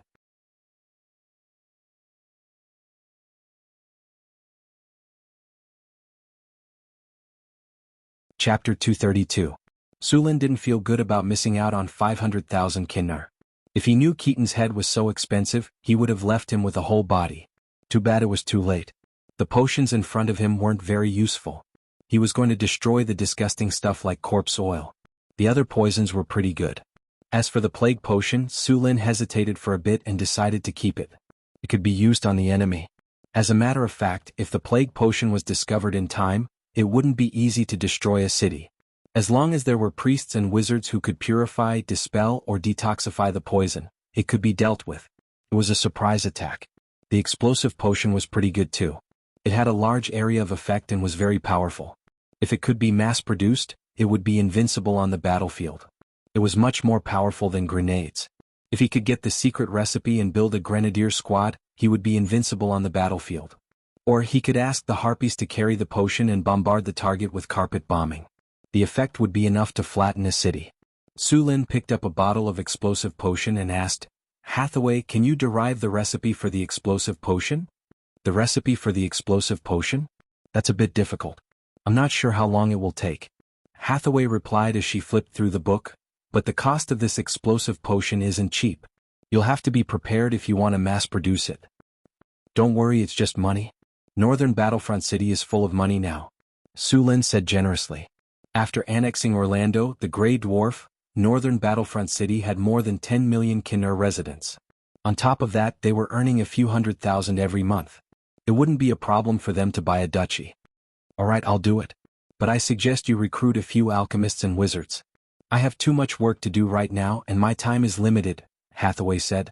Sulin looked at Hathaway's lab and nodded. "You do need to recruit more alchemists and wizards. It's just that Northern Battlefront City is too secluded right now. It's not well known among wizards. I'm afraid it's going to be hard to recruit wizards," Sulin said with a headache. Although the Northern Citadel was developing well, there weren't many people who came to join. Even those scholars were forced by Sulin. "Do you have any good suggestions?" "Most wizards are short on money. Hire them with money." Hathaway felt a little helpless. Many wizards were otakus. If they were not doing experiments, they were doing research or they were meditating and practicing spells. The only reason they were willing to serve the nobles was money. "Alright, that's all we can do." Sulin felt a little helpless. In fact, he had something that could attract a large number of wizards, and that was mithril. As long as he spread the word, a large number of wizards would come knocking on his door in less than a month. However, if that happened, Sulin might not even be able to keep his silver mine. "Then I'll go first." Sulin put away the potion and was ready to leave. "Wait, I'm going to make a stone golem. Can you help me?" Hathaway said. Sulin had experienced the power of a stone golem in the trial space before. Each one of them weighed a few tons and had thick skin. Although they were a little slow and had no magic attacks, they were still very useful on the battlefield. Otherwise, wizards wouldn't have made them into a regular army. As for the stronger steel golems, Hathaway still couldn't make one. They required a large amount of soul crystals to be activated. Sulin only had a few pieces, and they were obtained from killing the necromancer Keaton. If he wanted a large amount of soul crystals, he had to cultivate them himself. The other way was to go to the bottomless abyss. Cultivating them himself was too bloody, and Sulin didn't consider it. This kind of thing was only done by some wizards during the Witch King era. Later, the Witch King era disappeared and this kind of thing was listed as a taboo. Now, the only way he could think of to get a large amount of large soul crystals was to go to the bottomless abyss. As long as it was an elite level demon, one could obtain a large piece of soul crystal after killing it. If one killed a high-grade demon, one could obtain a legendary-level soul crystal and even the divine power of the demon. Of course, it was very difficult to do so. The Arcane Kingdom once invaded the Abyss, and those powerful arcanists drove the floating space city into the Abyss. It caused the fall of several Abyss demons. It was also in those wars that the gods began to fear the power of the arcanists. As for cultivating large soul crystals, this kind of thing was the devil's forte. They would lure greedy people through contracts, and then use various methods to lure the contractor to fall and set up various traps. It was said that after suffering, there was even a chance to get a legendary soul crystal. Of course, this statement had not been confirmed. However, the devil lured people to fall, let them be immersed in their own desires and then harvest their souls. The probability of getting a high-quality soul crystal was very high. It was said that the method of cultivating soul crystals during the Witch King era was learned from the devil. There were many materials for the rock golem, from the general granite golem to the top obsidian golem. The difficulty of construction was different, and the price was also very different. An ordinary rock golem cost 50,000 to 60,000 kinnar, while an obsidian golem cost almost 100,000 kinnar. The obsidian golem's magic resistance and physical resistance were not comparable to the general rock golem. In terms of magic defense, even the steel golem was not as good as it. The rock golem that Hathaway built was an ordinary granite golem, and the soul core only needed a medium-sized soul crystal. Sulin had more than 30 of this level of soul crystals, all of which were contributed by the necromancer. Speaking of which, this necromancer was really a good person. Not only did he give them EXP and equipment, but he also gave them books, knowledge, and materials. He was simply the captain of the transport team. The materials for the rock golem were now available in the northern battlefront city. The high-quality granite was directly sent to the quarry, and then the carvers would carve it. The process of making a rock golem was not too complicated, and it was not too difficult for the two who already had experience in making clay golems. The creation of the rock golem could be divided into 3 parts. The first part was the construction of the body parts. This step could be done by taking them apart. Fortunately, the northern battlefront city had a large number of carvers, and Sulin was relieved to let them carve it. The second part was the assembly of the body parts. This step was like piecing together a toy model, completely piecing the rock golem together. Of course, when piecing together they had to pay attention to the runic array inside the rock golem. The third part was the casting and activation. This part required Hathaway to cast the spell. She had to activate the soul center of the rock golem, and at the same time she had to activate the life construct. In fact, Sulin had considered whether he could set up a production line for rock golems in the future. As long as the production line was started, he could mass-produce rock golems like an assembly line. He was not the first to have this idea.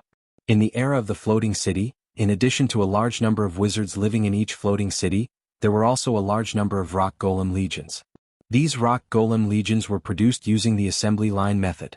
This was also why the arcanists in the era of the Arcane Empire could rely on the rock golem legions to beat the demons who had always relied on the human wave tactic to the ground.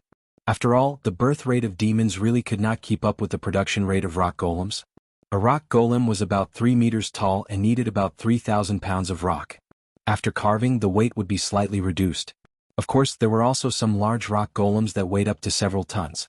The main craft of making a rock golem was carving, and it required the use of magic essential oils and runic matrices. The carving craftsman would solve the problem of carving. As for the runic matrices, they needed Hathaway to carve them. After carving the runes, they also needed to use gemstone powder, magic alloy, and other materials to completely integrate them into the body of the rock golem. This step was also very important.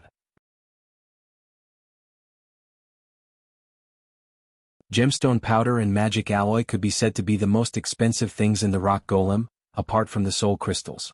Sulin optimized and modified some parts of the rock golem according to the principles of mechanical control. Finally, the rock golem was assembled. After the assembly was completed, it needed to be activated with the soul crystals and cast the spell to activate the life of the construct. Although all this was very simple, Sulin and Hathaway were busy for 5 days to make a rock golem. The two of them went back and forth between the Lord's castle and the laboratory almost every day. It took 3 days just to carve the runes and improve and optimize the energy transmission system, and 2 days to carve and assemble. The carving of each part of the rock golem was done strictly according to the dimensions given by Sulin. The head, torso, and limbs were all made separately. The advantage of this was that even if the carving was broken, it was easy to replace. All the parts of the rock golem were made into standard parts, and it was more convenient to assemble the rock golem. After the parts were made into standard parts, it was very easy to repair the rock golem. If a part was broken, it could be replaced directly. As long as the soul core was not damaged, the rock golem would not die. This was also the preparation that Su Lin made in advance to try to build a rock golem factory in the future. After the final assembly was completed, Hathaway took a medium-sized soul crystal and began to activate the rock golem. She also cast the spell to activate the life of the construct. Su Lin had not figured out how to replace these steps. If he could not solve this problem, the rock golem factory in Northern Town would need a group of wizards who specialized in activating rock golems. Powerful elemental energy burst out from Hathaway's body, followed by a throbbing of the soul. The soul crystal turned into a purple soul energy and merged with the rock golem's body in an instant, and finally calmed down. At the same time, the rock golem moved in an instant. Ding. The host has participated in the production of rock golems. You have obtained more information on magic technology. Your magic technology experience has increased.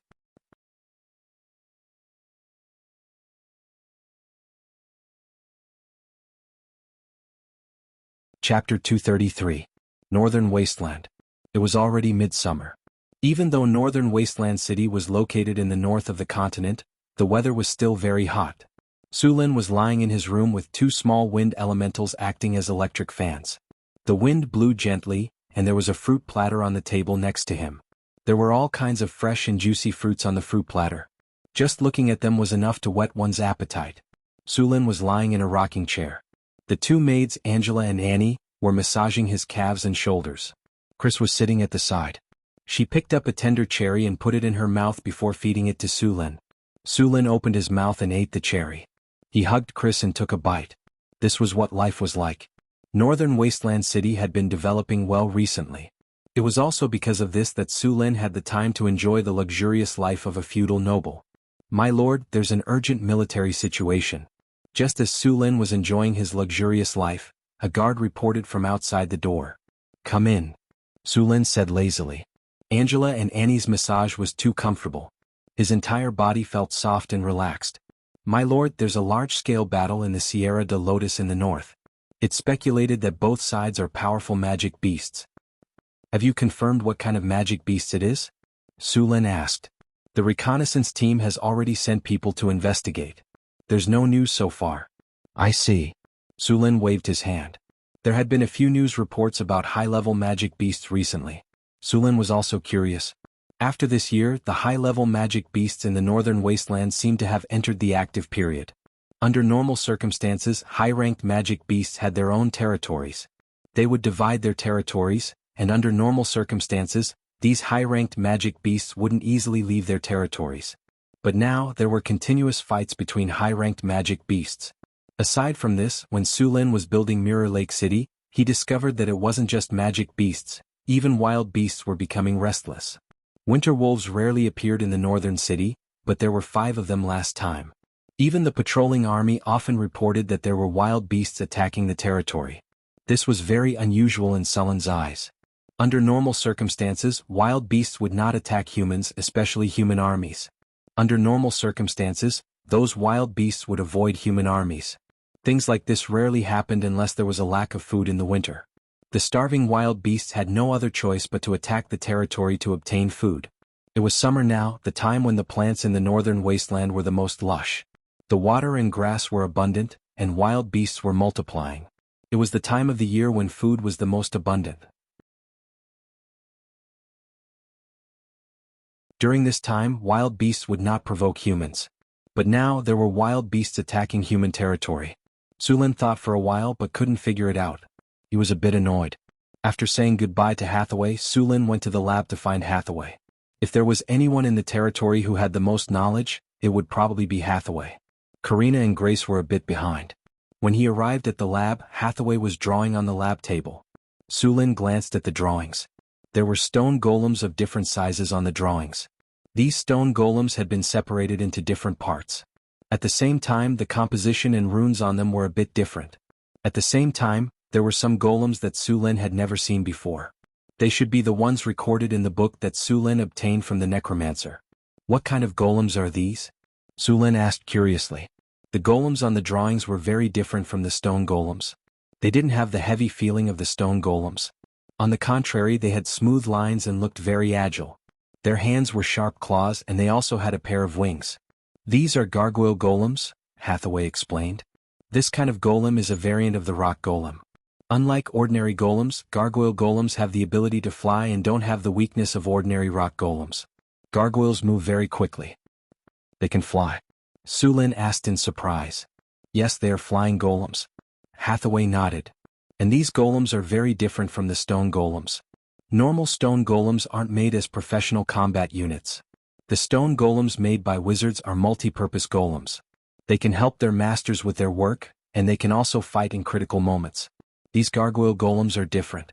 They are completely made for combat, so they are called battle golems. Battle golems? How are they fighting? Su Lin asked with great interest. Not bad. Their attack power is close to that of the stone golems, but their defense is a little lower. If they fight with the stone golems, they can't do anything to each other. If they fight with the obsidian golems, the gargoyle golems are no match for them. However, these golems were designed to fight against air units. After hearing Hathaway's explanation, Su Lin also understood the characteristics of these gargoyle golems. First, they were more expensive than stone golems, but less expensive than obsidian golems.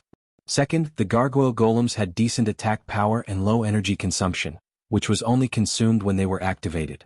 The dormant gargoyle was like a normal stone golem, so it didn't consume any energy. Third, they could fight against air units, which was the original intention of the gargoyle golems. Ordinary golems, from clay golems to stone golems to steel golems, basically didn't have the ability to fight against air units. They could only do so after special modifications. The gargoyle golems were specifically designed to deal with air units. Most wizard schools had the technology to create ordinary golems, but after the modification of the basic golems, there was a big difference. Each school had their own technology to create golems. For example, the armor golem looked like a knight's plate armor. It was flexible and fast, and its cost was lower than that of the stone golems. There was also the skeleton golem, which cost even less. The gargoyle golem was a special type of golem in the necromancer school. The cost of this golem was only half of the obsidian golem, and it also used some knowledge of the necromancer. Because it used obsidian as its main body, the gargoyle golem had high magic and physical resistance.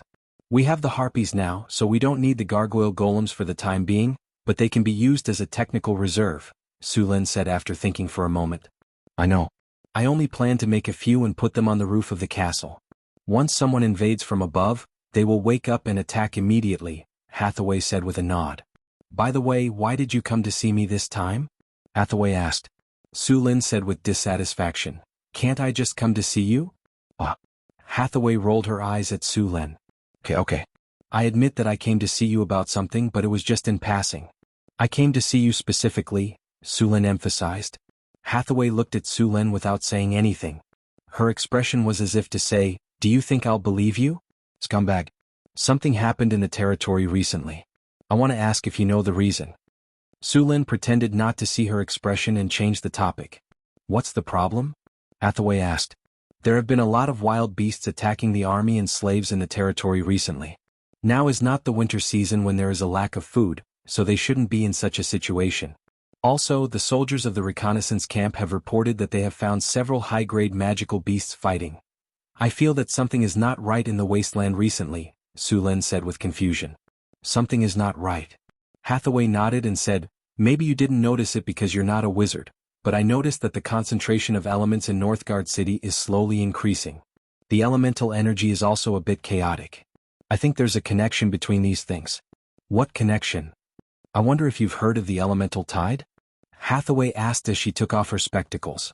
Su Lin frowned and said, Elemental tide? What's that?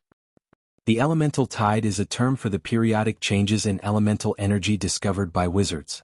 It involves a lot of advanced knowledge and it's hard to understand without systematic study. Hathaway looked at Su Lin with an expression that said, You're stupid. I can't explain it to you. The veins on Su Lin's forehead twitched. Tell me about it. Su Lin resisted the urge to spank her and said, All right. Hathaway shrugged and continued, You should know that the place we're living in is called a plane in wizard theory. There are many planes like this in the multiverse.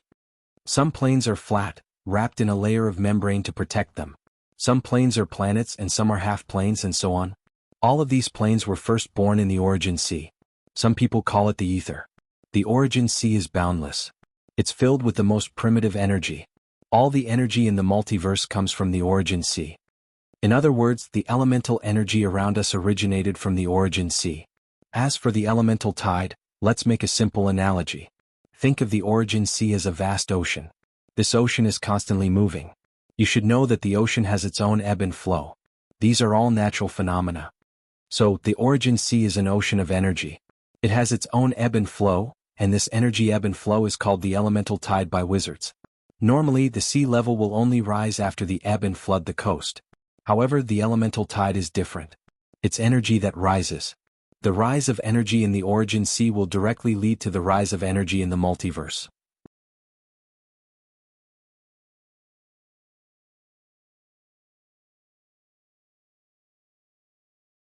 Chapter 234. So, in the multiverse, there will be an increase or decrease in the concentration of elements. At the same time, the distribution of the energy is not uniform. Some planes have high elemental energy and some planes have low elemental energy. Some planes that are about to reach their end will gradually die. You're saying that our world is experiencing an elemental tide? Sulin asked. Not so stupid, Hathaway praised, looking like a child that could be taught. Sulin looked at the little witch with his spear. The elemental tide cycle is very long. Half of the time, it's 500 to 800 years. Sometimes, it can even last for thousands of years. The time is not fixed. If it lasts for so long, how can you be sure that it's caused by the elemental tide? Sulin was a little curious. And it's only happening to beasts and high-level magical beasts. Why doesn't it happen to humans? Hathaway looked at Sulin with a look of disdain. As early as a few decades ago, the wizards predicted that the elemental tide was about to start. After all, it's been a few hundred years since the last elemental tide. As for the beasts and magical beasts, it's because they are more sensitive to elements than humans. Many beasts may look like normal beasts, but who knows if they have the blood of magical beasts. These beasts can easily mutate during the elemental tide and evolve into magical beasts. Magical beasts are born to control elements. In terms of their sensitivity to elements, even wizards can't compare. Didn't you learn a domain? Open your domain and feel the changes in the elemental energy in your domain. You should find something. Sulin nodded, then slowly closed his eyes and activated his lightning domain. He did not move the elemental energy around him. Instead, Sulin opened up his huge spiritual network and began to feel the elemental energy around him. Soon he found that the elemental energy around him was a little different. The elemental energy in the outside world was a lot denser today and it was very active. He could also clearly feel that the consumption of energy when he used his domain had decreased. There are many benefits to the elemental tide. For example, it will make it easier for wizards to cast spells, and the number of ordinary people with the potential to become a wizard will also increase. Other than these benefits, the disadvantage is that the magic beasts will become more powerful, and their numbers will also increase. The elemental tide is fair to everyone, including magical beasts. The requirement to become a wizard was very high. If he wanted to become a wizard, he had to have at least 18 points of spirit. Of course, as a child with the potential to become a wizard, there would need to reach at least 12 points. Then, according to the training method of wizard apprentices, there would reach 18 points when they reached adulthood.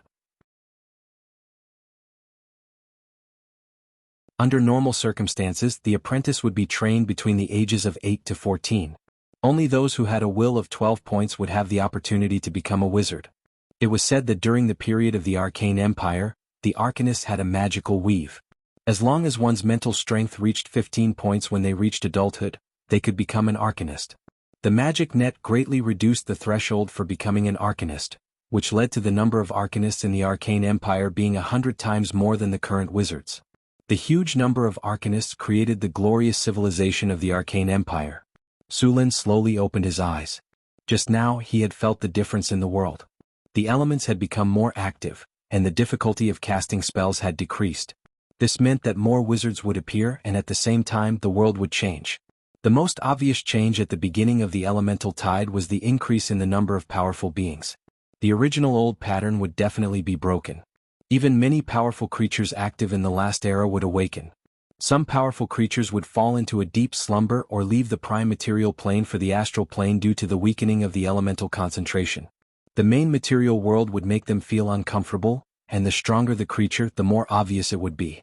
The increase in strength would definitely breed more ambition. They would be dissatisfied with the old order and want to gain more benefits. Then the only way was to fight.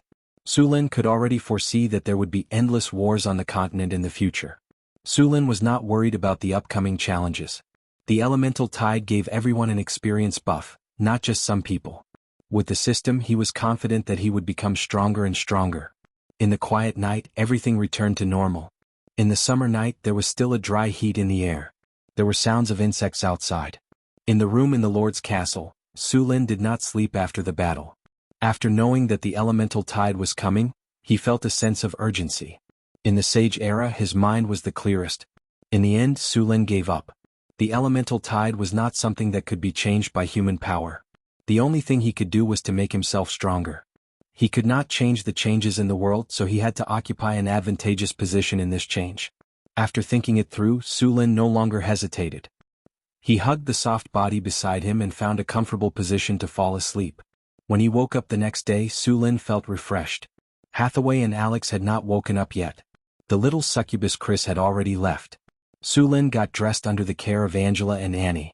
After getting used to the feudal aristocratic life of being served by others, it felt great. After a simple breakfast, Sulin did some simple exercises. Then he started his work for the day. During this time, the summer grain had started to mature. The wheat planted in the northern city could be harvested. A portion of the wheat would be sent to the city lord's castle. The other portion would be sold. In addition to purchasing the summer grain, Sulin went to the military camp. During this time, the army in the northern city did not engage in any large-scale battles. However, there were continuous small-scale battles. Some of the spearmen had finally been promoted to the spear guard. Now, there were only 2 formation breaker soldiers in the northern city. If he wanted to obtain more soldiers, he would need a large number of spear guard soldiers to undergo training.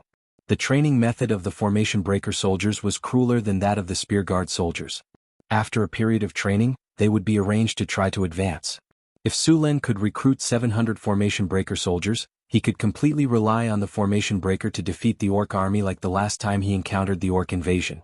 Now, the strength of the soldiers in the northern city had begun to develop into a high-end combat force. With the beginning of the elemental tide, the enemies they would encounter in the future would become stronger and stronger. In the face of such enemies, the effect of ordinary soldiers was infinitely close to zero. Moreover, the population of the northern city limited Sulin's ability to use the human wave tactic. Since he could not gain an advantage in numbers, he could only crush them in terms of quality. As long as he had enough time, Sulin was confident that he could obtain more spear guard soldiers and formation breaker soldiers. However, while Sulin was training, more and more attacks began to occur in the territory. In order to ensure the safety of the territory, Sulin began to send more people to the territory. At the same time, he took the initiative to eliminate the potential dangers around the territory. In order to let more spear guards become spear guards, Sulin personally led the spear guards to clear out all kinds of monsters. The Thorn Forest was the name Sulin gave to the area because there were a lot of low shrubs growing in the forest. According to the scouts, there seemed to be magic beasts appearing here. In fact, the stronger a beast was, the faster it would evolve into a magic beast. On the contrary, the weaker a beast was, the faster it would evolve into a magic beast. Of course, the potential between the two was different. The soldiers were wearing armor and wielding swords, cutting a path in the thorn forest. The danger level of this area had increased. In fact, even the weakest magic beast was very dangerous. The lowest challenge level of a magic beast was level 9, which was equivalent to the peak of a Grand Knight. It was only one step away from becoming a Knight Commander. The sun was rising and the weather was getting hotter. The soldiers were wearing heavy armor and they were all sweating under the sun. The armor was airtight. Sulin looked at the sun and said, "Stop advancing. Set up camp here and rest. Be careful of the danger. Also make a fire and cook. Continue searching in the afternoon." "Yes, sir." The soldiers breathed a sigh of relief and began to find a cool place to rest. Although they were resting, none of the soldiers took off their armor. Even their weapons were placed where they could easily reach. They were ready to fight at any time. On the other side, some of the soldiers began to set up camp. According to the requirements, even if it was a temporary camp, it had to be protected. This was a special requirement in the training of the Northern Town Army. Fortunately, they had brought a lot of tools, so they set up camp quickly. Some of them set up camp, while others began to collect firewood, cut trees, and dig up some wild vegetables and mushrooms. Many of the soldiers in the Northern Town Army had undergone wilderness survival training. After all, the barbarians lived in the wilderness all year round. They had a lot of wilderness survival skills. Although they couldn't read and couldn't even write their own names, they were like fish in water in the wilderness. They didn't have to worry about starving to death. Even in the wilderness, they could identify the size and species of animals based on their footprints. With such ability, Su Lin naturally wouldn't let it go. Therefore, the Northern Town Army included wilderness survival training. If someone from the previous world saw this, they would instantly understand that Su Lin was planning to train all the soldiers according to the requirements of the special forces. The construction of the camp was very fast. At the same time, smoke rose from the kitchen. The soldiers took out the dry food they had prepared and poured it into the pot. Then they added some wild vegetables and mushrooms. Soon, the aroma of the food filled the air. Just as everyone was about to eat, a scream suddenly came. Su Lin didn't even think. His body turned into a shadow and rushed over.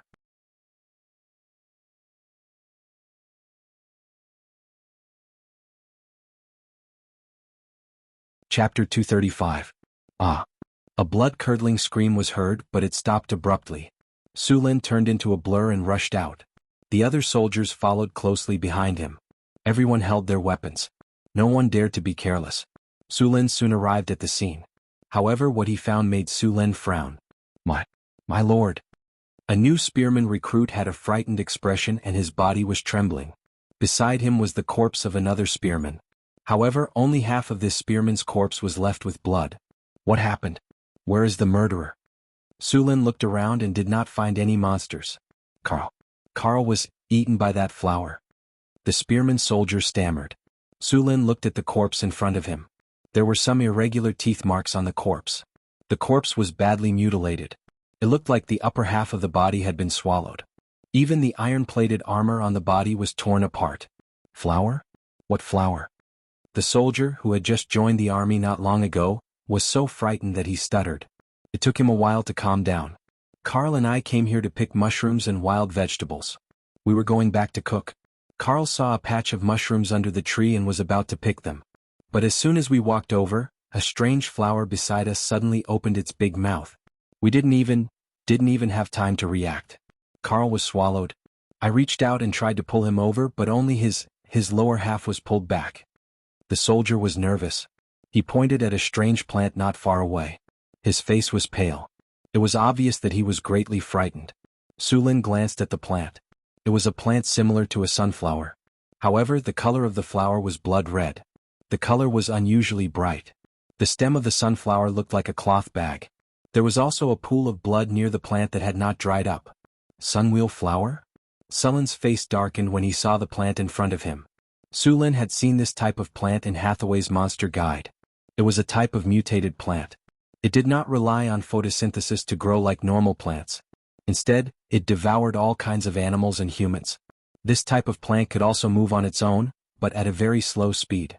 Sunflower, mutated plant, man-eating flower, grade 3, gregarious, creature level, 13.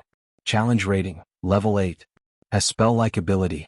Strength, 16, agility, 6, spirit, 23, vitality, 21, charm, 15 talents, camouflage, sneak attack, perception, intermediate regeneration, decoy skills, devouring attack, vine tentacles, hallucinatory fragrance, poison attack difficulty, C+. Sunwheel flower was a type of mutated plant. This type of plant was the most dangerous type of man-eating plant. It could be found all over the continent. There were many types of mutated plants that could attack, such as snake vines, bloody thorns, caraman's trees, and so on. These types of plants would actively attack the animals around them. These types of plants had evolved from normal plants and had all kinds of terrifying spell-like abilities. For example, snake vines could bite and entangle their prey like poisonous snakes and release poison. Sir. At this time, the soldiers of the northern battlefront city arrived. Su Lin ordered them, There are man-eating plants here. Don't get close to them. Everyone be alert. Don't be ambushed. Man-eating plants? Hearing Sullen's words, the soldiers immediately became nervous. They looked around the plants and scanned the area. Kate looked at the body on the ground with a grim expression. Sir, what kind of plant is this? It swallowed a person in one bite. As a hero that Su Lin had discovered from the army, Kate's strength was not outstanding. However, he had sharp instincts on the battlefield and was very suitable to be a commander. Sunwheel flower. Su Lin uttered a name. Sir, how do we deal with these plants? Why don't we just set this place on fire and burn it all down? Kate whispered. We brought some kerosene this time. It shouldn't be a problem to set this forest on fire. The surrounding forest was so quiet that it made people's hearts palpitate. The forest in front of him gave him a very dangerous feeling. Su Lin shook his head. It's useless. These plants are very resistant to fire. Their roots are underground. If you want to burn them, you'll need a lot of kerosene. Sunwheel flower's ability was not only to ambush and swallow people, but also its fragrance. This kind of plant's fragrance had a very strong hallucinogenic ability. It could make people fall into hallucinations unknowingly and then be controlled by the plant. Sometimes, the number of people was not an advantage for this kind of plant. Su Lin flipped his palm and a sharp sword appeared in his hand. He then moved his body and rushed toward the sunwheel flower.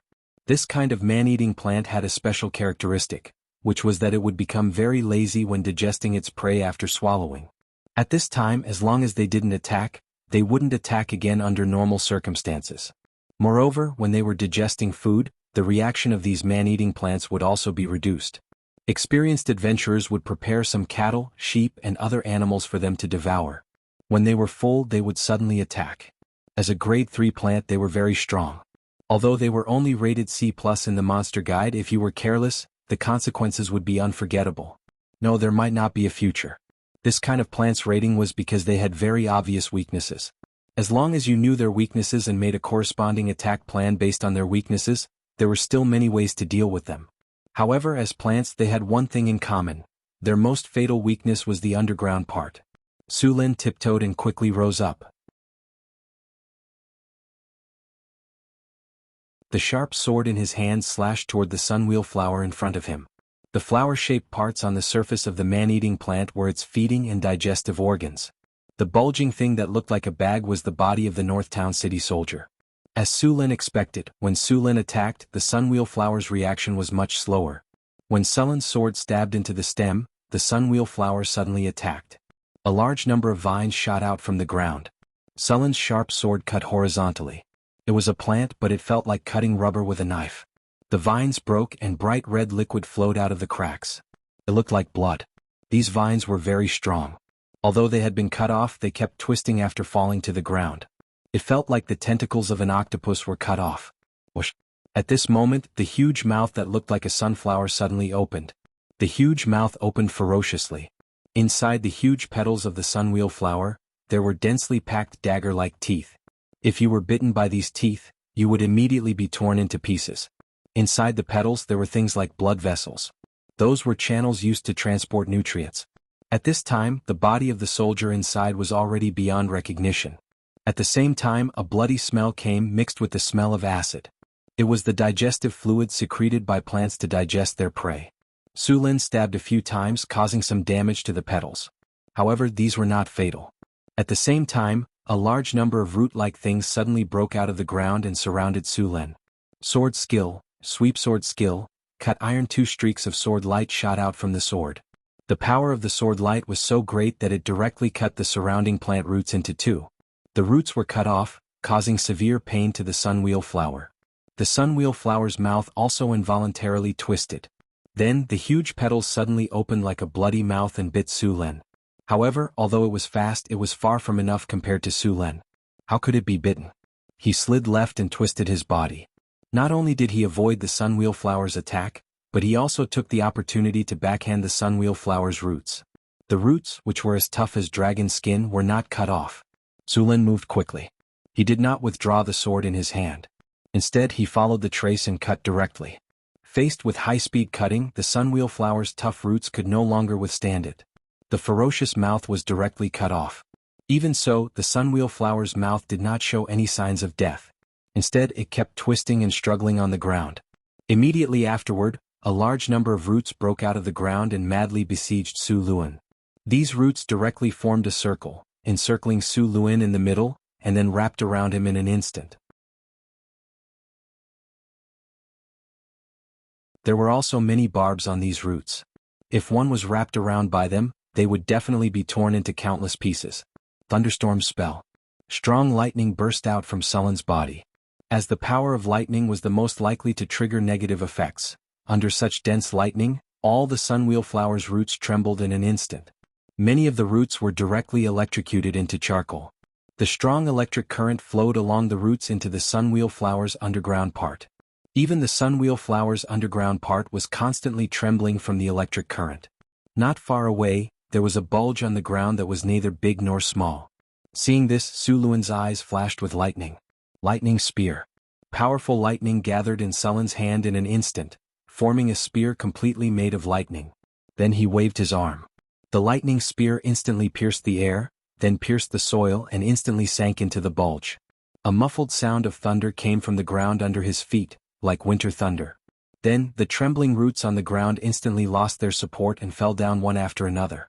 A large amount of lightning jumped back and forth on the ground, and it took a few seconds for it to slowly dissipate.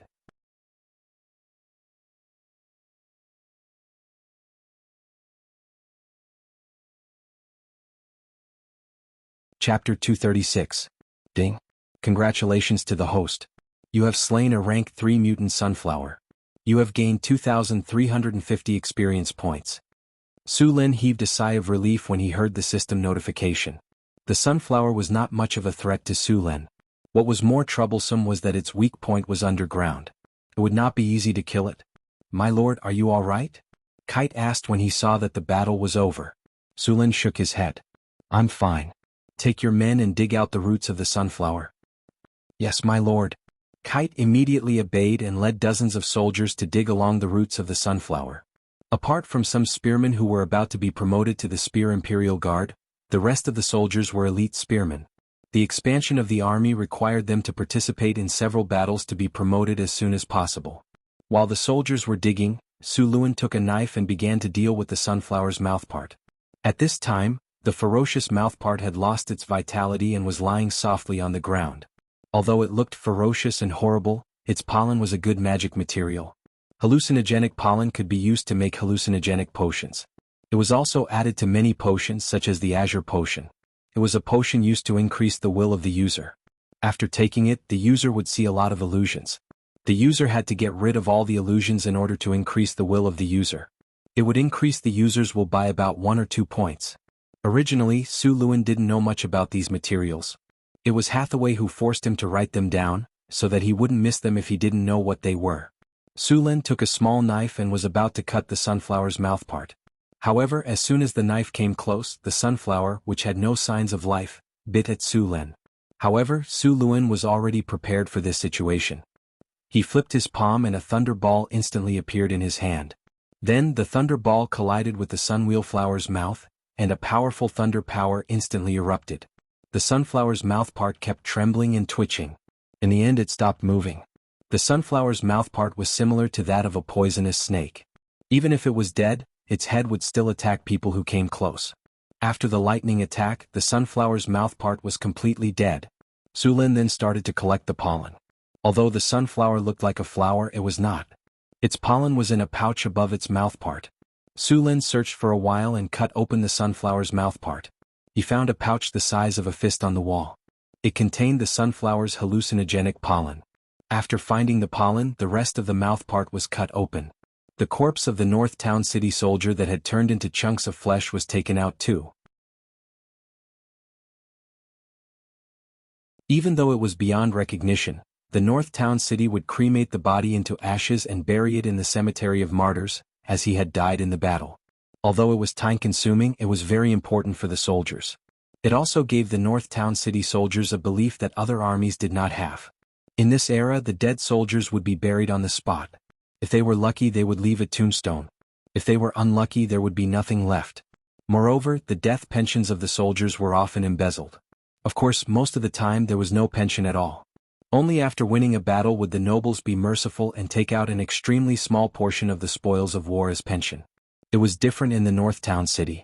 All the soldiers who died in the battle would receive a pension. If they made contributions, the pension would be more.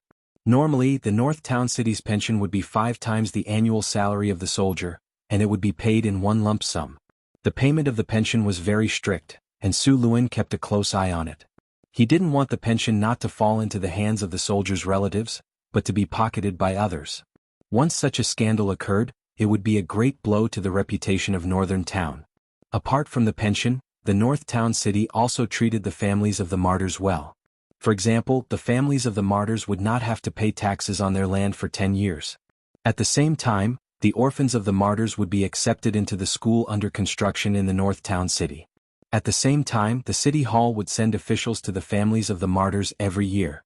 The North Town City Army was the most loyal army in the world. The soldiers moved quickly. The root of the sunwheel flower was slowly exposed under the digging. Although Su Lin already knew that the sunwheel flower had a large part underground, he was still shocked. The mouth of the sunwheel flower above the ground was only 1/5 of the mouth of the sunwheel flower underground. As the soil was constantly cleaned, the roots of the sunwheel flower were soon exposed. In the center of the roots of the sunwheel flower was a huge sarcoma, which was the vital part of the sunwheel flower. There was a huge hole in the sarcoma-like thing, and the blood inside had already dried up. However, Su Lin did not care about that. Instead, he began to look for something on the sarcoma-like thing. Soon, Su Lin found an egg-sized red gemstone. It was the most valuable part of the sunwheel flower. Wizards called it the blood essence stone. The stone itself was poisonous. It could cause paralysis and hallucinations. As long as the poison was neutralized, it could be used to make a potion that could permanently increase one's lifespan. A single sunwheel flower could increase a person's lifespan by 10 to 15 years. This was why it was so valuable in the black market.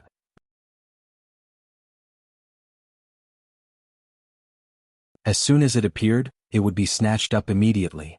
Although this world was a fantasy world, for those below the legendary level, their lifespan was still an insurmountable problem.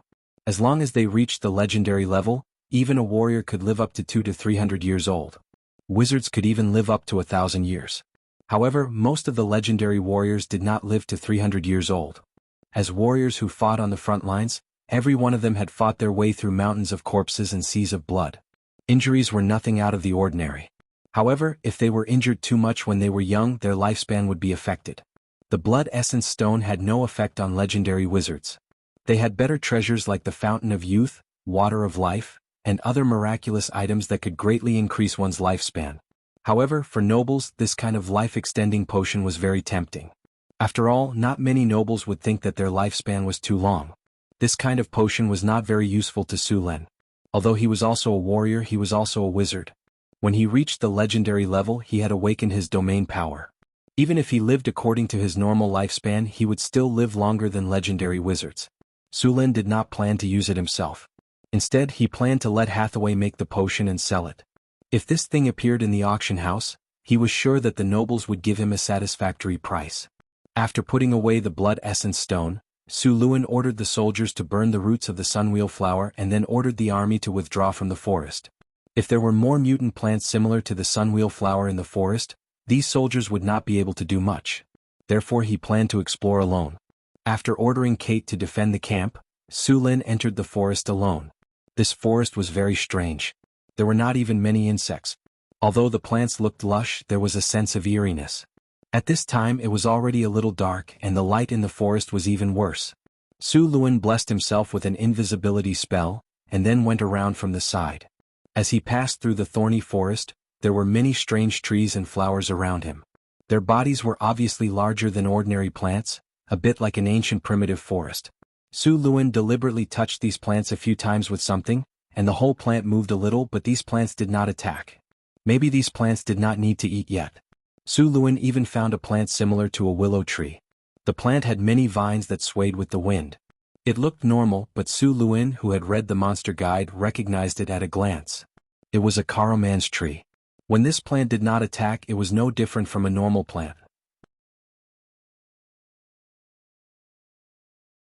However, when it attacked, its numerous vines would immediately wrap around the target like snakes. It would also secrete a large amount of hallucinogenic and paralyzing liquid to paralyze the target. At the same time, it would also inject digestive fluid into the target. The organs and even the bones of the target would melt into liquid and be absorbed by the Kraman's tree. Although this plant was ferocious, it was a very good material for wizards. Wizards would often deliberately plant this kind of thing. The Kraman's tree trunk was very magical, and it was a good material for making magic staffs. The hallucinogenic fluid it secreted was also a supplementary material for some magic potions. Sulin looked at the Kraman's tree in front of him and frowned. He muttered, "A Kraman's tree? Is it wild or planted here on purpose?" After hesitating for a while, Sulin did not attack the tree. Instead he carefully went around it. After going around the Kraman's tree, Sulin continued to go deeper into the forest. Soon, a large field of lavender flowers appeared in front of him. After quietly approaching, Sulin realized that this field of flowers did not seem to grow naturally.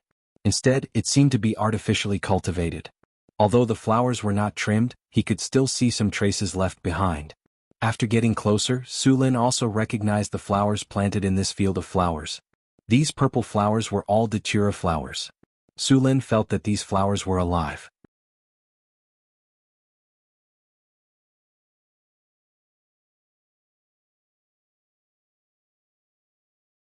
Chapter 237. Tulips? That's not right. Why are tulips purple? Seeing such a large sea of flowers, Sulin's brows wrinkled. Who would plant tulips here? Ordinary tulips alone were not fatal, but they emitted a special kind of poison. People who stayed in this sea of flowers for a while would be poisoned. They would feel dizzy and nauseous. If they did not leave in time, they would fall into a coma and become fertilizer for the sea of flowers. The purple tulips in front of him were obviously not ordinary. If Sulin guessed correctly, their poison was stronger and more violent. Although this sea of flowers was luxuriant, it seemed that no one had taken care of it for a long time. Sulin found a lot of things like flower seeds on the ground near the sea of flowers. It should be for some reason that these flower seeds did not take root and germinate. In some places, the growth of the flowers was obviously messy. Sulin also found that behind this sea of flowers, he could vaguely see the outline of some broken buildings. However, it should be because the weathering was too severe. It was impossible to distinguish their original appearance. Sulin's heart became more and more excited. It was obvious that this was a ruin that had not been excavated. Sulin observed for a while and did not find the entrance of the ruin. However, this was a normal phenomenon. Not all ruins had an entrance. Some ruins that were severely damaged only had some broken walls. Many ruins were actually excavated by various adventurer teams. Of course, there were still many dangers in these ruins. Sulin did not act rashly. However, just as he was about to return, he suddenly saw that the weathered wall at the edge of the sea of flowers was a little different. Sulin carefully avoided these plants and observed from the side. Spatial folds? Sulin's expression was a little surprised. The abnormality looked like a piece of paper that had been wrinkled from the side. It looked very strange. Is this the wizard's secret realm? Sulin suddenly thought of a possibility. Thinking of this, Sulin felt that his guess was correct. However, to be sure, he still needed a professional to take a look. Sulin did not continue to move. The secret realm of sorcerers was a masterpiece of the ancient sorcerers. Those ancient sorcerers were well versed in the knowledge of space, planes, and other things. After some research, they created a kind of magical technology. During the period of the Arcane Empire, the technology of the wizard's secret realm was developed to its peak. Some powerful wizards even opened up a plane as their own territory. There were also wizards who found a half-plane in the astral world and linked it to the main material world. Secret realms also varied in size. The first secret realms used spatial magic to hide some areas of the prime material plane. These kinds of secret realms were the most common, and the space inside was also the smallest. As for secret realms that used semi-planes or entire planes to transform them, they were now very rare. Moreover, it was very likely that there were ancient and dangerous creatures in the secret realm. There might even be all sorts of magical traps. If he wasn't prepared, it was very likely that he would fail miserably. Some secret realms even had magical pets or magical beasts left behind by the ancient adepts. It was important to know that some magical beasts had a very long lifespan, and many magical beasts would use a long period of dormancy to delay the aging of life. Who knew if there were such monsters in the secret realms that had been closed for thousands of years or even longer? If they were unlucky, there might be a giant dragon. Even if it was the weakest white dragon among the 5-colored dragons, thousands of years was enough for it to grow into an ancient dragon. In the face of a giant dragon of this level, the average legendary strongman would be a piece of cake. After a round of investigation, Su Lin returned to the camp outside the forest. At this time, Carter had almost built the camp. When Su Lin returned to the camp, he immediately sent someone back to inform Hathaway to come as soon as possible. After suspecting that there was a secret realm here, Su Lin began to block the news. Once the news about the appearance of the secret realm of sorcerers spread, all the sorcerers on the continent would come back to explore. At that time, even Su Lin would be powerless to stop it. Although he was now a legendary strongman, there were many legendary strongmen on the continent. A secret realm that had never been discovered, the resources in it were enough to make these legendary strongmen excited. In a moment, all the soldiers were sent out to clear the monsters in the wasteland. No monsters or people were allowed to come close to the forest. After waiting in the camp for a day, Su Lin saw Hathaway rushing over the next day. "Where is the secret realm? Take me there quickly." Hathaway saw Su Lin and did not have time to rest. She immediately asked about the secret realm. "The secret realm will always be there. It won't run away. Calm down first." Seeing Hathaway's state, Su Lin had to force her to calm down. She was not suitable to explore the ruins in her current state. After hearing Su Lin's advice, Hathaway finally calmed down and began to rest. At the same time, she prepared various items for the exploration. It was not until the third day that Su Lin brought Hathaway to the thorn forest. The two quickly arrived at the place where Su Lin killed the sunwheel flower. After arriving, Hathaway began to cast various spells on them. Invisibility, eye tracks, eliminate scent, energy shield, elemental resistance, poison resistance, bear's endurance, cat's grace. A series of support spells were released from Hathaway's hands. Su Lin could clearly feel that his strength had increased by a notch. Hathaway, who was already a third-rank wizard, had no problem casting these spells. The two then followed the path that Su Lin took last time and went deep into the forest. As soon as they entered, Hathaway quickly noticed the difference. This is the moonsoul grass. This is the blood-sucking thorn. This is the ghost flower. The plants that Su Lin did not recognize last time were easily recognized by Hathaway. She was very excited. "There are so many magical plants here," Hathaway said excitedly. "There was nothing strange about this forest before. I don't know what happened, but there was a sudden change recently," Su Lin said as he walked. This place was not too far away from Northgard City. It was about 50 kilometers. In the past, nothing strange had happened here. It had only appeared in the past 1 or 2 months. Hathaway thought for a moment and said, "I think it has something to do with the elemental tide." "This place has something to do with the elemental tide?" Su Lin's eyes widened. Hathaway ran her fingers through her hair and said, "Yes, the elemental tide." The eruption of the elemental tide was a bit sudden. According to what you said, this mystery plane has not been repaired for at least 1 or 2,000 years. The sudden surge of elemental energy has caused problems with the operation of the energy nodes in the mystery plane. The energy core might have been damaged due to years of disrepair. The spatial array covering the secret realm also showed some flaws because of this.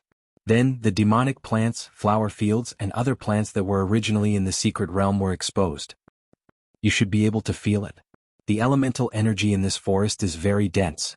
It's much denser than the other places outside.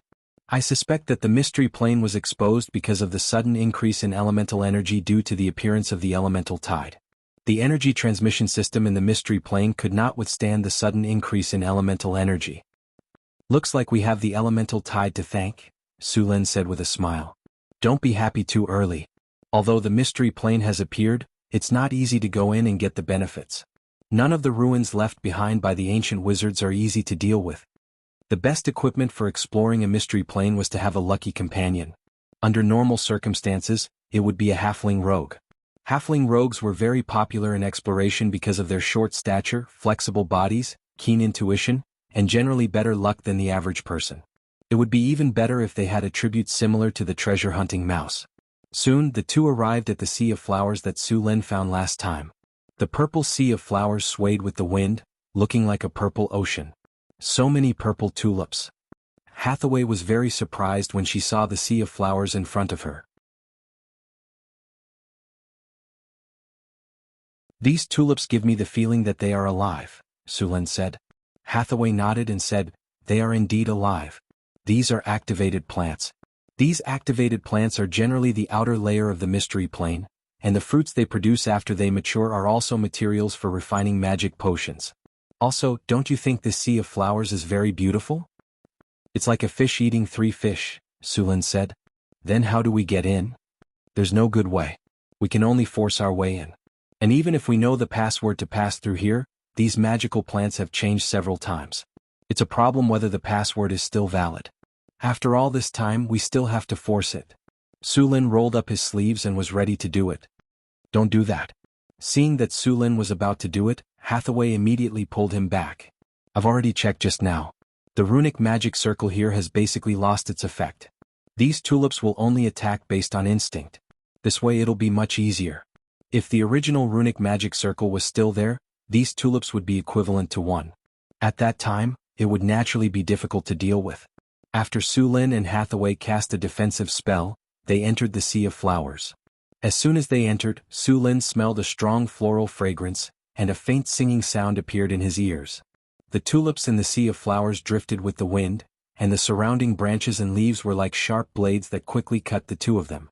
The energy shield in front of the two of them frequently collided with each other. The energy shield firmly blocked all these attacks, but the system's prompt kept ringing in his ears.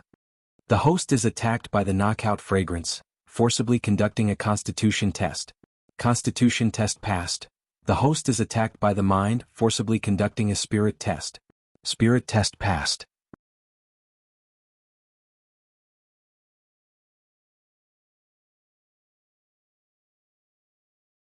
Chapter 238. Sulin's body was already tall, and with Hathaway's support, the attacks launched by the surrounding purple tulips didn't pose too much of a threat to the two. Sulin brandished his sword and kept cutting off the branches and leaves of the purple tulips. After being attacked, the attacks of the purple tulips weakened a lot. Hathaway took out a small pouch and grabbed some powder from it. She chanted some incantation and scattered the powder. The purple tulips that were still attacking the two suddenly slowed down. After a while, the attacks completely disappeared. The surrounding purple tulips were like drunkards, swaying and not moving. What is this? Sulin's eyes lit up. This is hypnotic powder. Alright, let's leave quickly. Plants have a high resistance to hypnosis. They will wake up soon, Hathaway urged. Sulin nodded, then pulled Hathaway and quickly walked towards the depths of the sea of flowers. Along the way, Hathaway kept sprinkling hypnotic powder on the surrounding purple tulips. Soon the two passed through the sea of flowers. Behind the sea of flowers were some buildings that had been severely weathered. These buildings should have been heavily damaged. There were still some traces left on the ruins. Sulin found some wrinkles on the wall nearby. Sulin went over to take a look, but there was nothing special. It should be just an ordinary spatial wrinkle.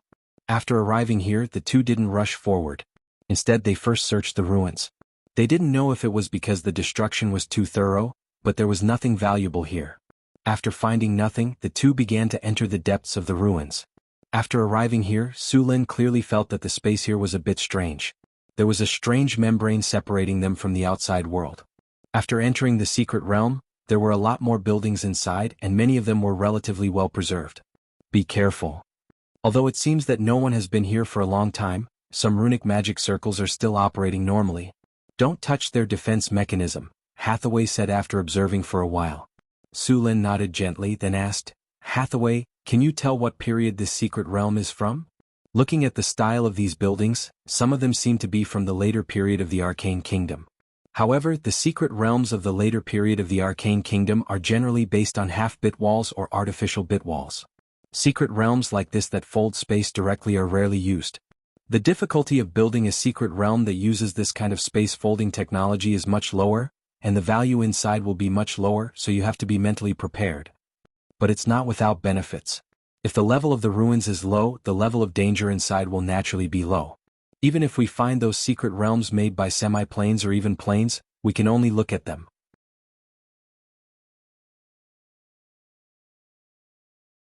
Secret realms of that level are very dangerous. Hathaway, do you know how to use the space-folding technology? How about we also build a secret realm in Northtown? Sulin looked at the secret realm in front of him and said, The technology of creating a secret realm has been lost. Maybe some large wizard schools still have it. Our school doesn't have the information about the construction of a secret realm. Moreover, it costs an astronomical amount of money and resources to build a secret realm. Hathaway shook her head and said, Then see if you can try to control this secret realm. This secret realm doesn't look small, and the degree of damage isn't too high. It would be better if it can be repaired. I'll try. Hathaway looked at the secret realm. She was also very interested in it. Sulin looked around, then walked to a relatively intact building not far away. The materials used in these buildings looked very ordinary, but after so many years, they were still not completely damaged. It was obvious that the hardening spell had been cast on them. Sulin gently pushed the door open. A huge cloud of dust flew into the air. He quickly took a step back and summoned a wind elemental to sweep the dust away. The house was empty. Aside from a pile of decaying furniture, there was nothing else. There were no monsters or corpses inside either.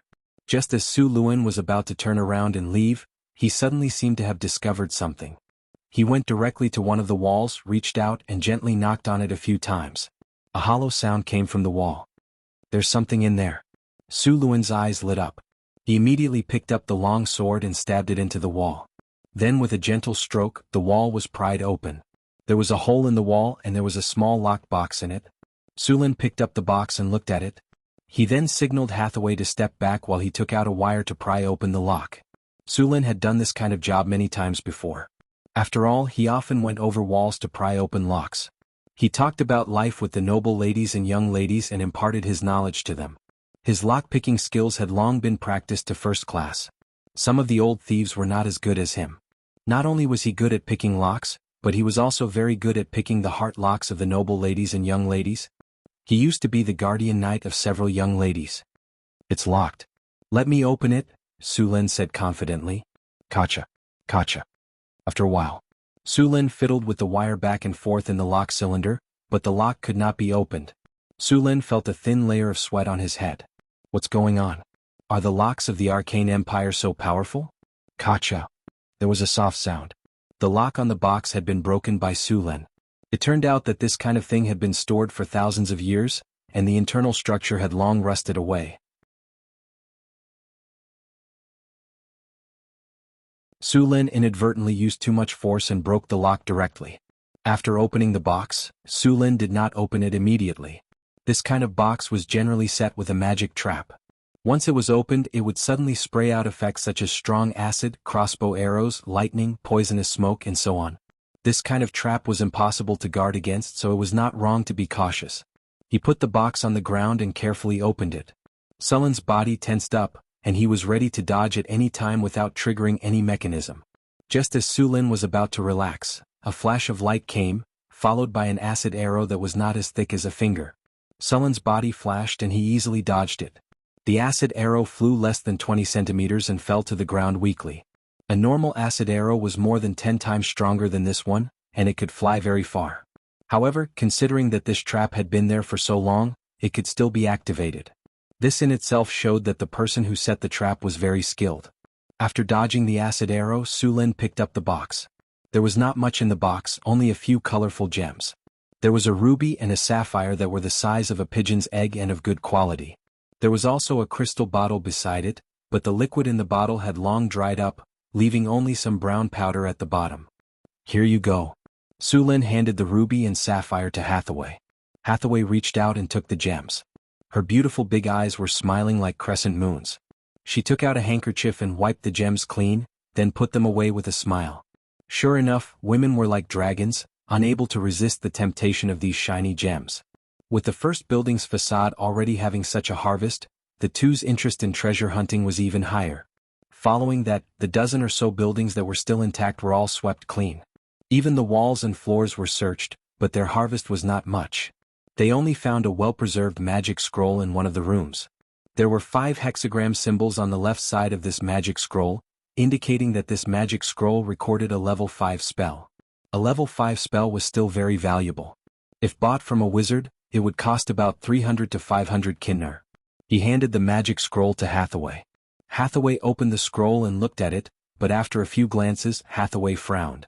There were many runes on this level 5 spell that she had never seen before, and the runes on it were even more complicated than a level 6 spell. Although she did not recognize this magic scroll, it did not mean that she could not learn it. As long as she learned these new runes and released them, she would be able to master this spell. The only problem was that it would be more difficult to learn.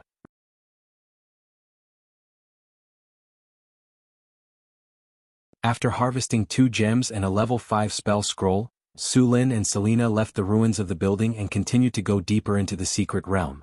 Soon the two arrived near a farmland. At this time, the farmland had long been deserted, and only some plants grew sporadically in some places. After getting closer, Hathaway's eyes lit up. She immediately recognized that these were all magical plants. However, there was a layer of runic circle outside the farmland. Seeing this situation, Su Lin and Hathaway directly used brute force to break it. Fortunately, the runic circle had not been maintained for a long time, and its power had dropped to the extreme. Hathaway hit it with a fireball and the runic circle kept flickering. After a few consecutive fireballs, finally with a soft sound, the runic circle flickered a few times and dimmed completely. Without the runic circle, Su Lin and Selena entered the farmland. This farmland should have been used to grow all kinds of magical plants. Later, maybe because of war or other reasons, all the magical plants here were harvested. Those magical plants that were still growing now should be the seeds that accidentally fell during the harvest.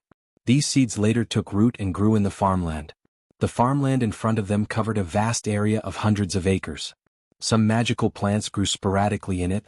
Su Lin and Hathaway did not continue to explore the ruins and left to harvest these magical plants. Although there were not many of these magical plants, their quality was very high. They had been growing for at least a few hundred years. Many of them were even almost extinct now. You're tuning in to the Han Li's Wuxia Chronicles YouTube channel. We're so grateful for your support, and don't forget to subscribe to join us on this incredible journey through captivating stories. Your generosity through donations truly makes a world of difference, as it's the primary source of revenue that allows me to expand and enhance this channel for you. Thank you from the bottom of my heart for being a part of this adventure.